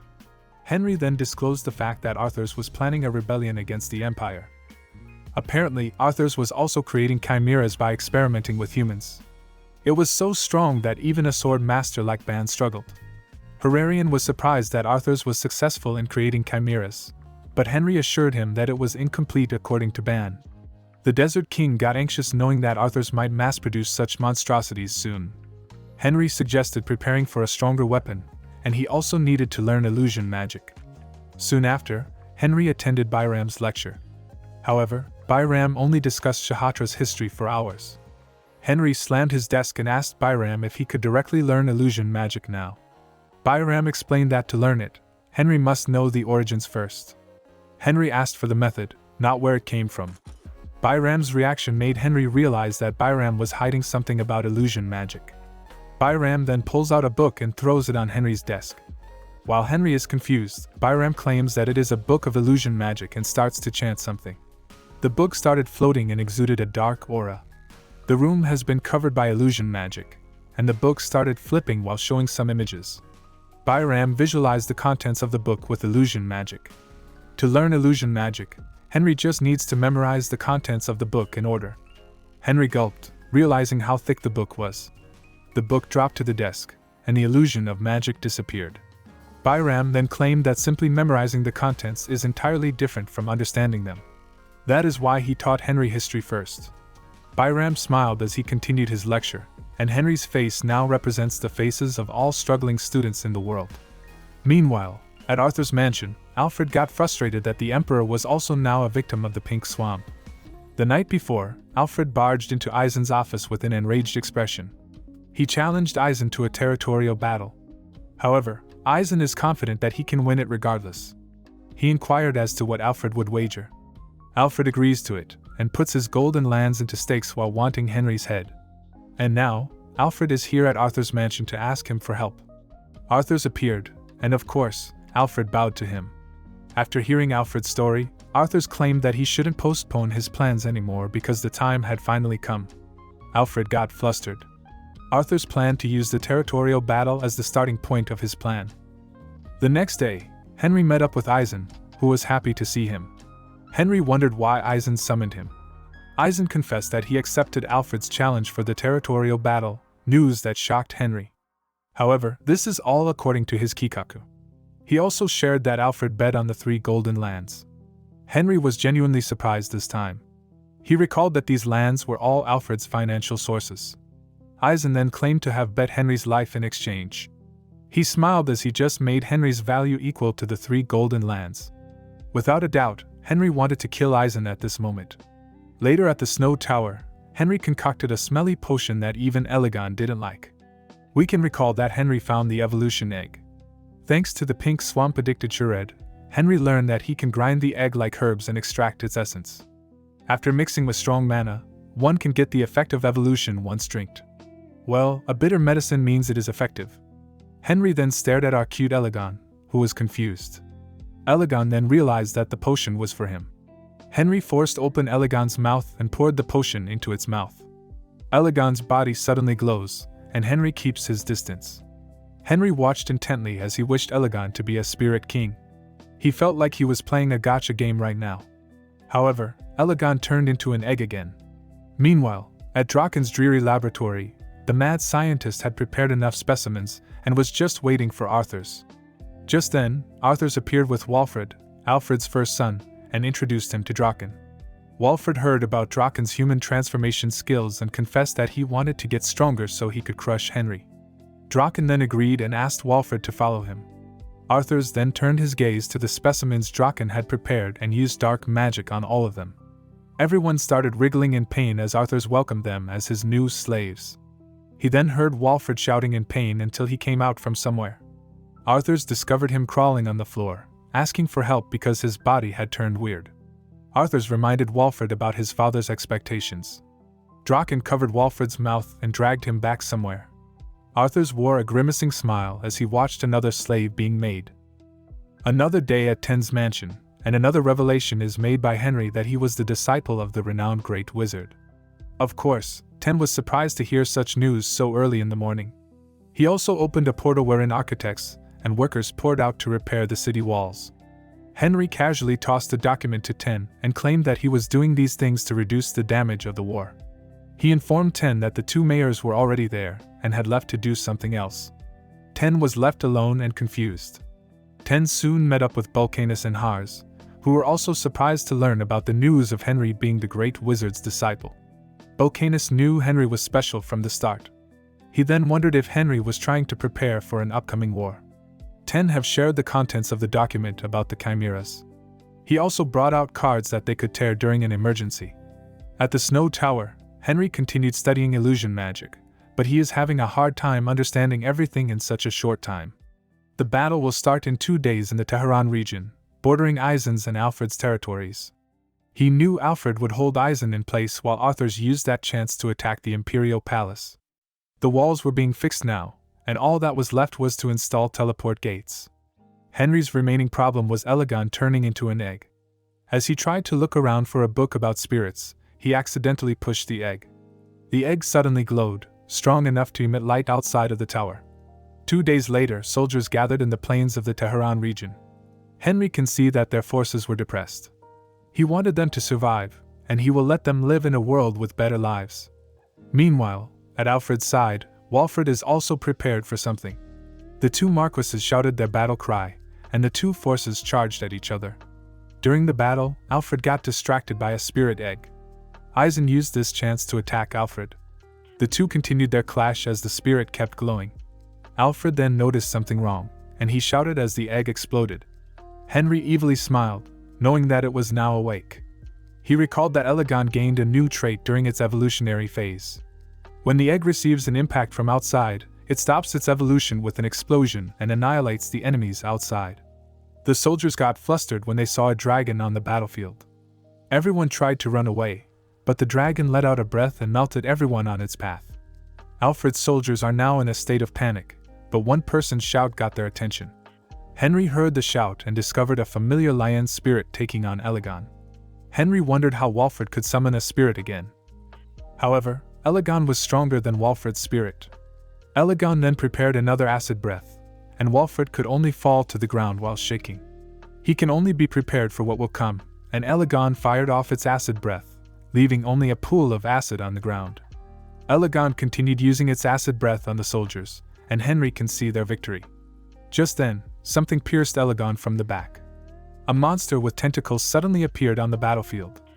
A person stuck on the man's head shouted at the top of his lungs, "A chimera has finally appeared on the battlefield." Walfred screamed as he emerged as the chimera. Henry checked on Elegon, who got injured. Elegon reverted to its baby form. Henry commended its efforts. He then noticed soldiers hiding behind a cart. Everyone was surprised by the sudden appearance of the chimera. As they wondered what monstrosity loomed behind them, it started grabbing the soldiers one by one with its tentacles. It opened its mouth and yes, ate them. Henry calmed himself down. He brought out his sword and armor, which he got from Vulcanus. He can't believe that Alfred let his own son go through a chimera procedure. He swore to make Walfred's death swift and painless. Henry's sword started making electrical discharges, and the bright skies suddenly turned dark. Lightning struck Henry's sword and charged it with more power. Henry then took a stance and used a blink skill. He appeared in front of Walfred and used his technique, named Roar of the Thunder God. A slash of electricity pierced through the tentacles, and the chimera fell to the ground. Henry leaped over it and attacked the chimera one more time. With his sword stabbed into the chimera's head, Henry summoned more lightning to attack the chimera. Walfred finally got knocked out as the chimera's body got fried. Henry backed off, and Walfred's spirit appeared. It whined, and Walfred woke up. Henry can see that Walfred is getting his senses back now that he is on death's doorstep. However, a tentacle suddenly attacked the spirit and ate it. Henry can't believe Walfred's chimera body got back up after eating his own companion. Seeing that Walfred really turned into a monster, Henry got serious. He clapped his hands once as he activated Wizard's Domain, and multiple magic circles appeared. The Wizard's Domain is an attack method that rains down magic until Henry exhausts all his mana. He wondered if Walfred could survive this attack. Meanwhile, at the Imperial Palace, the place is currently being attacked by some of the members of the Ten Swords. They are Kara's Lasher, Elfrin Leja, Lupin Sharift, and Crowell Shima, respectively. The Emperor is still chilling in the pink swamp, and the doors burst open. Crowell claimed that he came to pledge his loyalty to the Empire. He ordered the others to kill everyone except for the Emperor. He then hailed Arthur's Etherweather as the new Emperor. Back on the Tehran battlefield, Henry smiles as he attacks with an Earth Element attack. However, Walfred blocked it. Henry told Walfred to check his back, and more magic circles appeared. Henry wondered if Walfred could survive the next barrage. A huge thunderbolt struck Walfred and fried him for the second time. Henry can see that Walfred is still moving. He cancelled Wizard's Domain and approached Walfred as he brought out his Colt sword. Walfred tried to move once more, but Henry beheaded him, declaring that it was now over. Henry then looked around and discovered the mess on the battlefield that he and Walfred had caused. He suddenly remembered something and wondered if they were not dead yet. On the other side of the battlefield, Eisen, who was unaware of his surroundings, got attacked by a spirit. He kneeled on the ground as Alfred approached him.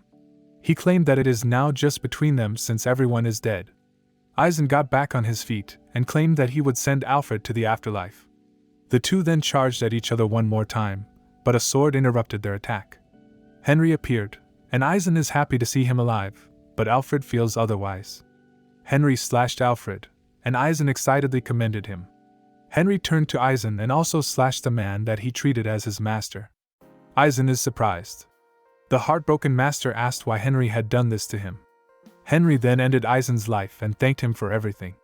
Back at the Imperial Palace, the Emperor was so high that he didn't even know what was happening in front of him. He ordered Crowell to bring out more pink swamp, but of course, Crowell declined. The Emperor tried to lash out, but Crowell slapped him. Lupin warned Crowell that they needed the Emperor alive and ordered his men to take the fat Emperor away. Just then, a loud sound came from the doors. Ben appeared with other masters and laughed at Crowell's team for calling them the 10 Great Swords. He claimed he brought in the originals. Lupin immediately recognized Behold, the first sword. Behold charged at them with his flaming sword and attacked Lupin.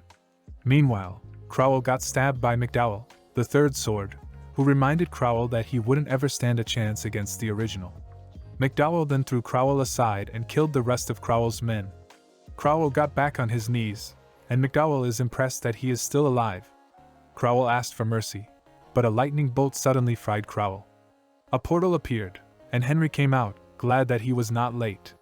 Ben excitedly ran to him, and Behold and McDowell couldn't believe that Henry was younger than they had expected. Henry can see that the two haven't changed at all and thanks them. He also thanked Ben for bringing the two with them. Henry then told them to finish what they had started. The Emperor finally woke up and discovered Henry looking down on him. Henry kneels on one knee and starts to recall the young Emperor. He felt at fault for not guiding his friend's son to a better path. He felt responsible for ending everything. Henry got back up and brought out his cold sword. The Emperor tried to ask to be spared, but Henry coldly swung his sword. Blood splattered, and the Emperor is now dead. Henry can only apologize to his dead friend.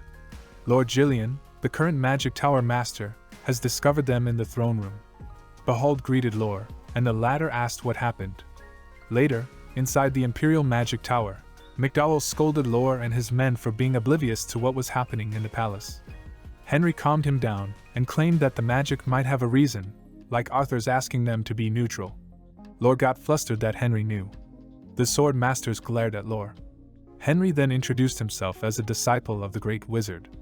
Lore wondered if Henry was speaking the truth. Henry then mentioned that all of Henry's previous disciples only reached the 6th circle, and claimed that he would be reaching the 7th circle with the power left to him by his teacher. What a lie from the Great Wizard himself. Everyone fell into silence, and soon the wizard started laughing out loud. Lore asked Henry not to joke around with his elders. Henry surprised him with a forward step and asked them to move back with a menacing tone. The wizards watched Henry silently as he stomped his foot. A wish enriched with mana appeared, and Lore got shocked to see the Great Wizard's legacy that they were looking for. Wizard, the only artifact in the world that can accumulate mana. Henry grabbed it, and planned to absorb all the mana that he generated in his previous life. A green light touched his forehead, and the tower glowed in green. Henry finally reached the 7th circle. Lore trembled in astonishment, and kneeled before Henry along with the other wizards. Henry then told Lore that he would continue his teacher's will and become the new leader of the Magic Tower. Lore immediately complied. Henry then ordered them to abandon the royal palace's magic tower and move to the one that he had built. Lore and the others are shocked. Henry planned to erase all traces of the empire. He ordered them to hurry up and pack all their things. He will attack the whole imperial palace in 2 hours and turn everything into ashes. Later that night, at Arthur's mansion, Arthur conducted a meeting with his allies. He asked Kington, a Lord Knight, what happened to the 10 Swords members who attacked the imperial palace. Just then, a runner named Bellion came in and reported that the imperial palace was gone, surprising Arthur's. Kington thought Bellion was joking around, but Arthur's checked on the situation himself. He ordered the others to bring out their teleportation scrolls. The named nobleman disappeared from Arthur's meeting room and arrived at the imperial palace. However, all they saw were ruins. Just then, someone noticed something on top of a tower. A head staked in a spear looms over the flustered nobleman. Arthur's expression darkens as he looks at Silver Jackson's head. Soon after, news about a new empire being born spread to the masses. It is now called Ania after Silver Jackson was killed and his palace destroyed overnight. The people just knew that Arthur's took over after wiping out everything and declaring Highlander the new capital. However, the people don't care who becomes the emperor and just continue with their lives. At the Highland Royal Palace, Arthur sat on his throne. He reiterates that all of the imperial palace is gone, along with the magic tower and its wizards. He feels remorseful for the wizards who turned tail after they broke their promise to stay neutral. He does recall that the wizards are Henry Morris fanatics. He knows that there is only one reason for their actions: revenge for their great master. Arthur suddenly stood up and declared his first order as emperor. He wanted everyone on the continent to become his subordinates, or they would face war. The dukes and marquises were shocked and worried. He also added the order to exterminate all wizards on the continent. Kill those who resist and spare those who surrender. Meanwhile, at the Shahatra Palace's training grounds, Hilarion is working hard to improve his swordsmanship. Hector, in sparrow form, corrected his steps and movements. Henry can't believe that they are communicating well. Henry then approached Hilarion with the good news. He shares how the Empire has fallen with a huge smile. Hilarion and Hector are flabbergasted to know that the Emperor also died. The two are bombarded with news related to Eisen's death and Arthur's stepping in as the new Emperor. The two are totally shocked that they fell unconscious for a while. Hilarion now wonders what to do next, and Henry reminded him that they formed an alliance. However, Hilarion worries that the two of them can't go against the Empire's entire army. Henry then informed him that they were not alone. Henry snapped his fingers, and portals opened behind him. Hilarion was surprised to see famous people appear out of nowhere. They are as follows: Ju Sagang, the Chowan tribe's leader from the nation of warriors; Hela, the Blood Iron Empress from Emerus, the country of women; Hongwul, the Princess of Sari, a minority of talented people; and Dole, the head of Jaebang, the country of Eastern people. Henry visited them in advance and persuaded them to form an alliance. Being a seven-circled wizard and the new magic tower master made things easy. Moreover, creating chimeras for war was something the other nations couldn't ignore. Henry wanted to create one united country with their gathering. Henry wanted to win the battle with the Empire. Hilarion can only stare at Henry's determined face. His determination is so high that it blinds Hilarion's eyes.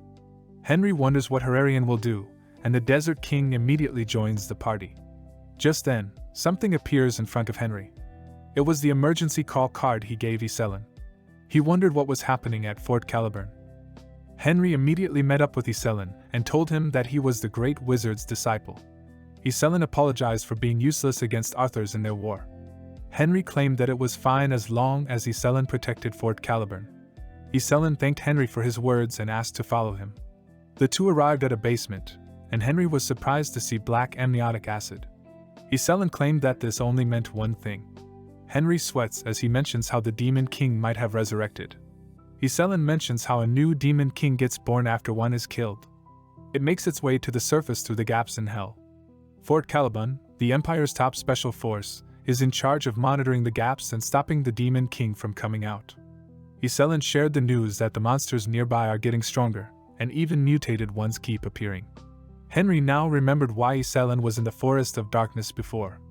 Henry's head aches with this new predicament. Iselin then confesses that he can't stop the Demon King alone.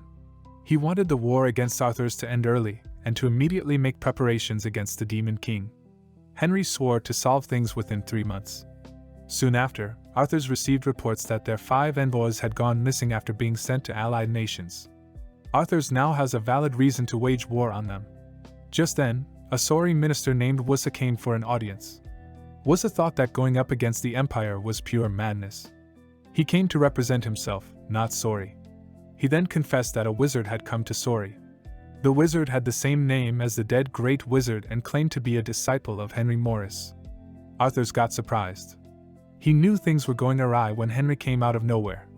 Wusa then shared more information about the Magic Tower Wizards and the united country formed by 5 allied countries. Arthurs twitched and laughed out loud. He glared at Wusa and ordered his men to kill the old minister. He claimed that it was just fair to kill him since their own envoys were also killed. Wusa claimed that he came as an informer. Arthurs claimed that Hilarion can read Wusa's mind anytime, so it is wise to kill him immediately. Arthurs thought that it was just one of those revenge cliches, and he didn't expect things to get interesting. At the Snow Tower, Henry held a meeting with the leaders of the allied nations. Hongwul is worried that she hasn't seen Wusa for days. Henry shared the information that Arthurs formed 10 armies that he could call out at any time. Everyone falls silent upon hearing that they have 100,000 soldiers. Henry claims that a head-on battle is impossible and shows them a map. Hilarion and the others are surprised that Henry invoked illusion magic. Henry explains that it will be hard to win in Shahatra despite having a deep mountain range. However, Jaebang is different. To be able to visit other countries, the Empire must go through Jaebang first. Jaebang is going to be the Empire's first target. Hearing that, Dole wonders what to do. Henry's only solution is to go against them head-on. Everyone suddenly got anxious. Henry cancels his illusion magic and starts telling them his plan. Henry won't call it a winning plan, but when the allied nations lure the 100,000 soldiers into close combat, Henry will ambush the capital and take Arthur's head. Hilarion claims that they can easily turn the tables in that case. Everyone then follows suit to agree with Henry's plan. However, Hilarion is worried about the nearby cities like Vivaldi, Enkelman, and Mushu. Henry informs them not to worry since he has a signed agreement between the three cities and skilled technicians are working on something called the spinning wall. A few days later, at Vivaldi, Duke Lockpeller attacks alongside 10,000 soldiers. They charge toward the city, and Mayor Vandy watched from the top of the walls. He orders the archers to fire their arrows, and the Imperial soldiers fall one by one. A soldier successfully climbed the wall, but Vandy orders his men to push a contraption. The huge wheels then activate the wall's contraption. Imperial soldiers start falling again. Vandy lets out a victorious laugh and proudly presents the spinning walls. That night, Arthurs and Draken interrogate a prison guard, looking for the King of Punishment. The guard didn't want to tell them anything and got killed. Life's End is the prison that holds the worst criminals, and the one who rules over them is Balak, the King of Punishment. Arthur needs such a person on his force. An armored man suddenly grabs Draken and chokes him. The man wonders why the Emperor brought a monster with him. Arthur finally gets to meet Balak and wonders if what he is holding is the famous Black Punisher. Balak confirms that only he can wield it and wonders why Arthur's is there. Arthur's then shares the news about the Eurasia Empire's demise and Silver Jackson's death.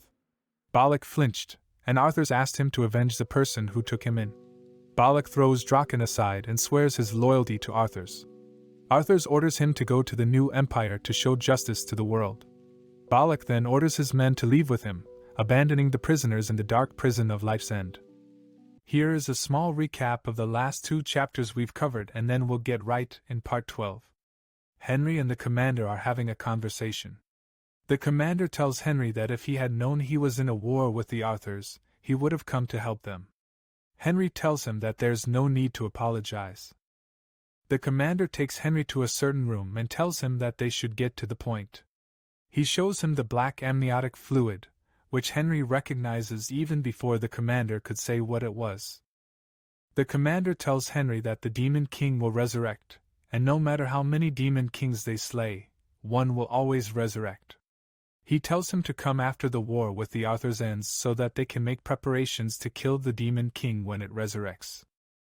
Wusa goes to visit the king of the Aenia Empire to ask him to be his informer because he doesn't want to side with Henry in being a part of the fight against the Arthurs.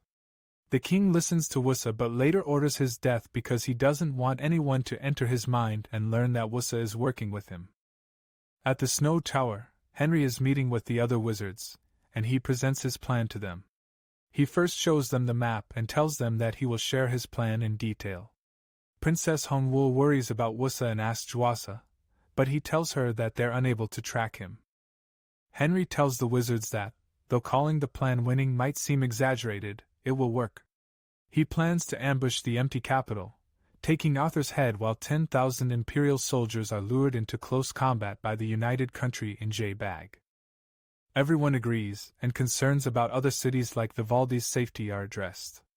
Henry assures them he's signed a joint agreement and ordered the construction of a spinning wall. Imperial soldiers attack Vivaldi but are defeated. Attempting to climb the walls, they lose their grip as Vivaldi soldiers spin the wall around.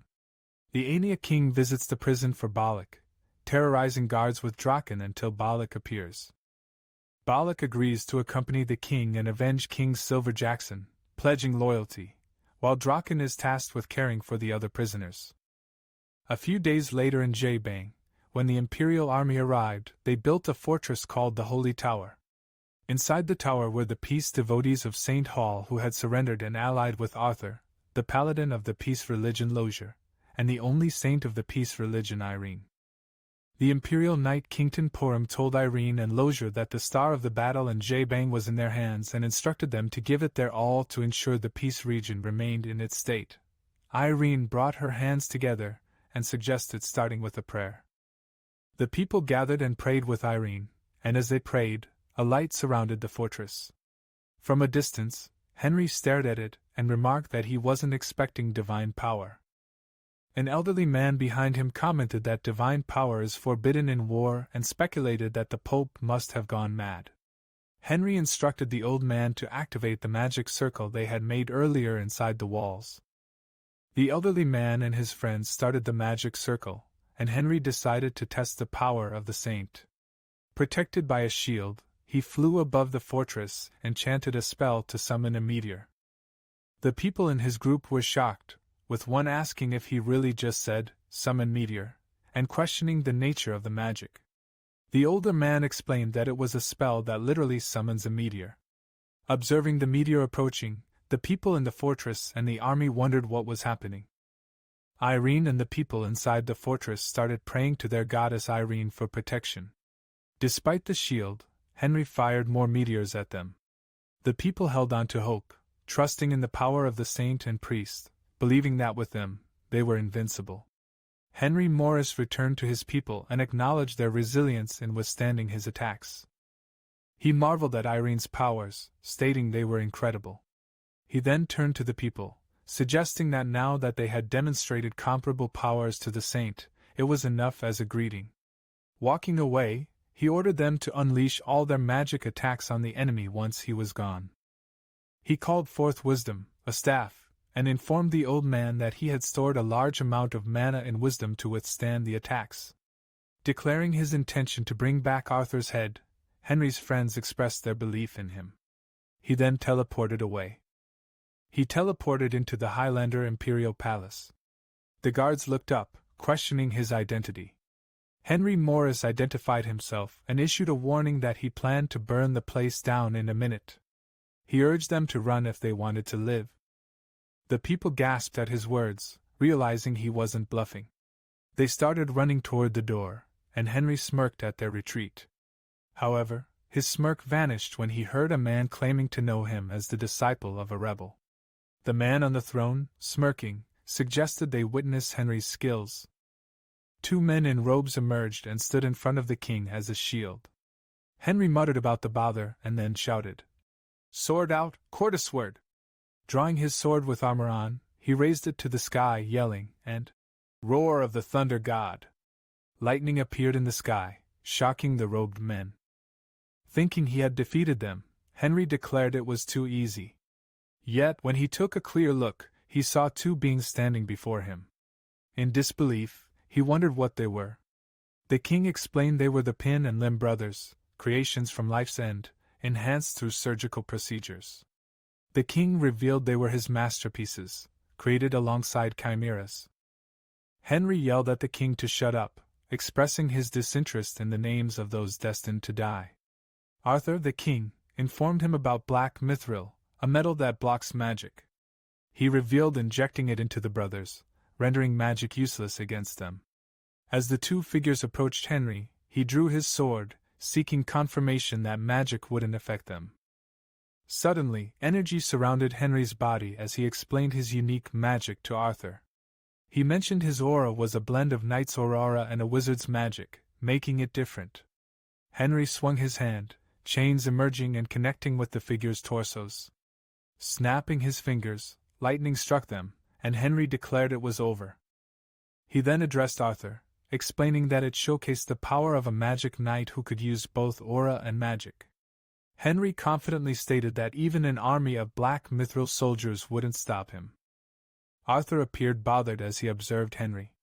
He remarked that it seemed the disciple was better than the teacher. Addressing Henry, Arthur inquired about the source of his anger, asking if it was related to his teacher.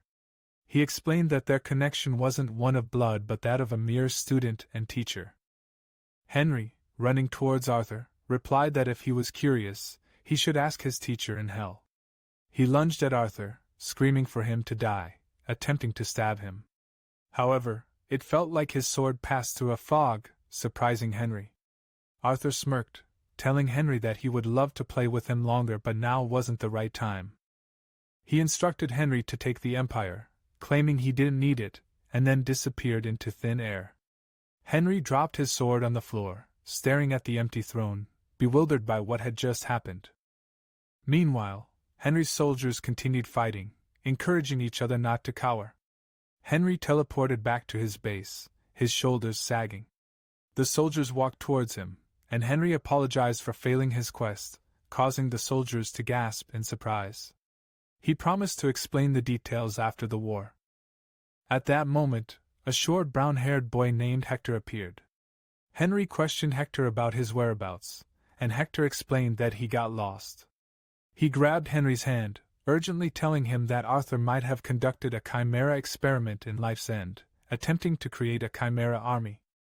Henry pressed him for more information, and Hector shared his encounter in Life's End, where a prisoner revealed Arthur's plan to create an army of chimeras. The prisoner pleaded for help and died after their conversation. Processing the information, Henry understood that Arthur's true goal wasn't unification but building his army. He walked to the edge of the house, deep in thought. His friends turned to him, and the old man asked what he planned to do. Henry replied that he would end the war immediately. He extended his hand to the sky, and the army in the fortress stared up, questioning what was happening. At Henry's base, one of the old men explained that Henry was using illusion magic. Another old man added that he was attempting to share a memory with them. They watched the events in the palace with King Arthur. After showing them his memories, Henry introduced himself through the illusion, revealing that he was Henry Morris, a disciple of the deceased great wizard. He explained his long pursuit of Arthur, detailing Arthur's involvement in black magic, illegal human experiments, including chimera experiments, and how Arthur abandoned the throne and fled during their fight. Henry informed them that the Aeneid Empire no longer existed, as the emperor they served had disappeared. The reason for pointing swords at their opponents had vanished as well. The illusion faded after Henry urged them to stop the war and go home. Saint Irene and priest Logis were devastated upon hearing the news that they were helping someone who was using black magic and making chimeras instead of fighting against them. Irene knelt on the floor, crying, as they gave up on the war. Meanwhile, the soldiers wouldn't believe that there was no emperor to defend anymore. The people were in disbelief at what they had just watched. The news that the saints and priests had given up on the war reached the army, prompting them to drop their weapons and return to their respective homes. Hector looked at the retreating backs of the soldiers and remarked that the war had ended in vain. Henry turned to his friends, concurring with Hector that the war had indeed ended in vain. However, he assured them that it was over, and as promised from the beginning, he would ensure full autonomy for each country. A red-headed male expressed discomfort with the situation, stating that it felt like he had been rewarded without doing any work. A lady beside him agreed, and Henry observed that they had good hearts. Addressing them, he explained that this would be the second war with Arthur, and if they helped see it through, things would become easier. The Sori and the Duquesne agreed to lend their assistance. Henry then turned to a very old man, assuring him that there was no need to pressure Bang to join them, as he already felt sorry for causing trouble in the Henuran plains during the approaching harvest. The older man thanked Henry for his consideration. Henry concluded by stating that he would visit the Imperial Army. At the Imperial Army camp, the Imperial Army commander, Kington Porum, drowned himself in alcohol, deep in thought about King Arthur's abandonment. Angry at Arthur for fleeing in the middle of the war, Kington was interrupted by a soldier entering his tent, informing him of a guest from Bang. Before he could respond, Henry entered the tent, greeting him. Kington, filled with anger, stood up with his cup in hand and yelled, questioning how Henry dared to step foot in the camp. Ignoring the commander's anger, Henry asked if he had turned to alcohol since he had nothing left. Kington demanded to know what Henry was trying to accomplish this time. Henry replied that there was still no reason to fight, but he remained cautious. He explained that he was there to make an offer. An offer? Questioned Kington. Henry explained that, with the emperor gone, they needed a new face to distract the citizens. Kington argued that changing an emperor wasn't as simple as a kid's joke. Henry reminded him that Arthur had changed it with ease. He then warned Kington that his concerns were nothing compared to what Arthur might do to the empire in the future. Henry urged them to choose a new emperor soon. Kington suggested that Henry should do it, but Henry stated he had no interest in the throne and instead recommended someone else. Henry went to Ten's mansion and informed him that Aeneas' throne was empty, considering making him the emperor. Ten remained silent, and interpreting it as consent, Henry grabbed him and dragged him through a portal. In the meeting room of the Highlander Imperial Palace, Ten nervously introduced himself. Kington questioned if he was the emperor, and Henry, defending Ten, stated they should voice any problems directly. Henry explained his plan to disguise Ten as Arthur, maintaining stability until the war with Arthur ended. He instructed Ten to read a speech Arthur's had purportedly written, reassuring the people. Henry reasoned that such a speech would stabilize the economy and calm the public. The meeting attendees agreed. Henry then sought Arthur's location, summoning Scar, a frog-like creature, and asked for information. Scar revealed that he couldn't disclose Arthur's location due to being favored by a high-ranked person. Scar explained that revealing such information could jeopardize his existence. When Henry tried to guess the person's identity, Scar warned against it. An old man suggested obtaining the location of Draken Lodic, an anthropologist wizard suspected of betrayal. Scar confirmed he could provide this information.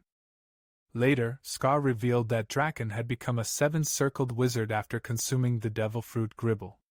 Henry, surprised by another seven-circled wizard, learned Draken's current location, the southern Charlotte Plateau. Henry and his friends teleported to Charlotte Plateau, immediately finding themselves surrounded by vicious animals. Henry noticed the animals looking up, and upon doing the same, they saw Draken and Arthur's on chairs floating in the sky. Arthur spoke, mentioning his recently dispatched apostles. Henry inquired about the term, apostles, and Arthur's teased him, stating it wouldn't be fun to reveal the gift just yet. After bidding goodbye, the animals snapped out of their trance, growling at the group. Meanwhile, in Ankelman, a creature with tentacles and elf ears questioned Hars, who knelt before it, asking if he was the highest-ranked human there. Hars, trembling, replied affirmatively. The creature wrapped its tentacles around Hars' neck, but Hars revealed that he would be the one gone, cutting a call card in half. On the other side, Henry realized it was the call card he gave Hars, wondering what was happening in Ankelman. Just as an animal lunged at him, Hars fired and killed it, confirming it was over. As they walked, His Majesty informed Henry that he went to the temple to offer a sacrifice but couldn't find Janus. Henry questioned what he meant, and His Majesty explained feeling Janus's presence when he saw Arthur's, describing Janus as a god of darkness with a tyrant's personality. Before he could finish, someone patted Henry's shoulder, reminding him of the call from Ankelman. Henry opened a portal, and His Majesty decided to go with him, with the others joining. In Ankelman, they found Hars lying lifeless on the floor among others. Wondering who could commit such an act, they heard footsteps behind them. The person chanted, "All hail Arthur's, their god!" Turning around, they saw the undead, realizing it was the gift Arthur's had spoken about. All the call cards Henry had distributed indicated that he was needed. At the Shahatra Palace lobby, Arthur's apostle Guslander caused chaos, creating an army of the undead. The high priest, wounded and angered, called out the creature for its role in the chaos.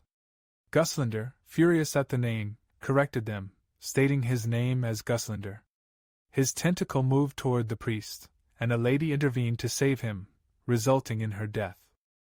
Guslander then wrapped his tentacle around the priest's neck, lifting him and proclaiming himself as one of the 9 apostles spreading the lessons of Lord Arthur's.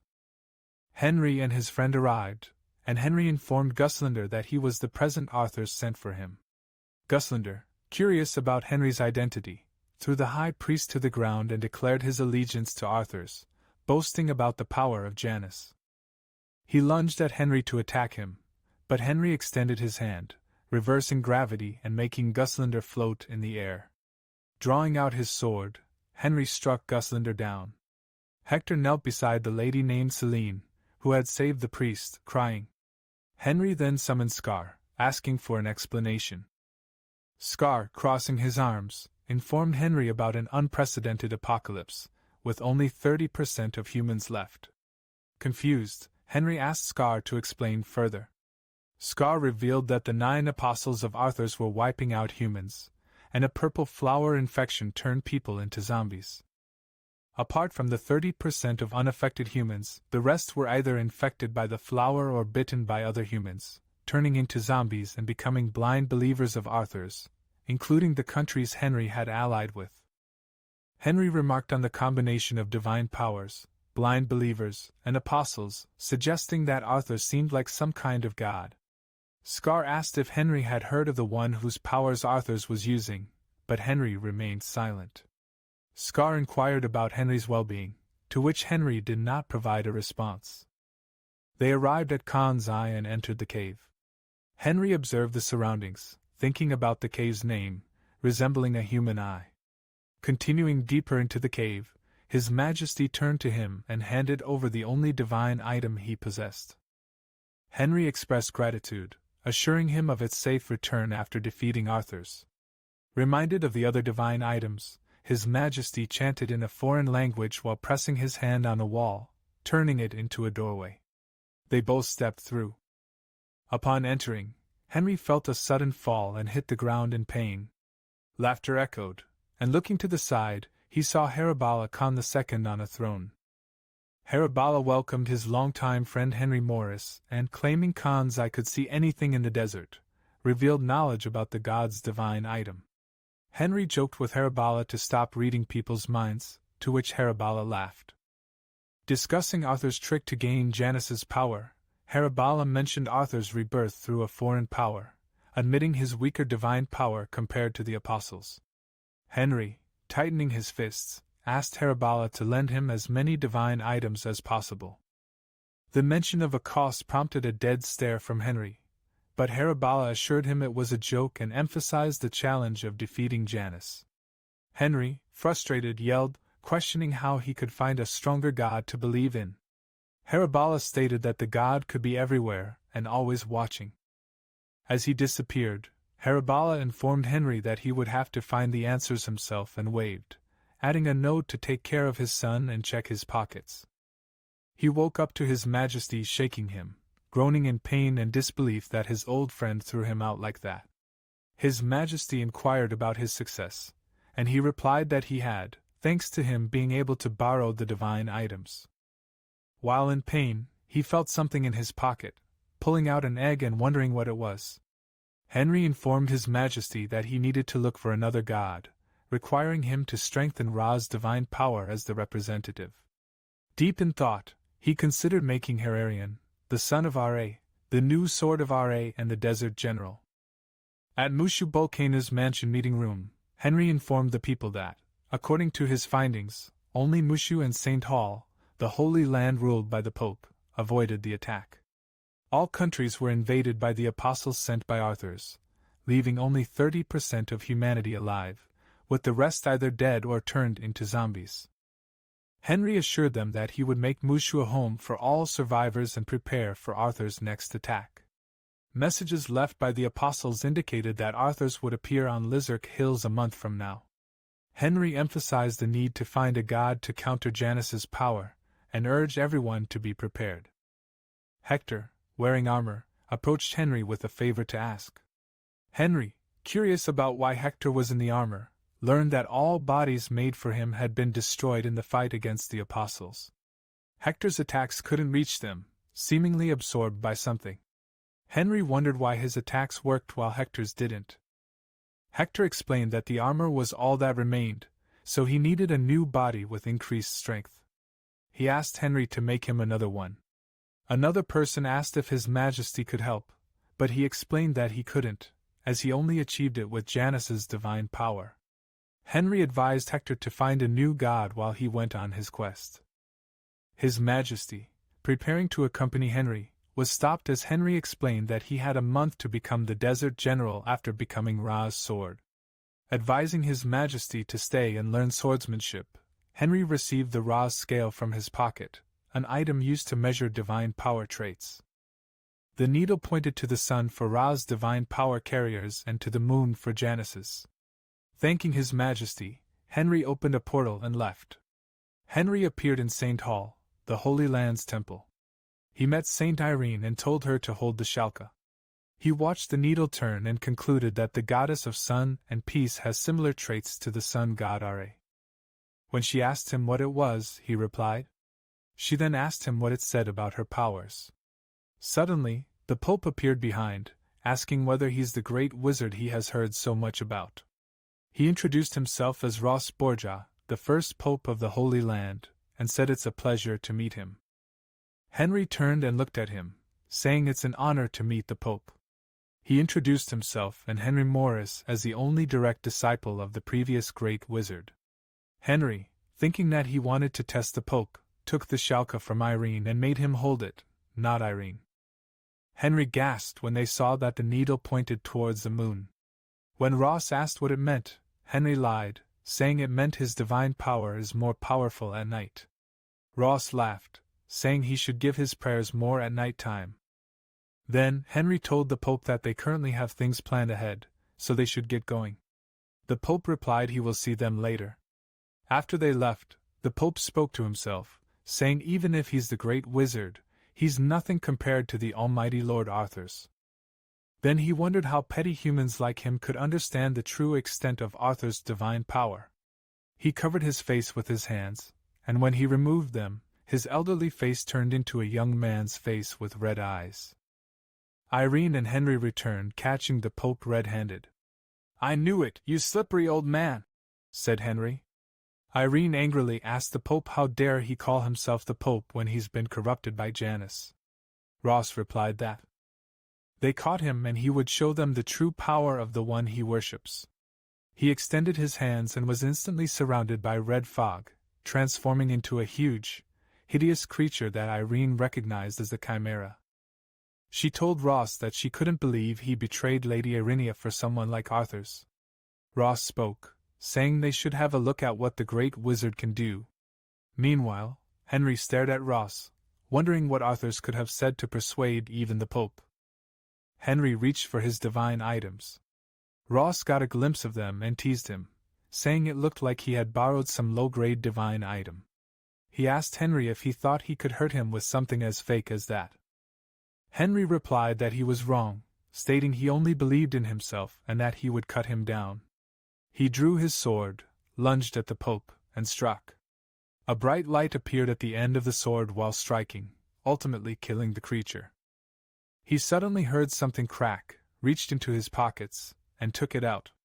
He noticed it was the egg Haribala gave him when he visited the Khan's eye. He wondered what it could be as he looked at it.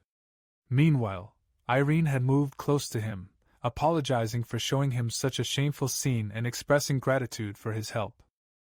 She slowly bowed her head, stating that if it weren't for him, no one would have noticed the Pope's corruption.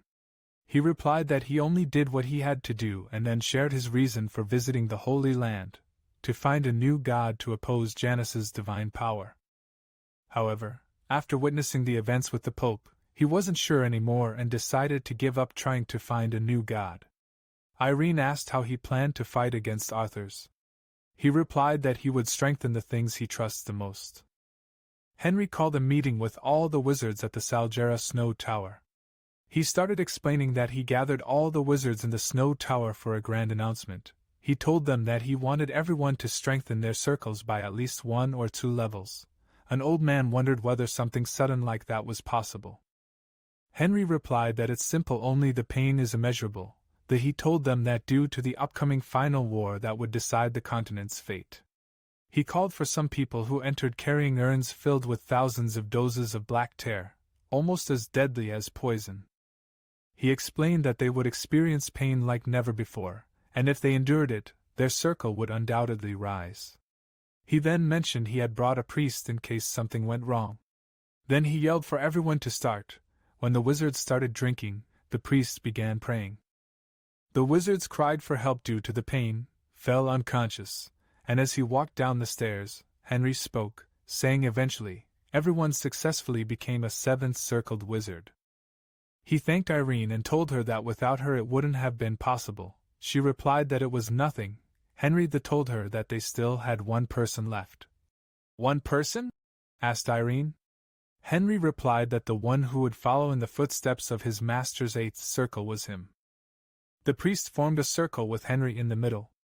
Henry told them to take good care of him so that he could make it to the 8th circle. Then, he opened the urn's lid and drank the contents. He groaned as he knelt to the ground due to how excruciating the liquid was. Meanwhile, Irene was praying to the great benevolent Irinea, asking for strength for the brave warriors who had gathered. The pain Henry felt was beyond imagination. A bright light appeared around him, and the cracked egg in his pocket lit up.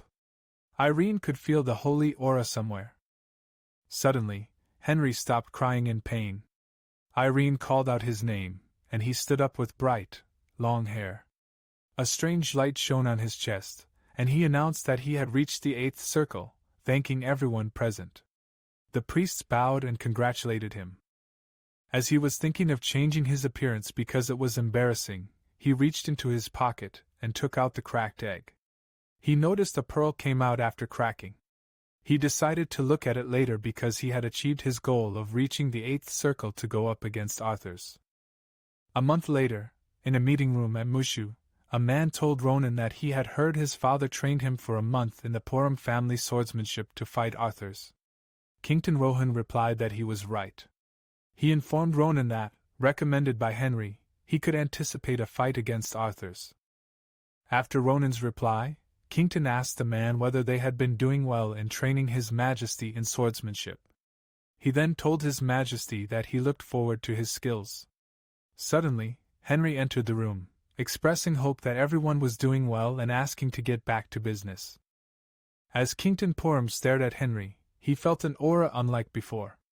His Majesty thought he had done his best in this 1 month, reaching a level no one dared to reach. Henry told everyone that he wanted them to head to Lizard Hills together when the sun sets.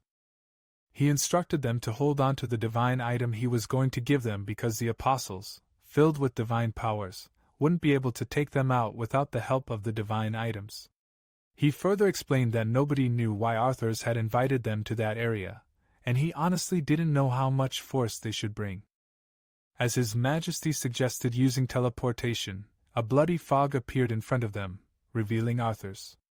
Henry told Arthur's to bring only the people in the meeting room to Lizard Hills.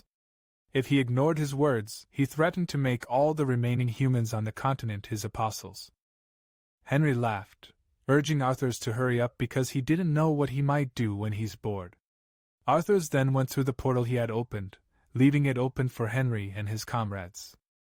His Majesty wondered if Arthur's wanted them to go through the portal. Henry asked his comrades if they were prepared, and they went through the portal, finding themselves in Lizard Hills' habited plains. After stepping out, they were immediately surrounded by fire. Henry used his shield magic to protect his comrades from burning to death. The apostles appeared in the middle of the fire, claiming it was a flame attack from Lidken, one of Henry's comrades. One apostle confirmed burning Ankelman to the ground as his work of art. The apostles chanted that they were the 9 apostles sent by the Almighty Lord Arthur's to dispose of trash, naming themselves Khan, Isla, Renda, Cheyenne, Narva, Lidocaine, Pero, and Gluttony. Narva was the one who disposed of the trash Ankelman. Henry told his friends not to be surprised as he deactivated the shield, having placed a magic shield around everyone's body. Before he could finish talking, Blondie ran forward with his sword and struck Narva, calling him a chimera. Narva blocked the attack, pushing him with his tentacle and sending him flying to the ground, correcting Blondie that he was the great Narva, not a chimera. Narva expressed disappointment in Blondie because a dying trash called out his name, making him believe Blondie was powerful. Blondie attacked again, and Narva blocked, vowing to send him to his useless dead friend. Blondie, recalling Henry's words that their attacks wouldn't work without the divine item, put on the ring Henry gave him. As Narva lunged at him, claiming he couldn't do anything with his lame attacks, Blondie struck, surprising Narva. In his last strike, he declared it was for Ankelman and Hars. After killing Narva, Henry asked if Blondie was feeling all right. Blondie replied that he had never felt so free, praising the divine item and expressing a willingness to believe in RA or something. Henry and his group raised their fists in the air happily as they moved to eliminate the apostles. Lidocaine and his fellow apostles wondered what had just happened as Henry and his comrades ran towards them, yelling that they had nothing to fear. As they approached the apostles, Henry was suddenly surrounded by a black fog, separating him from his friends. Hearing his name being called out, Henry asked the person's identity. The man with long white hair, Draken Lodic, replied. Henry threatened to kill him if he didn't send him back to his comrades. Draken walked towards Henry, expressing surprise that Henry was the disciple of the great dead wizard. He shared that the great wizard had banned black magic, including human experiments, and ordered the hunting down of black wizards across the continent.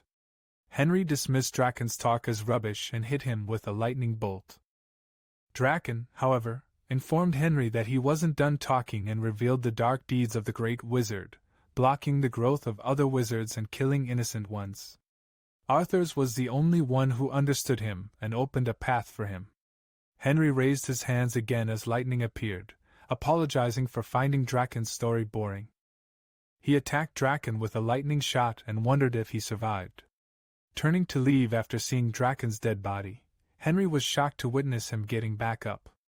Draken explained that he could revive continuously after shedding his skin, naming the process Reborn. Henry, surprised, asked, Reborn? Henry thought it was impressive that Draken came up with a way to be immortal. Draken explained that he couldn't remember the number of prisoners used for the magic, roughly around 500 people injected into his body, allowing him to be reborn up to 500 times. Henry was in disbelief that Draken conducted human experiments. Draken revealed that he stored human bodies inside him to use them, the secret of his rebirth. Henry admitted he was a fool to find it impressive, realizing why the teacher had banned human experiments and black magic.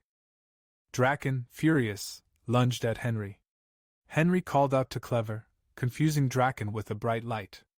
Symbols surrounded Draken, panicking him. Henry welcomed him inside Clever's stomach, remaining unseen. He explained the magic circles, casting 8 circle spells, preparing his magic based on Draken's claim of being reborn 500 times. All the circles would be used to kill him. Henry disappeared, leaving Draken yelling that he believed in his powers and would prove his reborn magic could withstand simple attack spells. When Henry returned to his friends, Blondie explained that the black fog disappeared as they got rid of the apostles. He asked Henry about his opponent, and Henry happily replied that he faced Draken, likely on his 400th death by now. Blondie asked for clarification, and Henry assured him not to worry. Only Arthur's was left. Henry noticed Kington Porum and Ronan weren't present, and wondered where they were. Suddenly, a portal opened, and Arthur's voice was heard asking if they were looking for their friends. Henry recognized the voice saying it belonged to Arthur's. Henry then yelled for him to come out so he could kill him.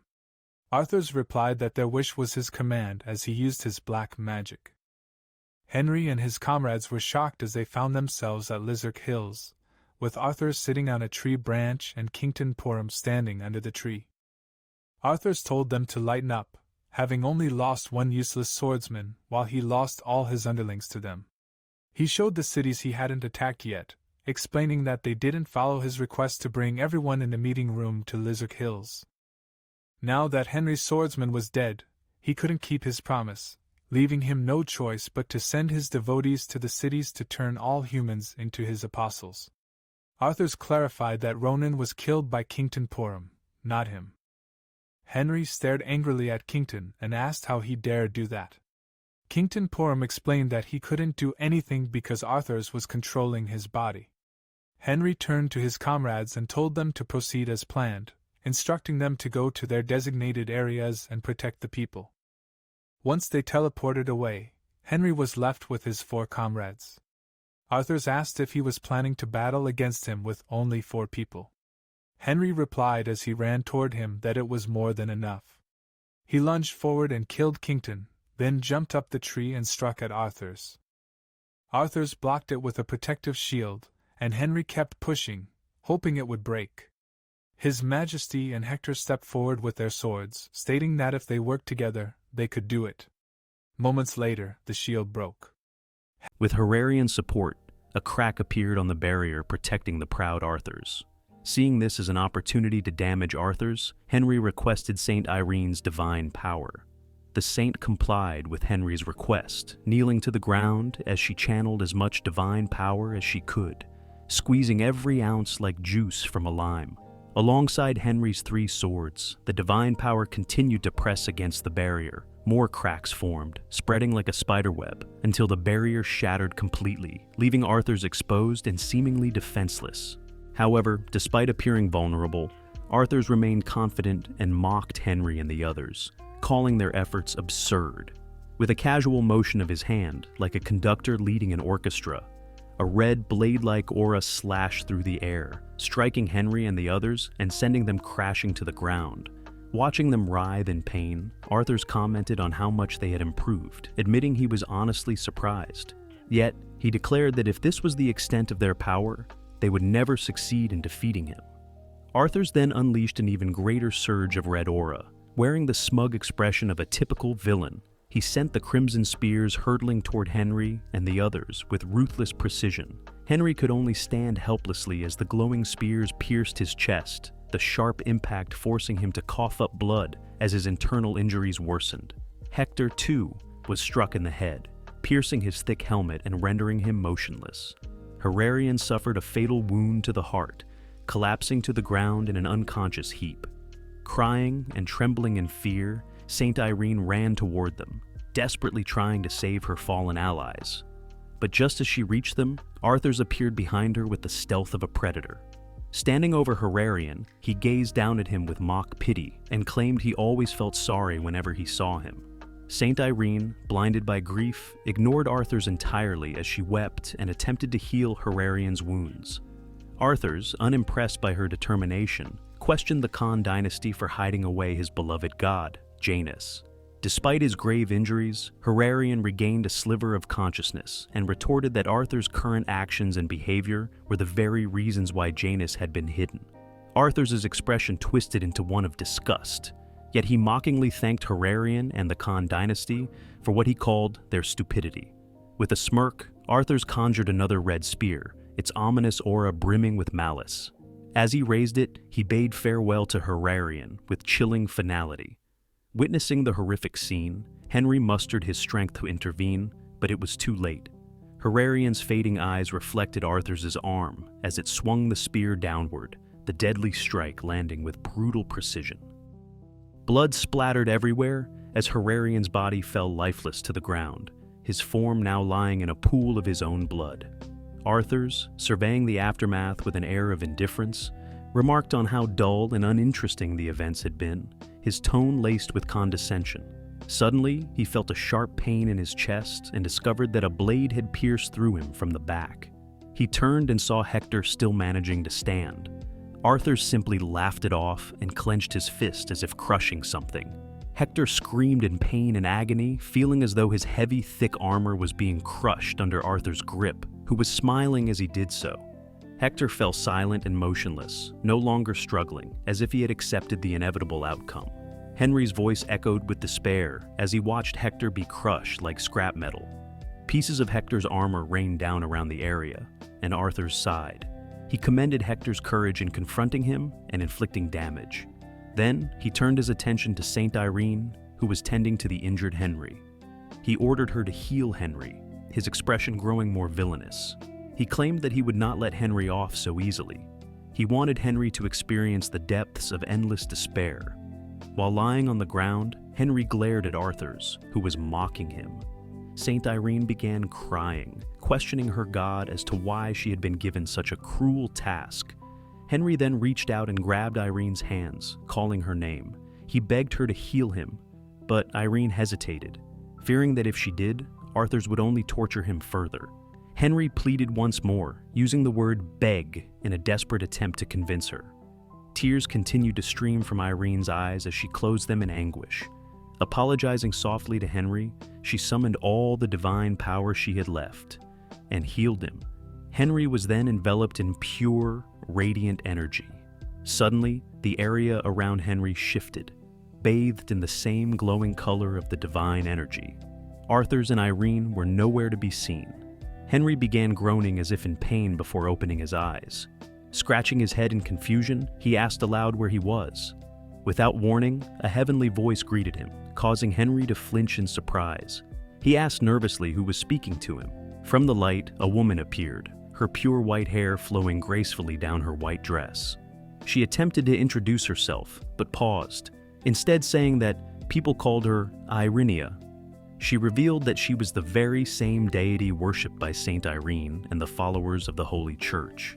Irenia assured Henry that he did not need to worry about the outside world, explaining that the space they were in was one she had created specifically for him. Henry broke into a cold sweat, questioning if such a place was truly meant for him. Irenia confirmed it and revealed that, as long as he remained there, time in the outside world would move extremely slowly. She then asked a favor of Henry. On behalf of those who could not intervene directly in the world, she implored him to put an end to Arthur's madness. Hearing this, Henry's expression turned somber, as he admitted that he lacked the power to stand against Arthur's. He confessed that, since he did not believe in gods, he felt it was impossible to triumph over someone like Arthur's. Irenia shook her head and refuted Henry's doubts. She explained that he had been wrong all along, pointing out that he possessed divine power, but had never realized it. Henry, surprised, asked if it had something to do with the divine items he had borrowed. Irenia corrected him, saying that his power did not stem from faith in gods, but from something he had believed in for a very long time. When Henry hesitantly guessed that she was referring to magic, Irenia confirmed it. She explained that while faith alone could not awaken divine power, his unwavering belief in magic had been recognized by other gods, including herself. As Irenia leaned forward, she gently placed a hand on Henry's shoulder and announced that they had prepared a sign of recognition for his deep faith in magic. A familiar pearl materialized in her hand, and she revealed it as a gift from the gods. Henry's eyes widened in realization as he brought out a pearl he had kept, the one that had hatched from the mysterious egg his friend had given him. Irenia confirmed that it was a god seed, explaining that obtaining it meant Henry now held the qualifications to become a god. At that moment, Irenia proclaimed the truth. Henry was no longer an ordinary man. He was now the god of magic. Just then, a friendly ball of holy light casually called out to Henry. Recognizing the shade of light, Henry realized it was the god of Ra. The god of Ra then transformed into his human form, adorned with a headdress resembling that of an Egyptian god. Given the dire situation, he immediately got to the point. He explained that the current Arthur's was merely a puppet of Janus. However, Arthur's did not yet possess the qualifications to become a god and was essentially a half-god. In other words, Arthur's was nothing more than a god's avatar. The god of Ra declared that Henry was different, as he now had the ability to become a god himself. This made Henry the only deity with a human body capable of directly intervening in the world's affairs. Placing his hands firmly on Henry's shoulders, the god of Ra urged him to defeat Arthur's, emphasizing that if Henry trusted in his own magic, he would have the power to prevail. Henry then questioned why the two gods' avatars, Saint Irene and Hilarion, were unable to stop Arthur's, who was merely a puppet of Janus. The god of Ra fell silent for a moment, before explaining that Hilarion's body was incapable of withstanding a large amount of divine power, unlike Arthur's. Furthermore, the saint who served Irenia was inherently unable to harm others due to her role as the goddess of love and peace. The god of Ra stressed that there was no time left to waste. He addressed Henry, now the god of magic, and stated that once Henry opened his eyes again, he would return to the hill where Arthur's was still battling them. As the god of Ra prepared to leave, Irenia appeared beside him, and the two began levitating away. Henry watched them ascend, their divine presence radiating through the air. In a confident voice, the god of Ra assured Henry of his faith in him, while Irenia, though visibly worried, silently conveyed her support. As their figures vanished into the sky, Henry became acutely aware of the divine aura now enveloping him. Closing his eyes, he felt his magic core begin to shine brightly. With newfound resolve, he chose to fully believe in himself and the boundless potential of magic. The scenery shifted back to the hill, where Saint Irene was still tending to Henry's wounds. As she continued her healing, Henry slowly opened his eyes and, with an air of casualness, uttered the words, "Magic Missile." Saint Irene watched in surprise as Henry's left arm lifted, channeling energy to the tip of his pointer finger. His gaze locked on Arthur's, and without hesitation, he pointed his finger toward him. Arthur's, caught off guard, froze in place until a beam of light shot through his body. For the first time, Arthur's was wounded, coughing up blood as a hole formed in his torso. He stood there, shocked and disoriented by what had just occurred. Doubt clouded his mind as he demanded to know how Henry had managed to attack him like that. Henry, now fully on his feet, appeared unfazed by the question and asked what Arthurs was referring to. Arthurs, still reeling, exclaimed that it was divine power, expressing disbelief that Henry had suddenly gained such abilities. After all, Henry was the protagonist of this story. Henry inspected his hand, sensing the flow of divine power within him. He realized it was strikingly similar to the flow of magic he was already familiar with. Arthurs, regaining his composure, declared that he would not be caught off guard a second time. Summoning a more ominous aura, he forged it into sharp, menacing weapons. In response, Henry manifested a magical blade formed entirely of divine power. With a tone of disdain, he remarked on how terrible it had been to deal with Arthurs and hoped they would never meet again. Arthurs unleashed his magical weapons, hurling them toward Henry with deadly intent. However, Henry, now empowered as the god of magic, effortlessly deflected the attack with a single swing of his divine blade. The ominous weapon shattered into countless fragments, leaving Arthurs utterly stunned. The sight of his attacks being nullified so easily left him dumbfounded, and Henry seized the opportunity to launch a counterattack. Arthurs attempted to resist, but it was futile.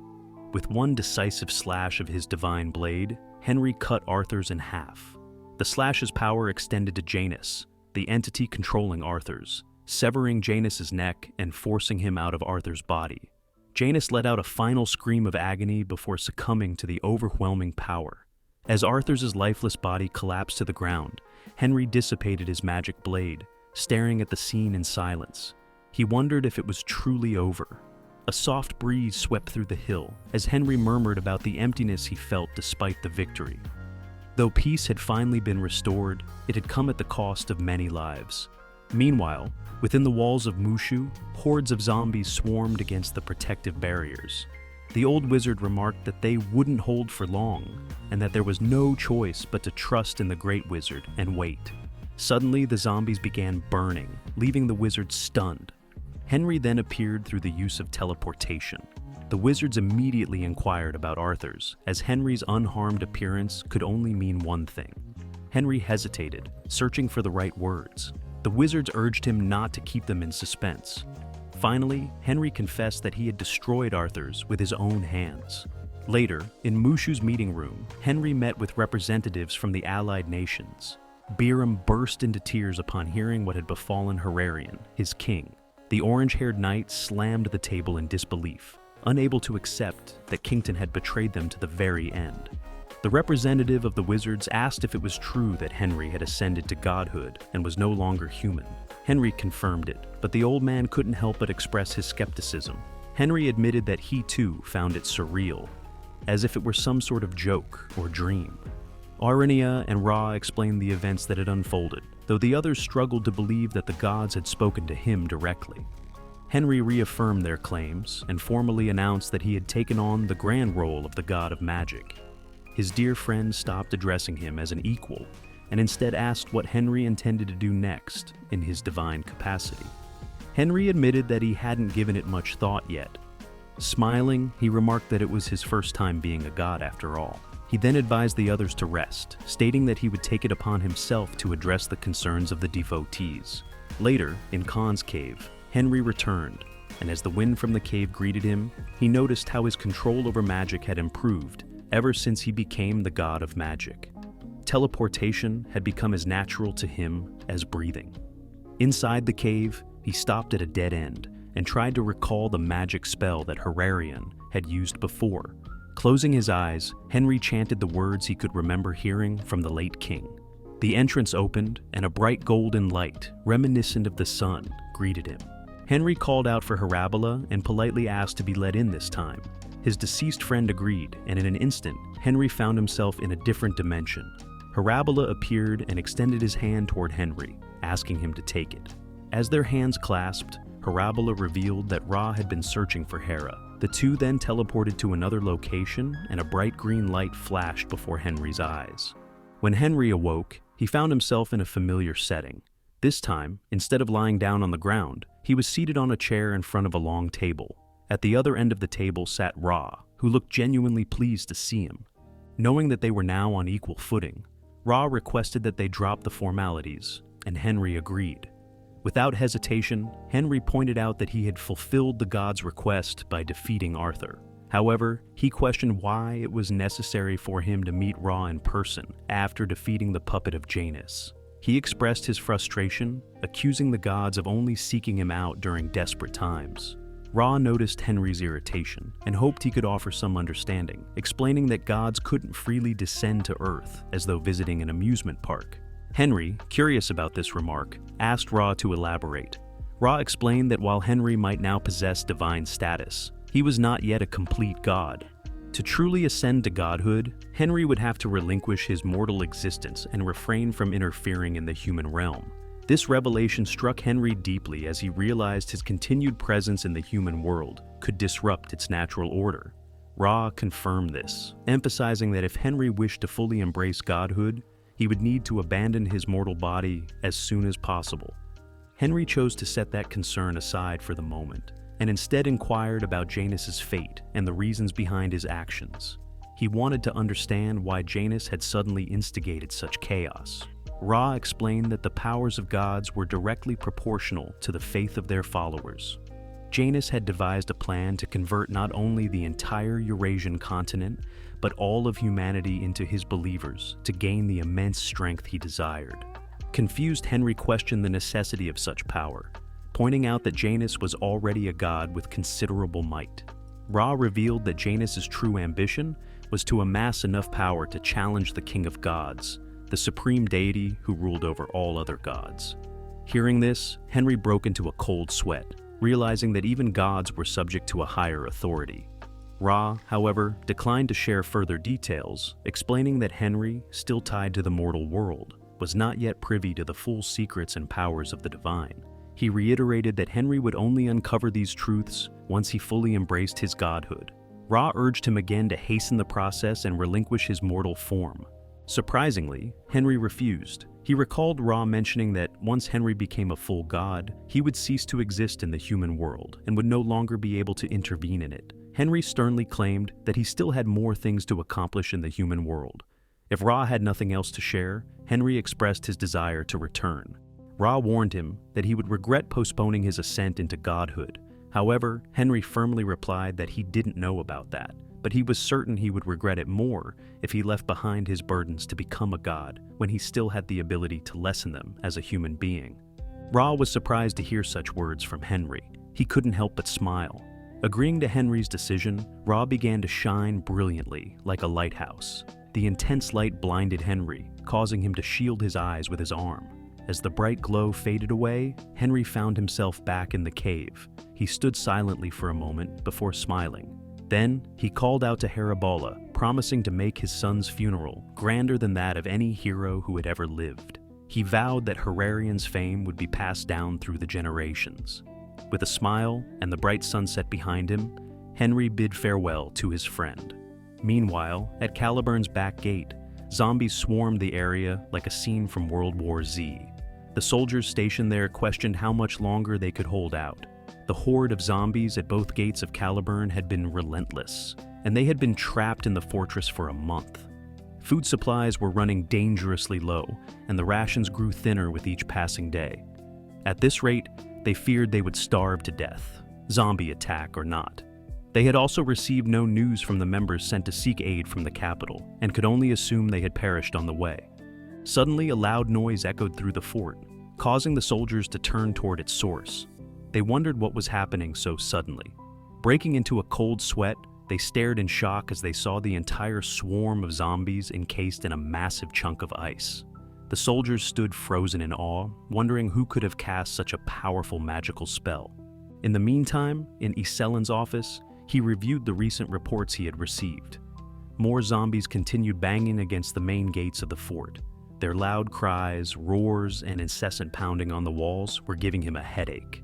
Iselin grew increasingly stressed as he observed how the monsters were becoming more and more frenzied. He even felt concerned for those stationed at the back gate. He wondered what in the world was going on.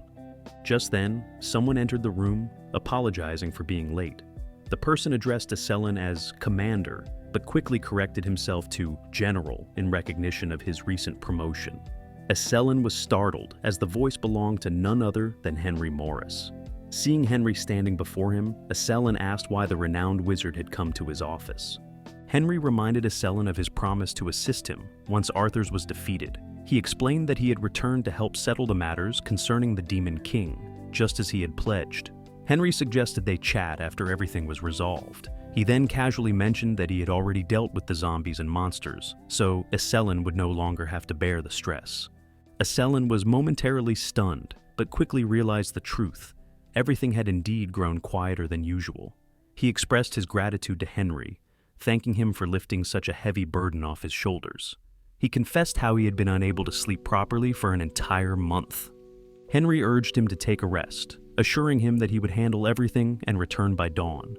Aselin admitted he wished he could sleep, but his recent habits had made it impossible to do so. Without another word, Henry cast a sleep spell on him. Aselin's tired eyes gradually closed, and he slumped onto the table in deep slumber. Before leaving, Henry assured the sleeping general that all his worries would be gone by the time he awoke. With that, Henry teleported out of the room, leaving Aselin to finally get the rest he so desperately needed. Later, deep inside the Forest of Evil, Henry traversed the thick, shadowy woods.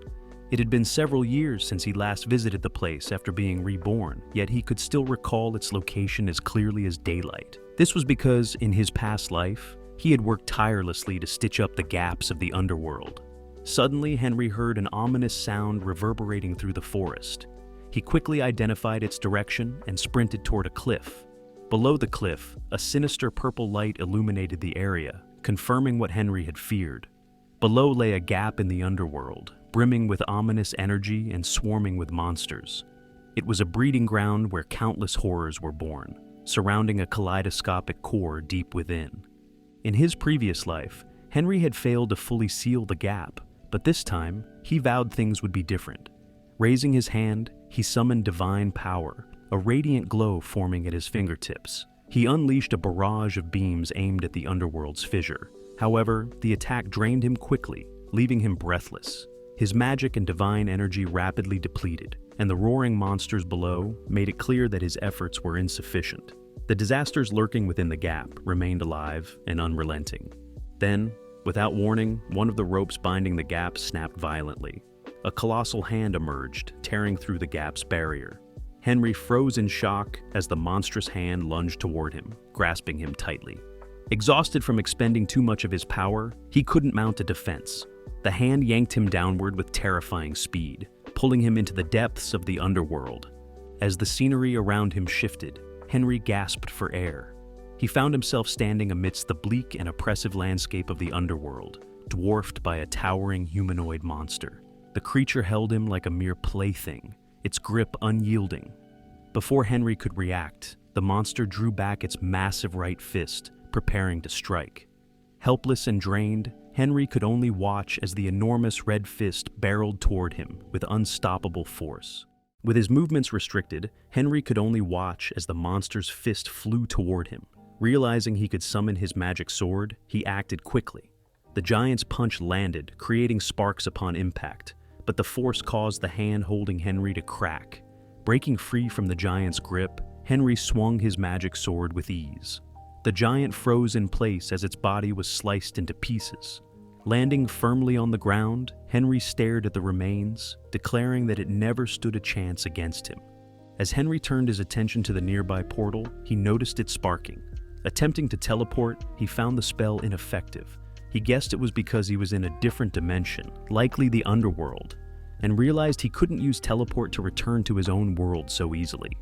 While he contemplated his next move, something suddenly flew past him.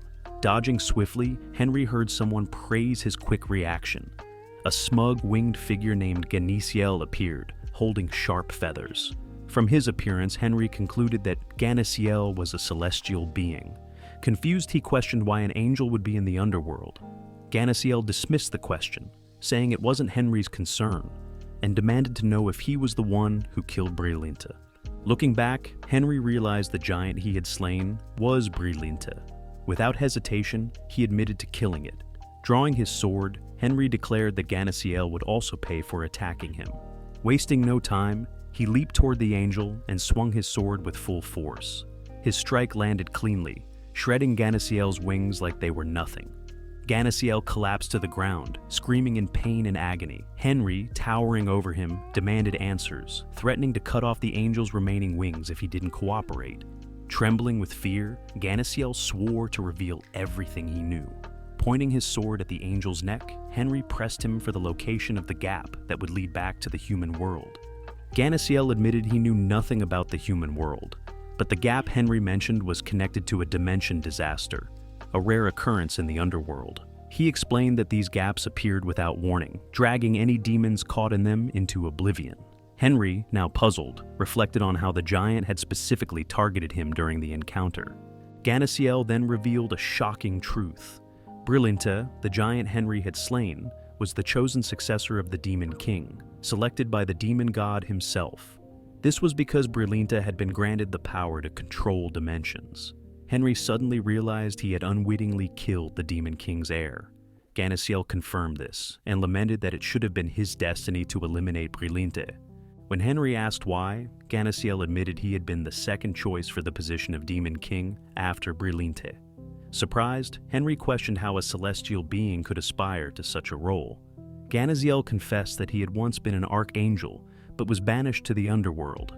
His dream was to become the Demon King, wield the power to control dimensions, and return to the heavens to take revenge on those who had cast him out. After hearing Ganasiel's story, Henry assumed that killing Brilinte made him the next Demon King.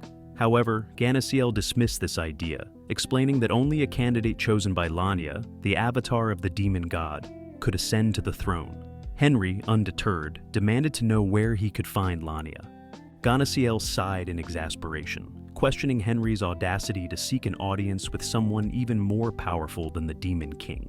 Ignoring the warning, Henry grabbed the angel's wings and threatened to pluck the feathers unless Ganasiel took him to the demon god Lania. Henry dashed forward while holding onto Ganasiel's wings. He paused briefly, commanding the fallen angel to take the lead. Shortly after, Ganasiel announced their arrival. Henry halted in front of a temple said to house the demon god. As they entered, the atmosphere was lifeless and foreboding, causing Henry to doubt whether Ganasiel had brought him to the right place. The fallen angel remained silent, trailing behind Henry with a sorrowful expression. This unnerved Henry, and he began to sweat. Attempting to reassure him, Henry explained that his wings were stored safely in his dimensional chest, and promised to restore them once he gained the power of dimensions. Suddenly, Ganasiel spoke with a voice that was no longer his own, addressing Henry as an important guest. Henry noticed a shift in presence as a purple aura enveloped the fallen angel, and his eyes turned red. Realizing the change, Henry asked if Lania, the demon god, had possessed Ganasiel's body. He expressed irritation, remarking on the impoliteness of a demon god using an avatar instead of appearing directly. Lania's avatar apologized, explaining that they lacked a physical body and were unable to speak when borrowing someone else's form. However, the avatar shifted the focus to the reason for their meeting, assuring Henry they understood the purpose of his visit. Lania's avatar admitted they could not fulfill Henry's desires directly, but seemed to know what he sought. Henry was impressed, suspecting they could read his mind, but the avatar clarified that a god's mind was beyond their reach. Instead, they only conveyed the demon god's words. Accepting this, Henry instructed the avatar to deliver a message. He criticized the demon god's Demon King game, blaming it for the suffering inflicted on the human world. He vowed that if he could not obtain the power of dimensions to permanently seal the underworld, he would kill the demon god once he became a full-fledged god. The avatar fell silent, and a denser, more oppressive purple aura replaced the weaker one. Henry felt the overwhelming intensity and realized the truth. The demon god had arrived to speak with him directly. Henry asked for the demon god's response, but the deity remained silent. Feeling insulted by the lack of acknowledgement, Henry drew his Colt sword. Suddenly, Ganasiel became enveloped in a more intense and ominous aura. Henry observed quietly until Ganasiel collapsed onto the ground. From the figure that emerged, it was clear who it was. A man with a strong frame, long white hair that shimmered like silk, and majestic horns that left no doubt about his identity. Henry felt a surge of satisfaction as the demon god revealed himself. He had not expected Lania to take on his true form so casually. Referring to Henry as a young god, Lania remarked that he already possessed the qualities needed to ascend as a deity. He urged Henry to abandon his human form and embrace his divine destiny. Frustrated, Henry thought to himself that this was just another god nagging him. Unmoved, he presented Lania with two options: either recognize him as the new demon king and bestow upon him the powers of dimensional control, or he would close the gateway to the underworld and return to the human world. Lania remained silent for a moment before warning Henry that he would regret his decision. Henry dismissed the warning, declaring that he would accept all the consequences, but insisted that Lania deal with his own problems. Lania regarded him skeptically, sighed, and muttered about his inability to understand a certain individual's thoughts. Henry was left puzzled by the comment. Ultimately, Lania agreed to grant him the godly powers he sought. His eyes glowed a menacing red as a dark, murky aura enveloped him, radiating pain so intense that it overwhelmed Henry. Henry attempted to heal himself, but the effort proved futile. The agony forced him to his knees, and he dropped his prized sword. The excruciating pain was unlike anything he had ever experienced, and even his healing magic failed to alleviate it. Blood spilled from his mouth as he collapsed completely, powerless against the suffocating aura. Finally, Lania withdrew the ominous energy and observed Henry's unconscious body. He noticed, to his surprise, that Henry had successfully received the powers without any apparent rejection. Suddenly, Henry's body began to radiate divine energy, stunning Lania, who then started wondering if the person he knew had planned this outcome all along. Without a word, the demon god disappeared, leaving behind two unconscious figures in the silent aftermath. Henry had been unconscious and in pain for some time. When he eventually woke up, he wondered how long he had been out.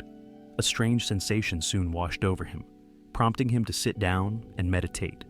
As he focused, he sensed his magic circles and realized he had advanced to the 9th circle, thanks to the god's power. Not long after, Ganesiel also regained consciousness. Henry greeted him cheerfully and shared how all the issues had been resolved, while the fallen angel was unconscious. Ganesiel, noticing the changes, asked if Henry had become the demon king of the underworld. Henry admitted he wasn't sure if he had officially taken the role, but he had indeed gained the ability to control dimensional gaps. Reflecting on the matter, he realized the demon god hadn't mentioned appointing a new demon king and wondered if there would even be one. Henry jokingly suggested that Ganesiel take the position.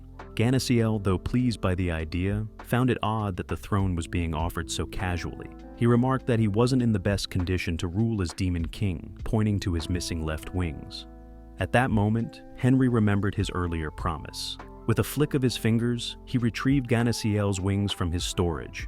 Henry assured him he would restore them, and promptly cast a series of 3 magic spells to reattach the wings. To aid Ganesiel's recovery, Henry also lent some of his strength until the fallen angel could regain his full power. Ganesiel expressed deep gratitude, vowing he would forever remain indebted to Henry. Afterward, Henry formally introduced himself, and Ganesiel promised to remember his name. Henry handed him a paper for emergency contact, explaining that he intended to return to the human world, but would visit the underworld again. He hoped Ganesiel would still be sitting on the throne when he returned. Ganesiel promised to do so. With that, Henry raised his hand, summoned a portal, and stepped through it as the fallen angel watched him leave. Back in the Forest of Evil, Henry landed on familiar ground and took a deep breath, savoring the air. He knew he had returned to the human world. Turning his attention to the dimensional gap, he muttered a curse at it and snapped his fingers. The gap groaned and began to mend itself, the stitches finally closing what Henry hadn't been able to fix in his past life. He chuckled, now finding the task effortless. Leaving the forest, he remembered his promise to meet Eselen before sunrise. However, seeing the sun high in the sky, he realized he had failed to keep it. Meanwhile, in Fort Caliburn, Eselen was sleeping soundly. After some time, he woke up to see Henry standing over him with a smug expression. Surprised, Eselen stared at him, and Henry asked if he had a pleasant dream. Eselen laughed nervously and apologized for falling asleep without noticing. Henry then casually stated that Fort Caliburn was no longer necessary. Shocked, Eselen asked what he meant.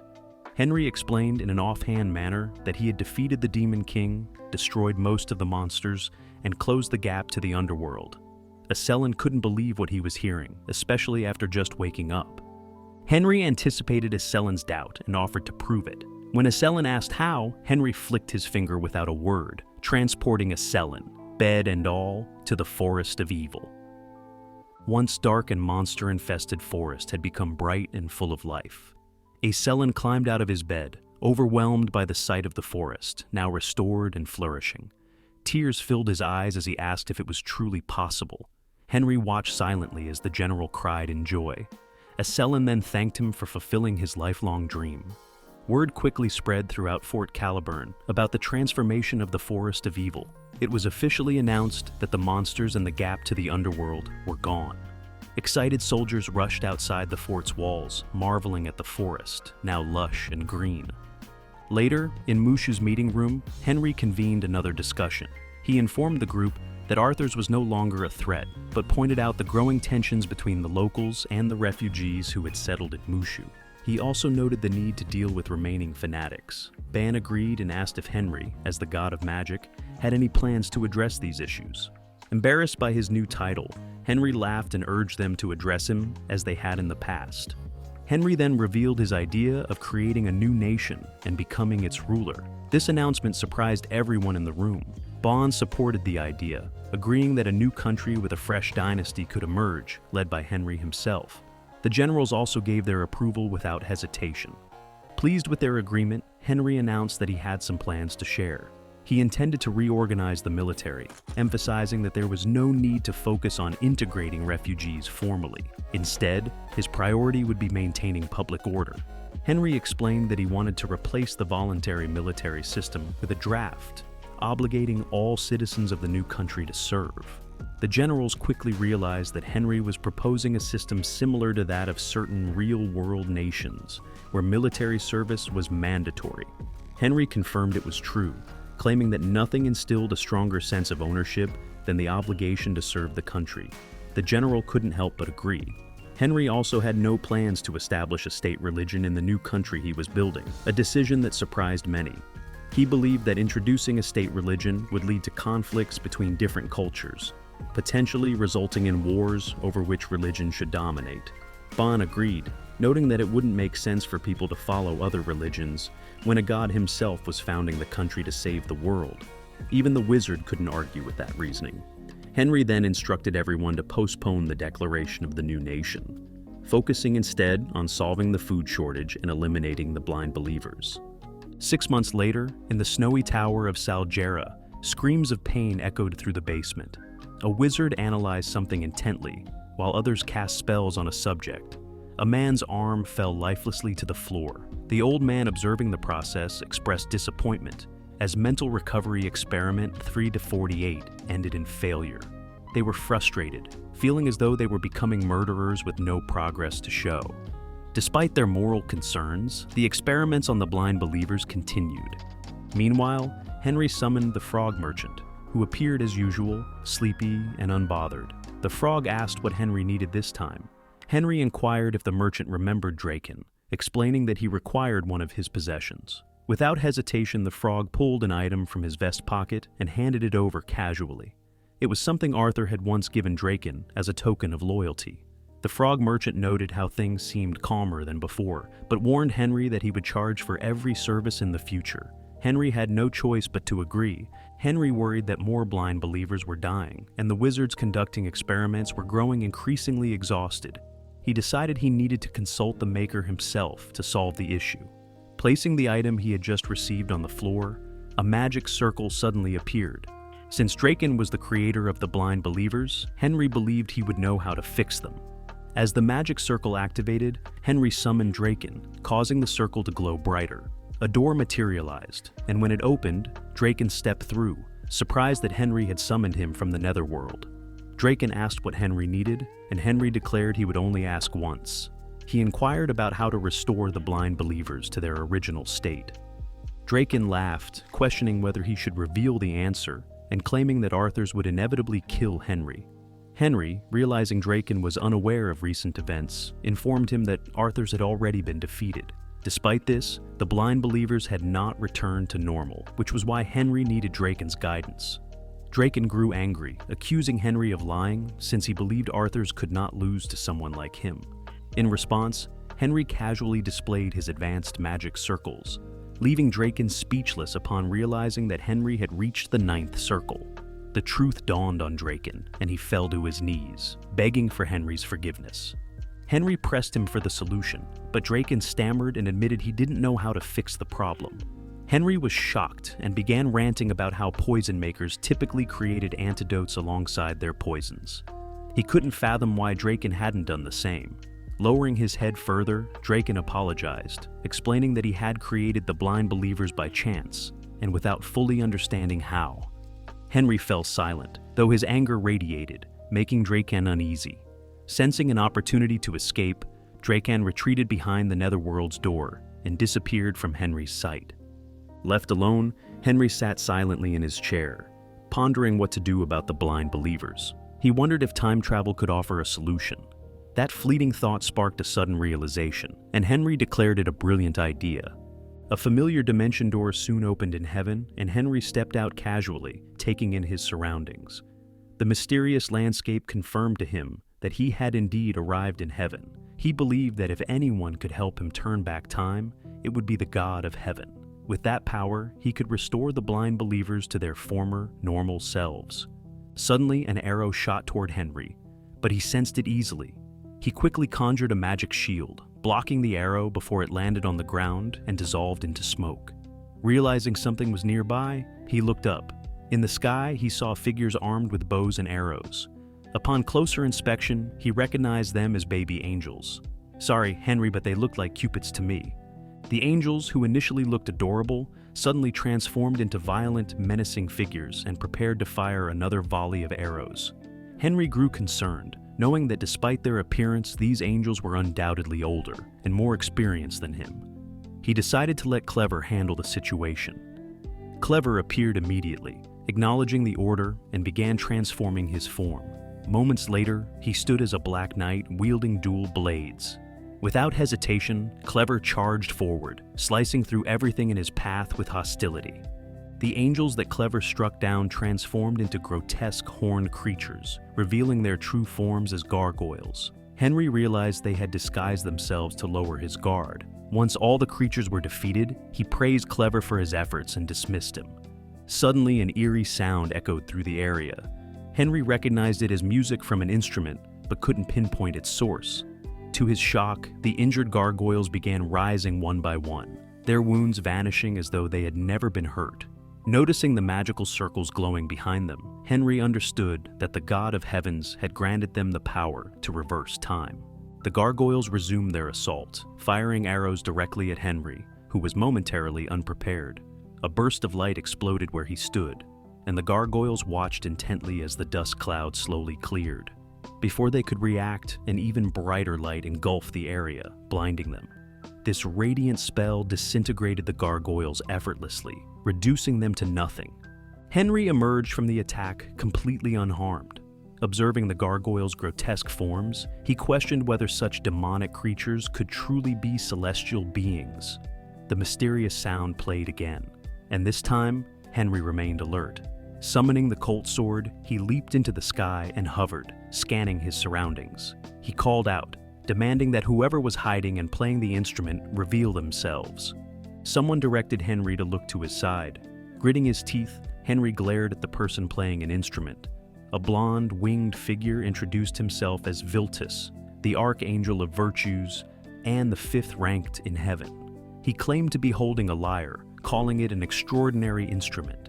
Viltus addressed Henry as an imperfect god and advised him to stop struggling. Henry, defiant, retorted that he hadn't even started yet and found it strange to be told to stop already. He called Viltus peculiar and warned him not to act friendly when they didn't even know each other.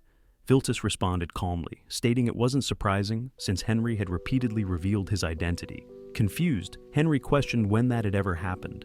Viltus admitted he hadn't witnessed it himself, but said the God of Heaven had seen everything and informed him about Henry. Following Viltus's gesture, Henry looked toward a bright, sun-like glow hidden behind the clouds. Viltus explained that this marked the 6th time Henry had made the same choice, as the god of magic had done so 5 times before. Stunned, Henry realized he had been repeating the same event 6 times. Viltus urged him to make a different choice this time. Finally comprehending the situation, Henry grew furious and shouted at the god of heaven. He opened a dimensional door and escaped. As he fled, Henry pieced it together. Time had been rewound repeatedly by the god of heaven. Watching him go, Viltus smiled, seemingly satisfied that Henry had understood the truth. Later in the underworld, Henry finished explaining the situation to Ganasiel, the fallen angel, who now served as the demon king of the underworld. Ganasiel listened carefully and stated that Viltus was using the power of a divine item granted by the god of heaven. Curious, Henry asked what a divine item was. Ganasiel explained that each divine item possessed unique abilities. In this case, it was the power of the lyre that allowed Viltus to control the baby angels, known as cupids, and revive them repeatedly. Ganasiel recalled that heaven consisted of 9 ranks of angels. Among these, Viltus belonged to the 5th rank, part of the middle order. The god of heaven, however, held the highest position at the 9th rank. Ganasiel himself had once been the head archangel, ranked 8th before his banishment and fall from heaven. So he was basically once the 2nd strongest in the heavens. Since Henry had already experienced the power of the god of heaven, Ganasiel warned him against confronting the deity alone.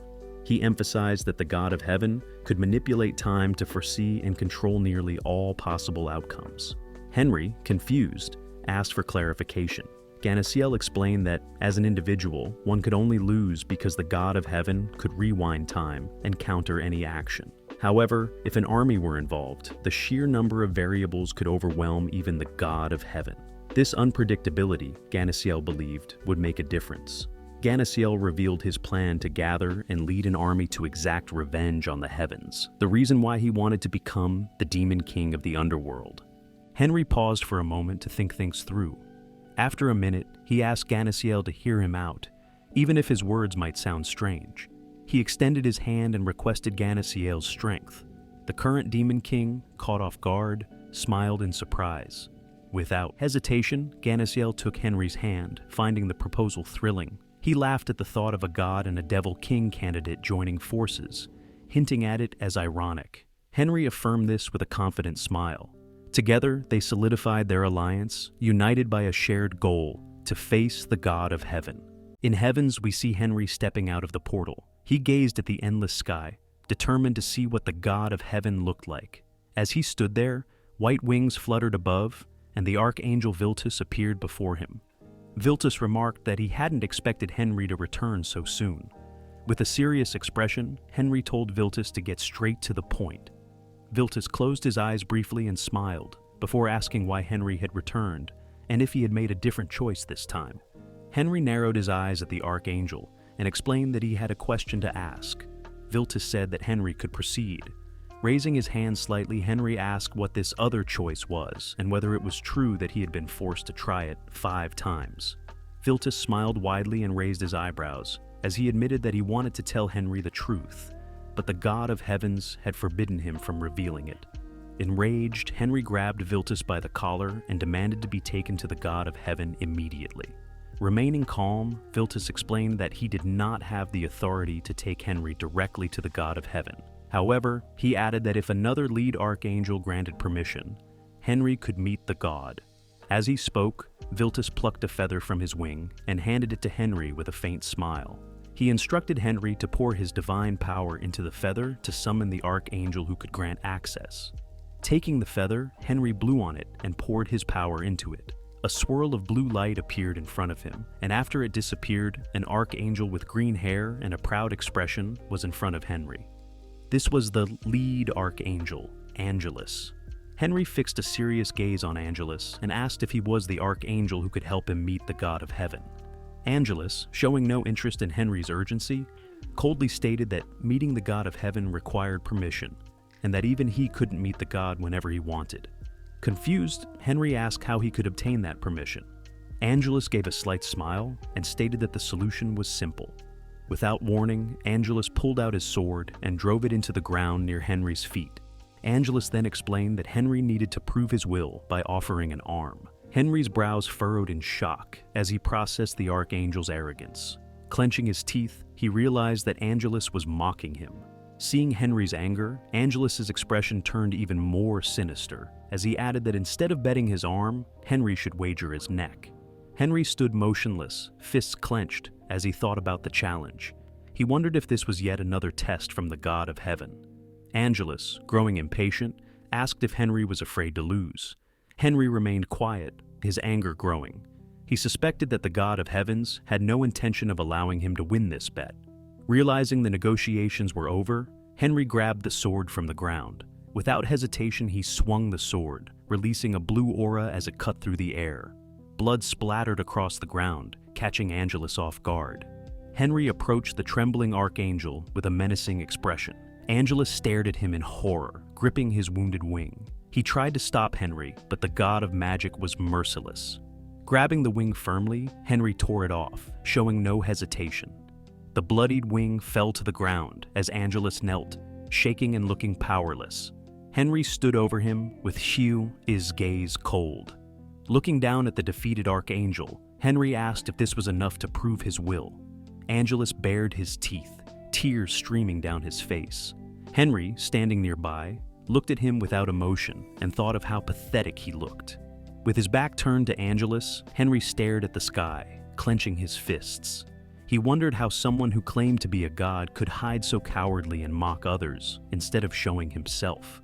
Henry glanced at the broken archangel and believed Angelus behaved arrogantly because he expected his god to protect him. The mage raised his eyebrows slightly, clarifying that there was no misunderstanding. He, too, was a god, and nothing could change that. Stretching out his hand, the mage summoned a purple portal behind him. Angelus stared at the portal in shock, his mouth slightly open. A familiar voice came from the portal, and Ganasiel confirmed it was Henry on the other side. Henry responded, making it clear that he was indeed present.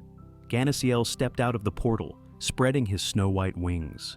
He held a sword tightly in his hands. Angelus, sitting on the ground, watched in horror, unable to believe what he was seeing. Ganasiel fixed his gaze on Angelus, recalling how Angelus took his place after he had been banished. His expression darkened as he clenched his fist, knowing that even if Angelus died now, the god they both once served would not intervene to save him. With a flash of red in his eyes, Ganasiel swung his sword. Angelus, wide-eyed with terror, stared at the weapon before it struck him. Angelus' body fell to the ground in pieces, bleeding as white steam rose from his injured body. Ganasiel stood silently, staring at the ground with a grim expression, his sword still in hand. Henry watched him with curiosity, noticing the unfamiliar weapon. He wondered about the sword, having never seen it before.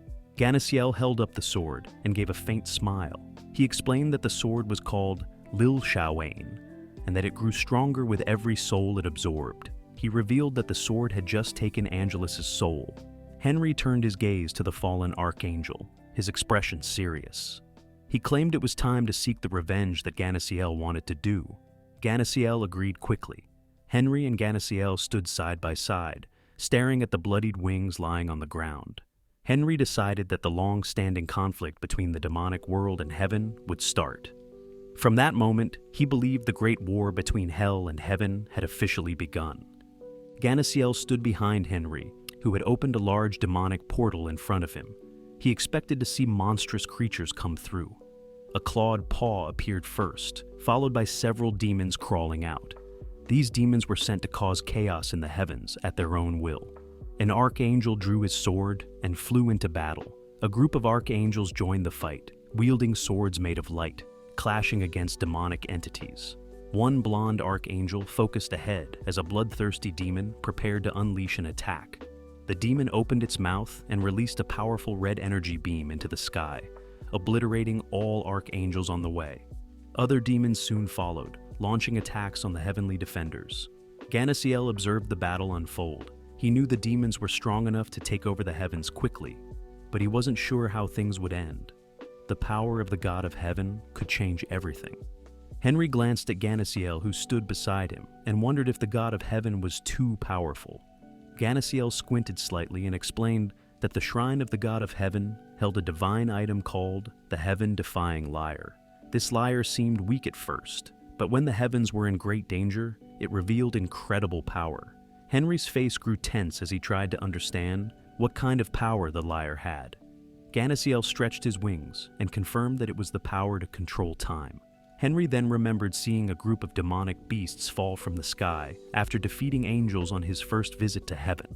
Their sharp claws dug into the ground before their bodies landed heavily.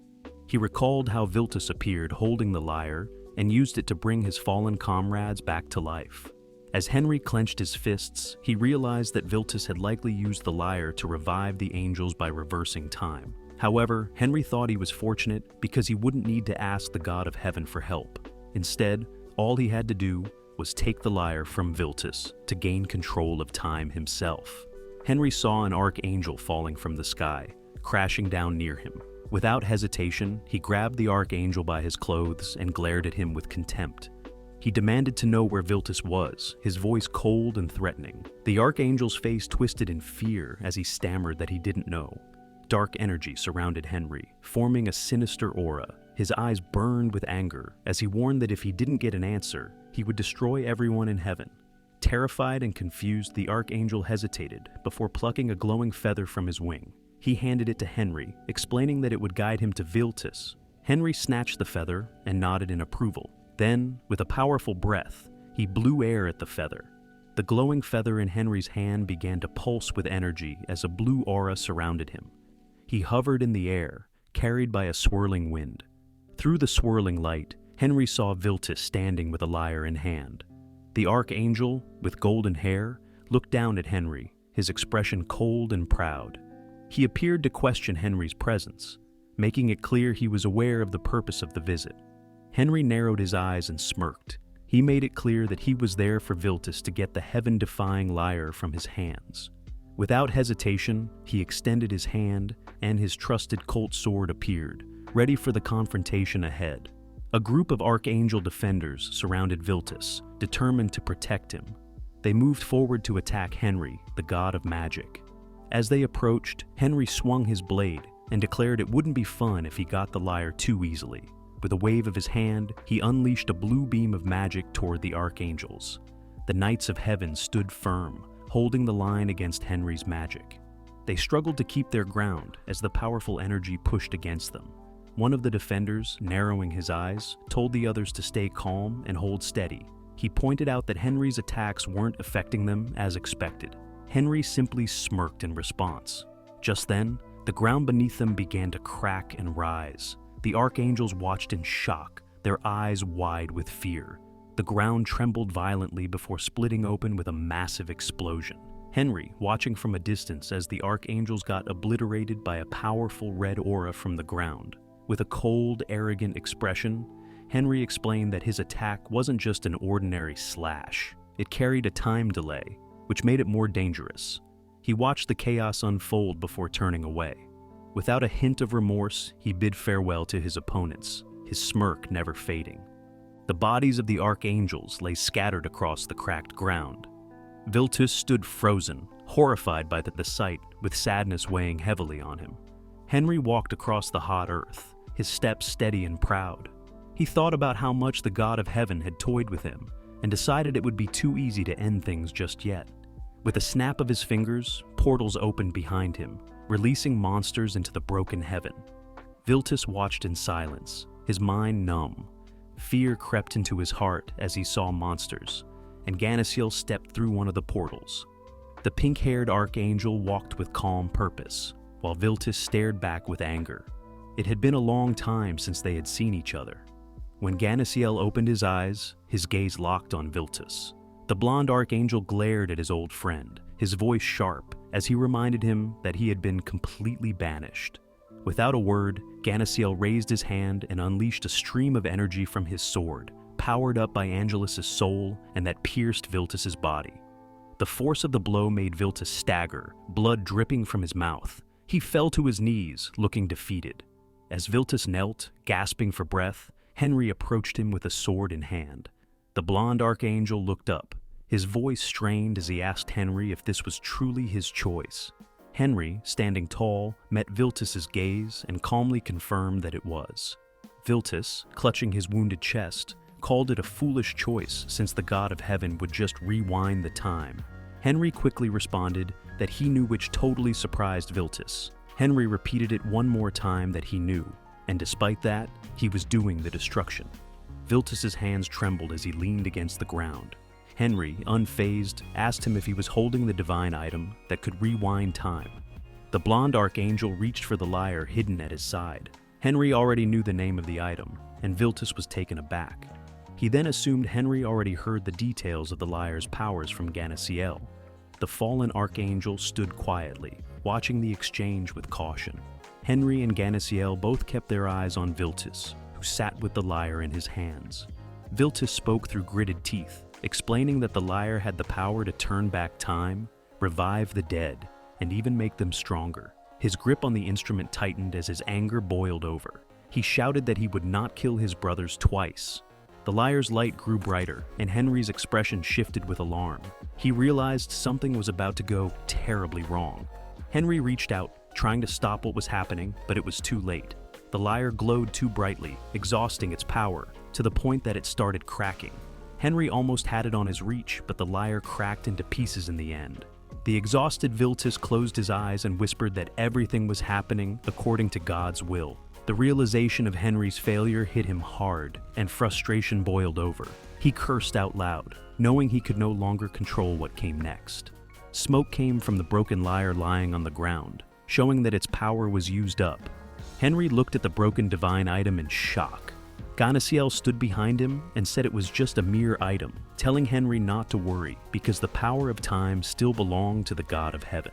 The archangel stood behind Henry and looked at the broken lyre with him. Henry agreed, saying that even if he stayed in despair, nothing would change. He closed his eyes, feeling a bit sad, and then turned to Ganasiel, asking where the God of Heaven might be. The archangel replied that he knew where the temple was in the heavens, but the gods were unpredictable, so he couldn't be sure if the God of Heaven would be there. Henry looked away, surrounded by dust, and said there was no need to worry. He just wanted to know where the temple was. They arrived at the temple of the God of Heavens. It was a large temple in the sky, above the clouds. Ganasiel, who was with Henry, placed his hand on his chest and spoke to the God of Heaven. He said his name and mentioned that he had crawled back from hell to take revenge. Henry and the archangel watched as a bright flash of light appeared. Ganasiel demanded that the god show his face immediately. Henry and the archangel watched as a large built god appeared from the glowing light. Ganasiel looked at the god, filled with anger, and tried to attack him with his sword. He told the god that he would make him pay for sending him to the demon world. The god watched as Ganasiel flew at him, seeking revenge. The God of Heavens, seeing the anger and hate, snapped his fingers. The archangel froze in place right before his sword hurt the god. Henry stood shocked with his eyes wide open. The old man barely avoided the sharp sword and joked that the archangel had been in the demon world for too long, becoming a monster himself. The god walked past Ganasiel, who was frozen in place, and then past the archangel, who stood motionless with his sword still out. The god walked toward Henry and told the mage that now they could talk in peace. Henry realized that Ganasiel was right, because the God of Heaven could use the power of time without the lyre, since the power was not in it. The old man stared ahead, his brow slightly furrowed. The god addressed Henry and said that, in the many repeating cycles of time they met for the first time, Henry stood opposite and stared at the god, telling him that he had a request. Henry looked angrily as the old man began to laugh. Loudly he realized that Henry wanted to borrow the power of time from him. He looked at Henry sarcastically, leaning his hand over his face. He stated that he had heard this story, that Henry wanted to clean up the mess Janus recently made, and did not understand why.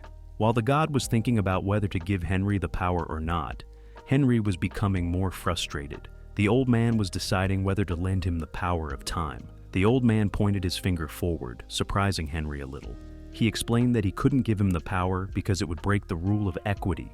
Henry didn't understand what he meant. The old man went on to say that he had met people like Henry before, those who started with good intentions but ended up making things worse. He explained that time was much more special and powerful than any other force. Henry clenched his fists, looking furious. He yelled that he already knew all of this and added that he wasn't doing this for his own benefit, but to fix the problems created by another god.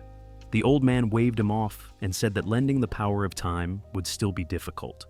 He pointed out that Henry had started the heavenly war between the heavens and the demonic world, and for that reason, it was hard to trust Henry, who was responsible for so much chaos. The god of heavens looked at Henry with contempt and accused him of all the sins. The mage stood with clenched fists while facing the old man. The god asked Henry if he understood how tainted the history of the heavens was, as they had never been defeated before. The old man looked down on Henry and told him to stop acting like a child, because a god would look foolish doing that. Henry, very angry and shocked, hung his head. The old man didn't understand why he cared about human affairs, since he had become the god of magic already. As Henry began to feel defeated, he knelt on the ground with his hand trembling. The old man frowned, thinking Henry had no way out. He continued to look down on him. Henry looked up in shock, and the god realized that Henry couldn't show aggression anymore, meaning he had calmed down. The old man clapped his hands, and a bright light appeared behind him, covering the god. Henry watched the light with anticipation. Against the background of the magic circle and the mechanism, scenes that happened a while ago appeared. The gears of time did their work, and the time returned to the time when Henry summoned his Colt sword. Henry jumped into the air and flew with his sword, holding it tightly. He wanted to see Viltus and told him not to hide while playing his instrument. Henry stood there in anger while waiting for Viltus. When he heard his name, he turned quickly while looking angry. Viltus appeared while casually holding a lyre, with his followers flying behind him. The archangel explained that the instrument was no ordinary lyre. Viltus looked at Henry and called him the imperfect god and warned him to stop his struggles. Henry grinned and looked at the archangel with a wicked smile. He said the archangel was saying strange things and didn't understand why he should stop if he hadn't even started. Hearing how the archangel talked to him casually, he wondered if Viltus was pretending to know him despite meeting for the first time. The archangel just sighed, like he already knew something about Henry. Henry watched as the archangel took out a bottle with a glowing liquid. Viltus asked him to take the bottle and said it was a gift from the god of heavens. Henry took the bottle and inspected at it closely, surprised by the gift. The archangel explained that it wasn't poison. He said that the god of heaven had promised that Henry would understand everything after drinking it. Henry knew poisons didn't affect him because of the venom heart he had eaten, so he decided to try the liquid in one go. The taste was horrible, and he wiped his mouth in disgust. He exclaimed that Viltus was lying when he said it was not poison at all. Suddenly, Henry's eyes began to glow and broke into cold sweat. He dropped the bottle in shock and started wobbling. Henry grabbed his head in pain and felt tired. As his eyes glowed bright golden, he thought about his past moments with the archangel, challenging the god of heaven, and all the memories of his time in heaven filled his mind. He realized that the god of heaven had refused to help him, not because of someone ordering it, but because of the so-called equity. This meant that the god of heaven hadn't helped him because of something other than his own stubbornness. Henry smiled cruelly, knowing that he still had one last option. A bright light surrounded the clouds, and a rainbow appeared. Henry said that all of this was unnecessary. The archangel suddenly grew nervous and held the lyre tightly, realizing that Henry had decided to fight again. Henry pulled out his sword, grinning, and noted that he no longer needed the lyre. Viltus floated in the air while other archangels flew in to protect him. Henry told them to watch closely, saying he had come up with a better plan. He pointed his sword at the archangels, who quickly rushed forward to protect Viltus. They were all prepared to fight Henry for the sake of protecting Viltus. With a grin, Henry swung his sword quickly, spilling blood. His bloody sword dropped to the ground. The group of archangels watched Henry carefully, and Viltus looked at him with worry and confusion. Henry lay in a pool of his own blood, having hurt himself. The worried archangels looked at each other in fear and worry.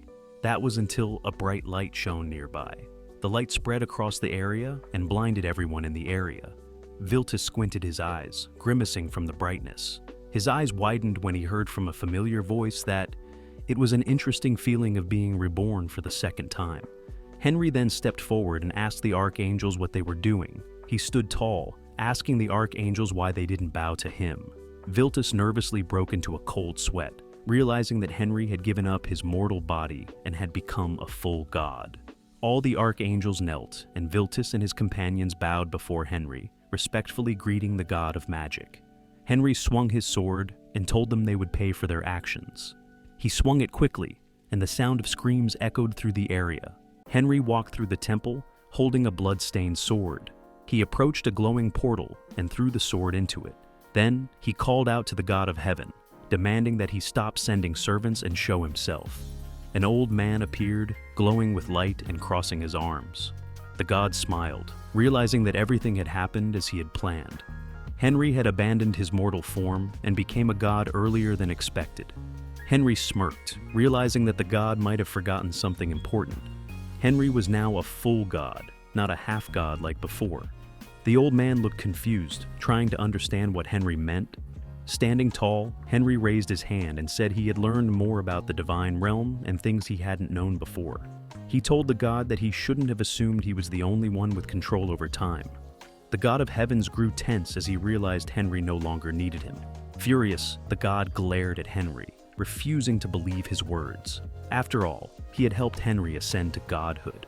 Henry slowly walked around the god, pointing out that even he couldn't have predicted this outcome. The old man stood still, watching Henry carefully. With a grin, Henry raised his sword and remarked that the god seemed afraid. He explained that time no longer had any power over him. Then, he mentioned his plan to meet the Lord of Gods, who could also control time. The old man immediately blocked his path, but Henry warned him not to interfere. Without hesitation, Henry swung his sword and struck the god down. Blood spilled onto the temple floor. Looking at the fallen god, Henry calmly said that there were, in fact, two beings in the world with control over time. Henry turned toward a staircase that led higher into the heavens. He knew the stairs would take him to the Lord of the Gods. But before he could climb, he noticed a crowd of gods gathering behind him. Among them was Ra, who stared at Henry in silence. Crossing his arms, Henry asked what Ra wanted, teasing that perhaps he had come to congratulate him for entering the divine realm. Another god dressed in armor stepped forward. Henry greeted him, guessing that he must be the god of war based on his appearance. The god of war slammed his spear into the ground and accused Henry of breaking divine law by killing another god. He demanded that Henry be punished. Henry sighed, raising his hands as if tired of the argument. He asked why he should follow rules that the gods had created for themselves. The god of war, confused by Henry's words, didn't respond. Henry told Ra and another god named Irinea to step back, and they obeyed. He then lifted his shining sword and challenged the god of war, saying that if he was truly confident in his strength, he should fight. Holding his golden sword, Henry admitted that becoming a god hadn't made life easy. But he also knew there was no one stronger than him in this place. The god of war hesitated, his fear showing as he glanced at Henry's sword. Seeing the unease in the crowd of gods, Henry lowered his weapon and called them cowards. Without another word, he began climbing the stairs leading to the Lord of the Gods. Henry climbed the glowing steps and reached a golden door. When he opened it, he found himself in complete darkness. He snapped his fingers, creating a blue light around his hand. The room lit up, revealing a small wooden house. Outside the house, he saw someone who looked exactly like him, sitting at a table, smiling at him. Surprised, Henry walked toward his clone. Suddenly, a voice echoed. It was the Lord of the Gods. He laughed and explained that he always used a visitor's face to make them reflect on themselves. The Lord chuckled at how surprised people looked when they saw their own faces. Henry shook his head and told the Lord he had bad taste in how he did things. The Lord of the Gods smiled and said Henry was right. He was the Lord of the Gods, ruler of all deities. His expression turned serious as he asked Henry what he meant by bad taste. He reminded Henry that he had casually killed the god of heavens, then questioned whether Henry was driven only by anger. The Lord of the Gods couldn't believe that Henry had used his second chance at life for revenge. With a sigh, he crossed his fingers and said, Henry wasn't capable of taking care of himself, no matter how much power he had.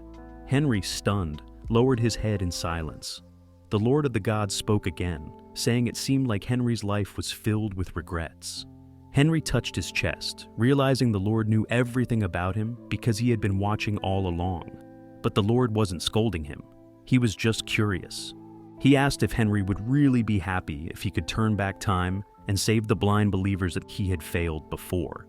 Then he made an offer he would grant Henry the power to control time, but only once. Henry paused. He admitted that saving the blind believers wasn't his greatest wish. He wanted to go even further back in time to fix all his mistakes. The Lord of the Gods smiled, saying he could grant that wish too, but on one condition: Henry would have to give up everything he had now, including his divine powers. The only thing he would keep were his memories. Henry thought for a moment and accepted. He knew life was about choices and that there were no right or wrong answers, only decisions. He wanted to return to the time when he was younger, back before he faced the Demon King, to change everything. The Lord of the Gods nodded, placed a hand on Henry's shoulder, and touched his forehead. He promised to support Henry's decision. As Henry began to fade away, he smiled, ready to start over. The Lord of the Gods stood quietly, watching as Henry, the god of magic, disappeared from the timeline. The scene shifted to the dark, sinister, evil forest, a place filled with dangerous creatures.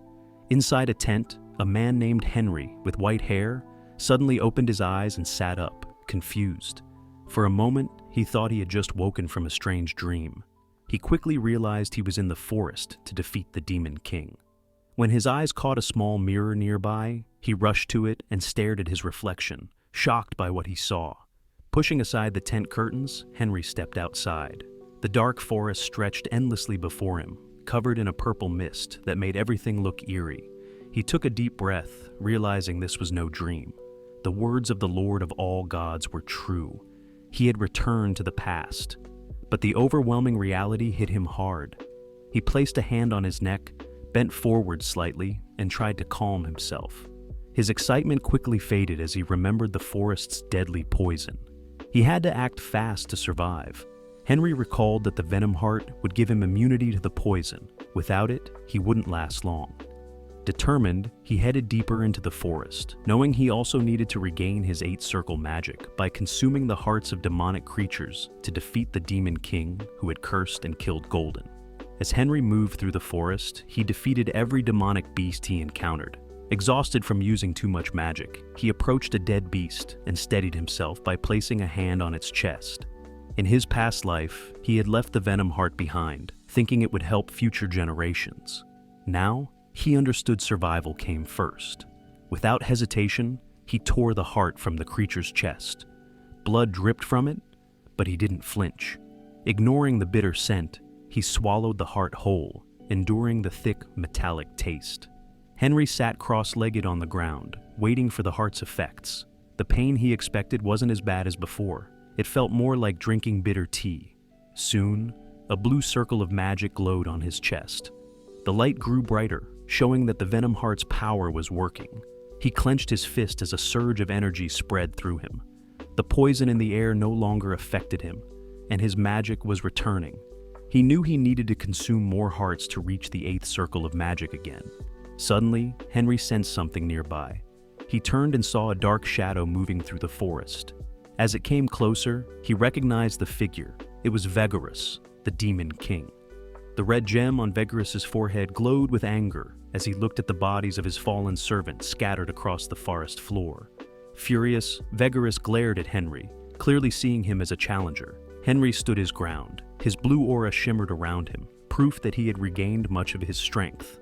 Wasting no time, he summoned a blue crystal spear and launched himself toward Vigorous. He aimed directly at the Demon King's weak spot. The spear pierced Vigorous's forehead, and the purple crystal embedded there cracked. Moments later, the crystal shattered with a loud burst, ending the Demon King's reign. Meanwhile, Golden Jackson and his squad were making their way through the forest. They had been sent to handle the demonic beasts, but froze in shock when they reached the battlefield. The ground was littered with corpses. Jackson and his soldiers looked around, confused about who had killed the creatures. As Jackson moved forward, his eyes landed on a figure lying motionless ahead. It was the lifeless body of the Demon King.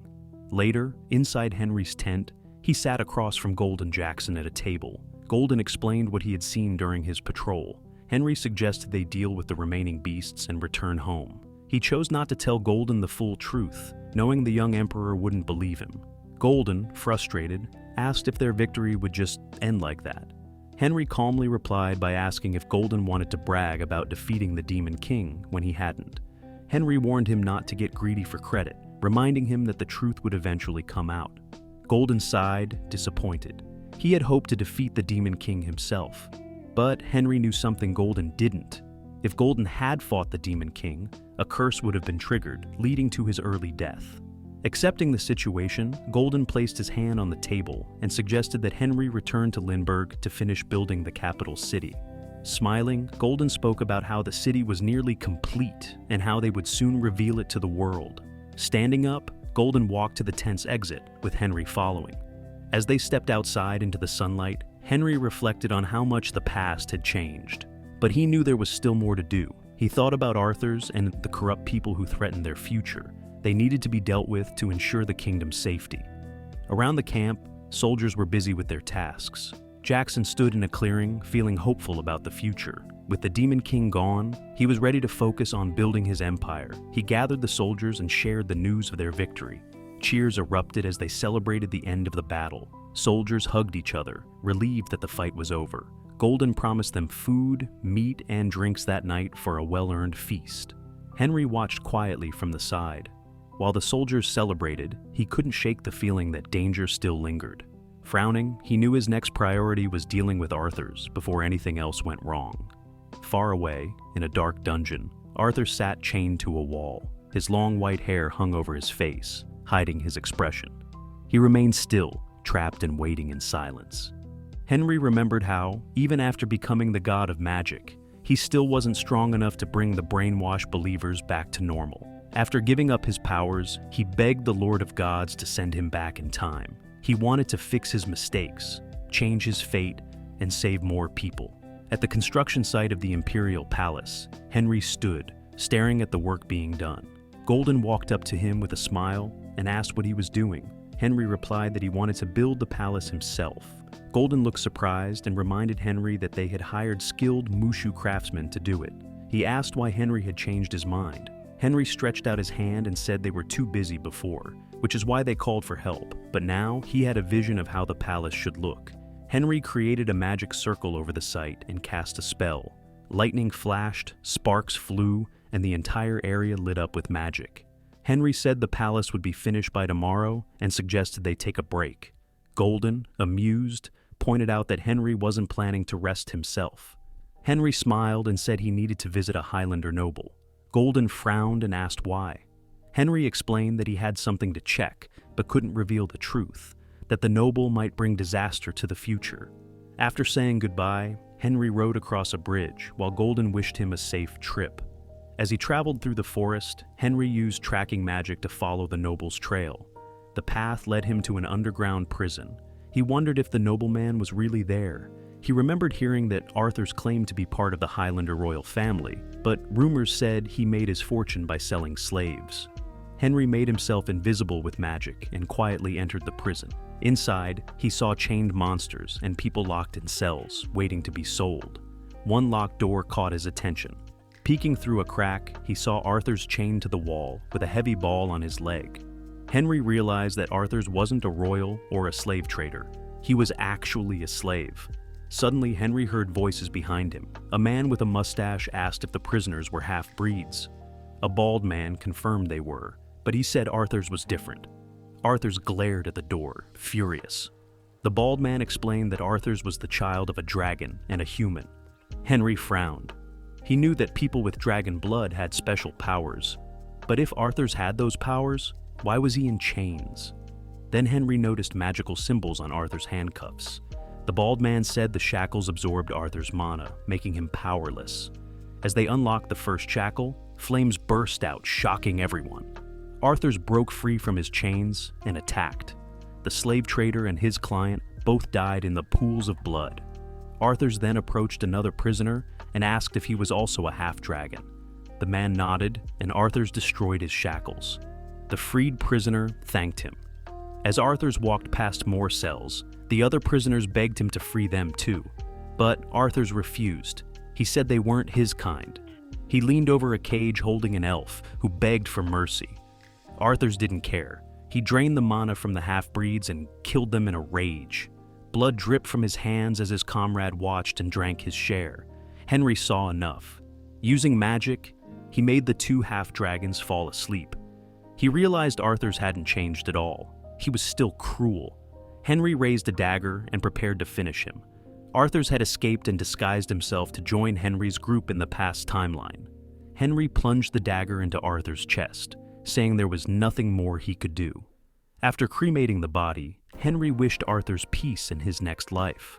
Later, Henry traveled to the Shahatra kingdom, known for its grand palaces.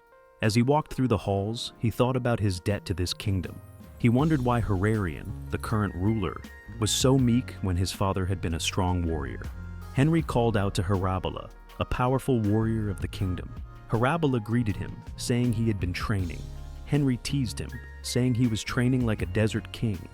Harabala laughed, saying he wasn't weak like Henry. Henry crossed his arms and reminded Harabala that he had defeated him once before. Harabala admitted it was true, but smiled, saying he had grown stronger since then. Henry grew serious and said he had something important to tell him, a secret that even Golden didn't know. Harabala's eyes widened, curious. Henry explained that he had reached the 8th circle of magic and gained the power to see the future. This wasn't true, but Henry needed an excuse to explain what he was about to say. Henry warned Harabala that, without proper training, his future son would cause the kingdom's downfall. Harabala was shocked to hear he would have a son, especially one who would hate swordsmanship, which was the pride of their desert warriors. Henry told him he had come to help as a friend and asked him to trust him one more time. Harabala asked what Henry had seen in the future. After a moment of silence, Henry revealed the terrible truth. He had seen the fall of the Shahatra kingdom.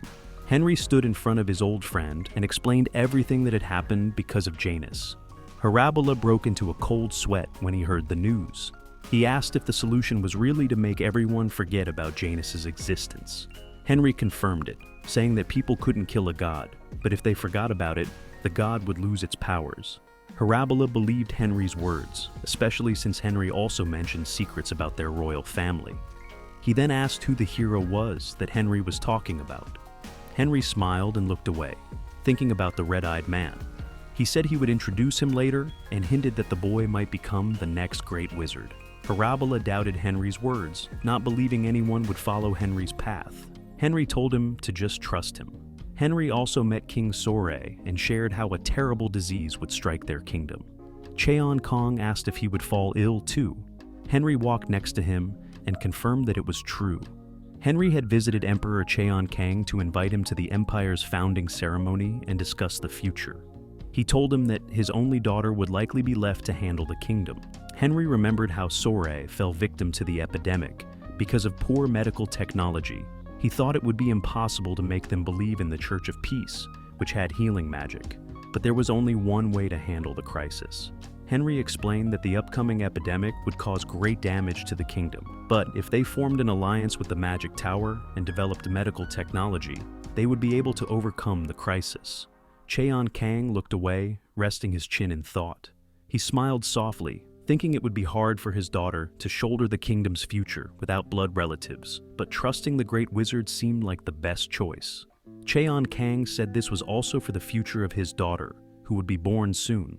Soon after, Henry informed all the allies about the impending crisis in their territories. He invited everyone to the Eurasia Empire's founding ceremony. The flags of the kingdom, with a lion crest, flew proudly in the sky. On the day of the foundation, there were celebrations in the capital. Golden sat on the throne with a blonde boy next to him. Harabala and Cheon Kong were also there. The townspeople celebrated. Henry stood on the balcony looking into the distance as everyone congratulated the new king and wished for the empire's long life. Henry smiled at his comrade, who also smiled and looked into the distance. Henry watched with a soft smile, thinking that the empire they had built together would be perfect this time. The peace that followed the empire's founding was the result of Henry managing everything without rest. A few months later, a young Silver practiced with a sword, swinging it repeatedly. His father watched closely, crossing his arms and yelling at him to keep his back straight and try again, as his arms lacked strength. The blonde boy tearfully said it was too hard. Golden aggressively asked how a man who would become an emperor could be weak. He pointed his sword at Silver and swore to make him the greatest emperor. Silver looked at Golden with tears in his eyes. Nearby, Henry smiled softly and said, "There was no better way to build a person's character than by making them sweat." Then he said it was time to take care of something he had been putting off for a while. In the darkness of Draken's laboratory, a young Draken leaned on the table, worried. He asked Henry about what he thought was insane. Henry calmly flipped through a book on anatomy that Draken had written. He said that while he found the book interesting, the idea of cutting open people was insane. Draken replied that there was a reason for it. Henry then asked why Draken wrote such an insane book. Draken explained that he wanted to help fix people. Henry was surprised and asked what he meant. Draken shared that he lost his family to an illness that even a priest couldn't cure with healing magic. Draken lowered his head, saying that this was the only reason. Henry thought that maybe Draken wasn't so bad after all. He smiled and said that he now realized his mistake. He remembered creating laws against human dissection and black magic. He then gave Draken permission to continue his experiment. Draken immediately asked if this was true. Henry, with a slight grin, confirmed it and suggested building a medical tower to study and develop medical technology, with Draken as the leader. Draken eagerly asked if it could really happen and if Henry had already chosen a place. Henry confirmed and mentioned a place called Life's End, saying it was perfect. Henry smiled at the book, thinking it was time to meet someone else. Henry then went to Hans Morris's mansion, which looked like a peaceful territory. Henry sat with the estate's owner, leaning forward. He knew that Hans had received the title of Viscount after the Unification War, but wondered why Hans took the name of Morris. Hans tried to explain, then bowed, saying he respected the great wizard greatly and apologized. Henry replied that he could forgive him, but then asked if he had a son. Hans nervously said yes. Henry then asked if the child's name was Henry Morris, wondering if it was just a coincidence. Hans was shocked and dropped his jaw. Henry thought that the reaction was obvious. Hans knelt, tearfully admitting that everything was as Henry had guessed, as he respected him so much. Henry smiled softly, thinking Hans was just a cutie. He then explained that he had come to make him an offer. Hans calmed down and asked what the offer was. Henry, with a sly smile, asked if Hans would mind if he took his son and raised him as his disciple. Hans eagerly agreed, thanking him. However, he nervously asked why Henry was being so generous. Henry simply said that in Hans' son's past life, he saved the country. Hans was confused and wondered what Henry meant. Now elderly, Henry stood on a rock overlooking the kingdom, thinking about how much time had passed since that day and how glad he was to have fixed everything. Then a young man, calling his name, ran toward him. This familiar short-haired man held his chest, happily saying that he had finally reached the sixth circle. The old Henry said it was early for the young Henry and reminded him to be patient. The young Henry exclaimed he wanted to become like his master as soon as possible. The old Henry smiled and asked if the young Henry ever wondered why he chose him as his only disciple. The young Henry impatiently quoted Henry's past words about him saving the country in his past life. He asked again if he really did that in his past life. The old man calmly looked at the young man, eagerly waiting for an answer, then simply sighed and walked away, telling the student to figure it out for himself. The younger mage chased after him, exclaiming that the old Henry would tell him the reason someday. Henry tried to act like he didn't know and walked away.